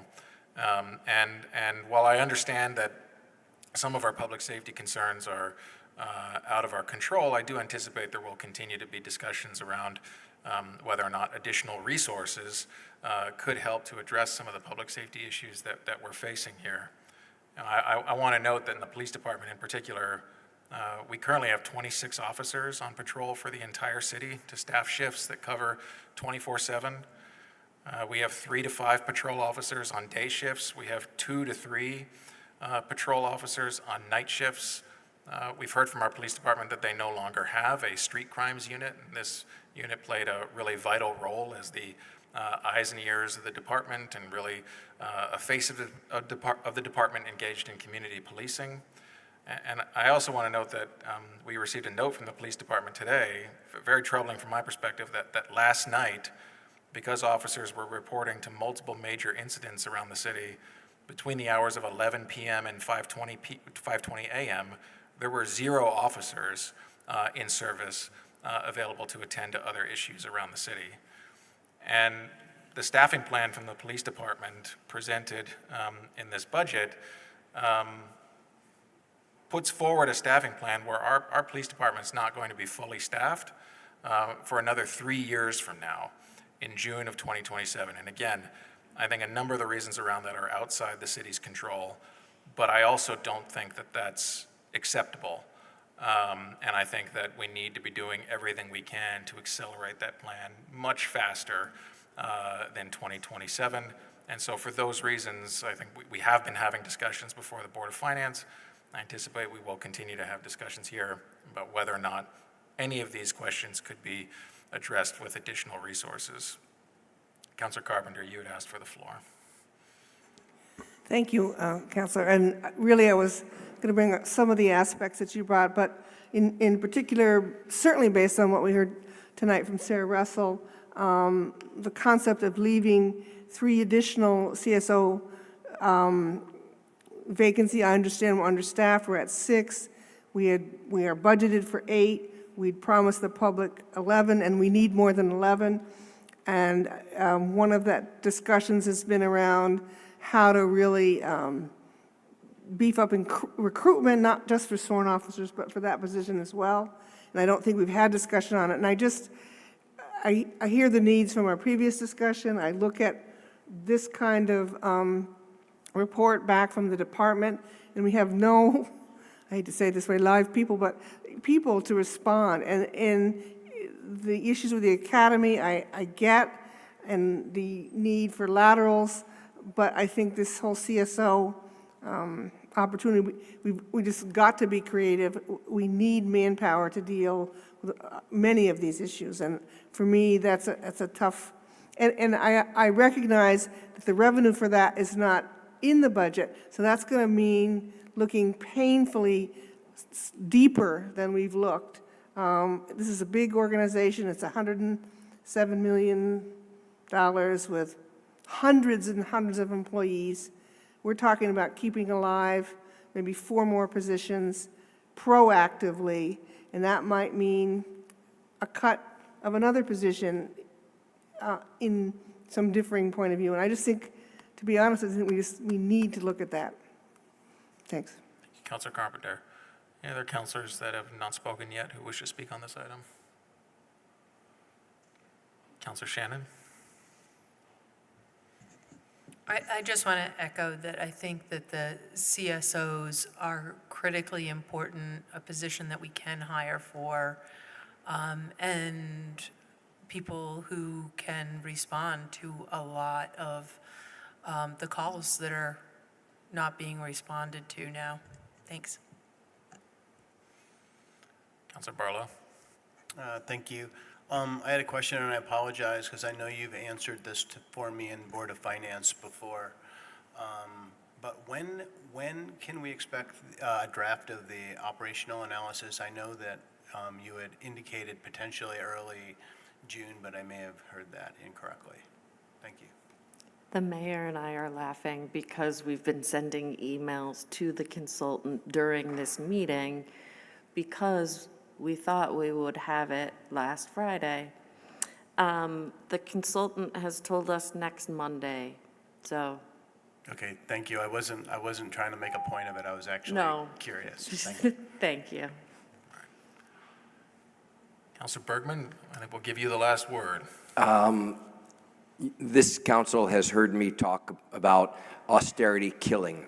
So when people on the other side of the aisle speak about the need for more people, you have a very sympathetic ear in my mind. But there is a responsibility to raise the funds, and there's a responsibility to understand if we cannot hire people because people are not applying, and we've been trying, that it is not this administration's fault. And the other thing is just the ability to raise funds in a way that people can afford is something that is the flip side of that conversation. I proposed, as you all know who were on the council the last time, in the fall, an increase in the gross receipts tax for alcohol and meals and entertainment. And we ended up proposing something that's very, very minimal, right? 0.5%, right? I'm not the mayor. I am not making a proposal. I can just tell you that if there are progressive alternatives to the property tax that will raise the funds to increase the staffing, I would love to hear them, and I will join in that. And that would include if people want to consider raising the rooms and, not the rooms, because we were going to do that, the meals and alcohol tax more. I think that that would be something to look at, right? You can't have it both ways. And so one of the things that we might decide to do, since this is, as everybody says, a long-term problem, maybe we should not even think about sunsetting those taxes which are on disposable income, so that we've got the money ahead of time and we don't put ourselves in the same situation that Congress consistently puts itself in, and us in as a result, of having these budget cliffs every year.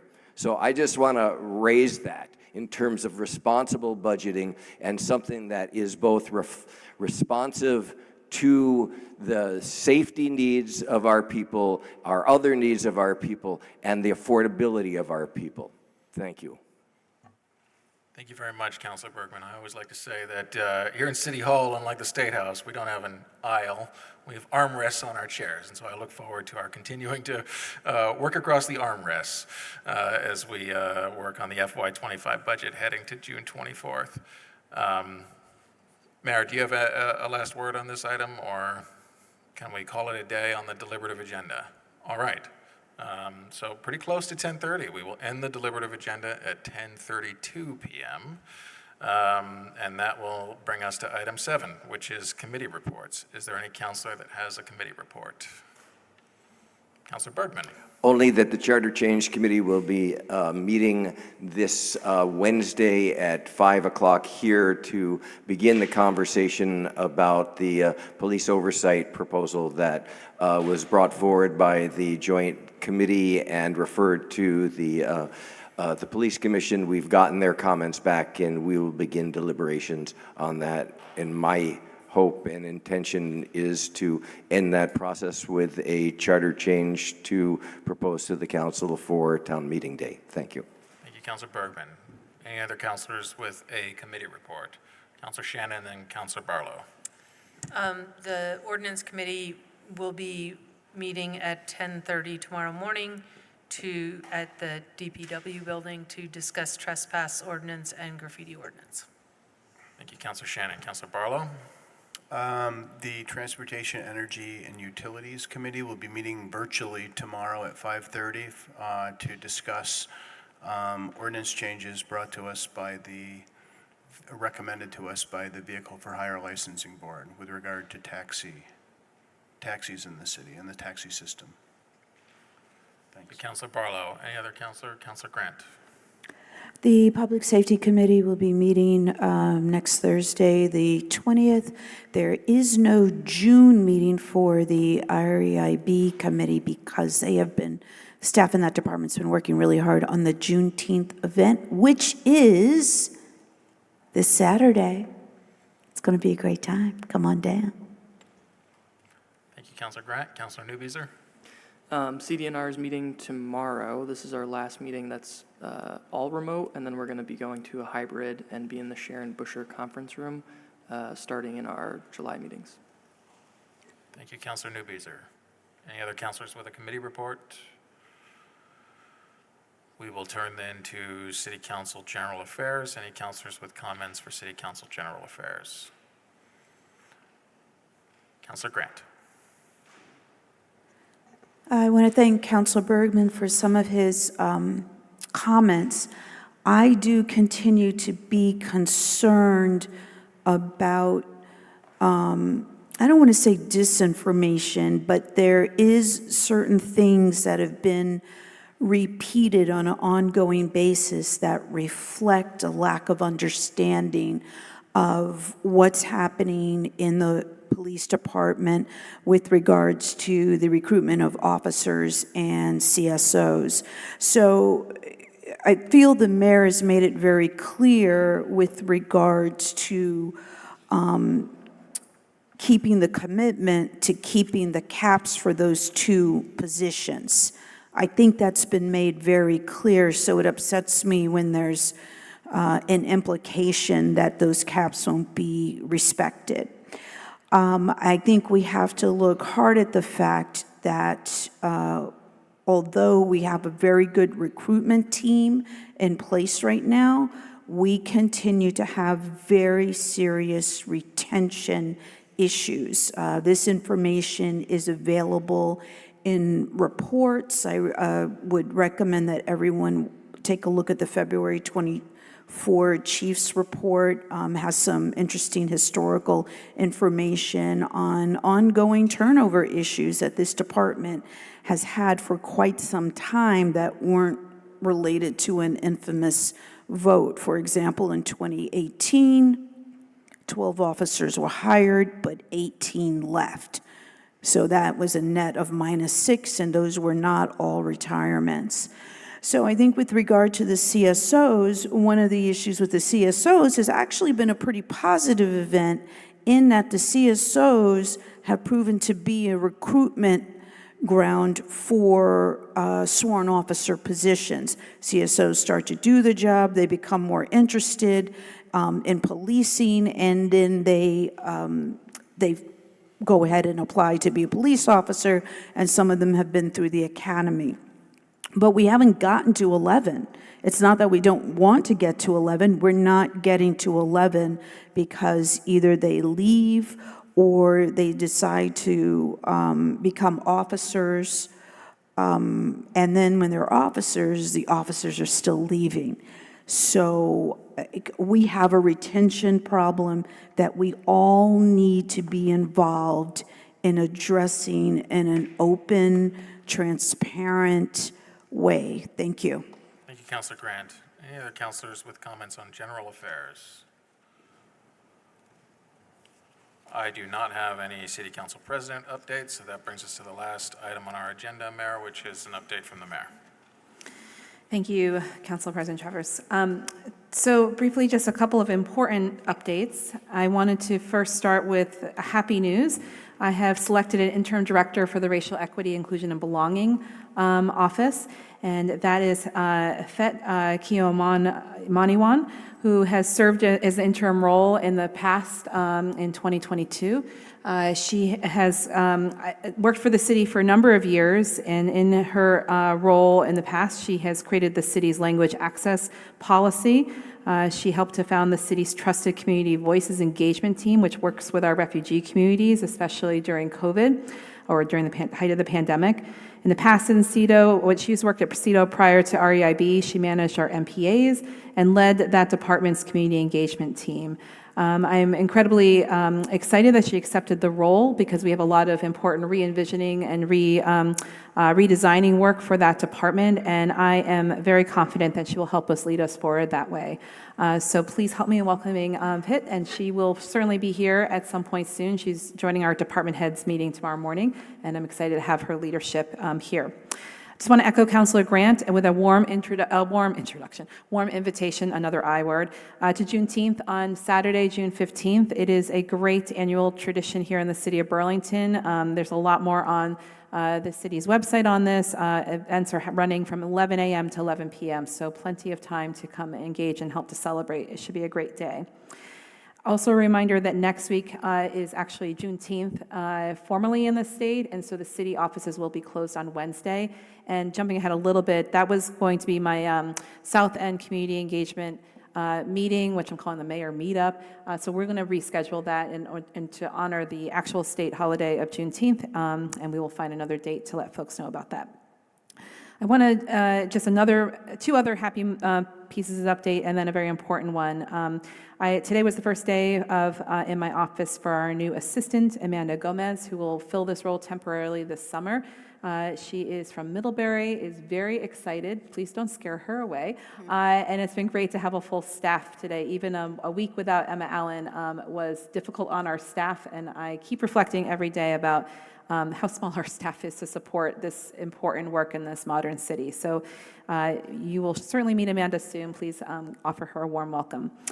I was neglected to mention this last week when we were doing appointments for appointed roles by the mayor, that our city engineer Laura Wheelock, is actually the first woman to hold this role in the history of Burlington. And I neglected to say that last week, and I know she was here earlier, but this is no small feat when we are still appointing people for the first time. Megan Tuttle, of course, was the first woman in the planning director role. I am very conscious of this, and there's even more glass ceilings to be broken for BIPOC folks, among others who hold marginalized identities. So I didn't want to miss that important moment in our city's history that our city engineer is finally a woman. And then in terms of community engagement, my next one this week is on Thursday. It's the hour ahead of the MPA meeting in Wards 2 and 3 at the Old North End Community Center. So all are welcome, no matter where you live in the city. We're doing this purposefully to go around the city, different locations, different times. So if you'd like to come and have an informal conversation with me, the next one is this Thursday, June 14th, maybe, 4:30 to 5:30 at the Old North End Community Center. And then finally, on a more somber note, I put out several statements and did several media interviews about this, but I wanted to just end on the fact that I want to acknowledge that our Burlington Police Department and our Burlington School District struggled to really serve our young people last week with the YES program. It's been in the media a lot. Briefly mentioned too during public comment today. I was deeply disappointed to learn about the curriculum used, the incident or the scenario used. It showed poor judgment, and it was not trauma-informed. It was not age-appropriate. Today, I held a after-action review with the police department to really dive into how did we get here, how do we never do this again, emphasis on never do this again, and learn from this incident more deeply, and on the side of the city at least. We, again, as city government, don't control the school district, even though I've been actively involved with the superintendent to make sure we are strengthening that partnership. But I want the city side of things, including the police department, to take our part of the responsibility. It was our curriculum, and we also use similar curriculum with our community academy. And so for me, this is a significant not only learning opportunity, but an accountability moment to make sure that we have deeper reflection and action, frankly, of changing that curriculum and making sure that we are clear around those expectations within our police department and do better. We need to have culturally competent curriculum, age-appropriate curriculum, and also, especially with our young people, acknowledging that if we want to expose folks to law enforcement, that's one thing. We need to be informed about the culture and the times to which everyone under the age of 30 has lived since Columbine. And it was unacceptable, and I've made that clear, and I will continue to make that clear. I was appreciative of especially one of the deputy chiefs who was involved in the conversation today around really taking that to heart. So you'll hear more, and I look forward to engaging partners, including Everytown and other national organizations that have already reached out actively to help provide that at least on the gun violence level of things, some reflection, some resources, some ability to think differently on how we engage our community with our local police department in more responsive and informed ways. Thank you, Mayor. With no other business on our agenda, then absent objection, I will declare the meeting adjourned at 10:44 p.m. Thank you very much.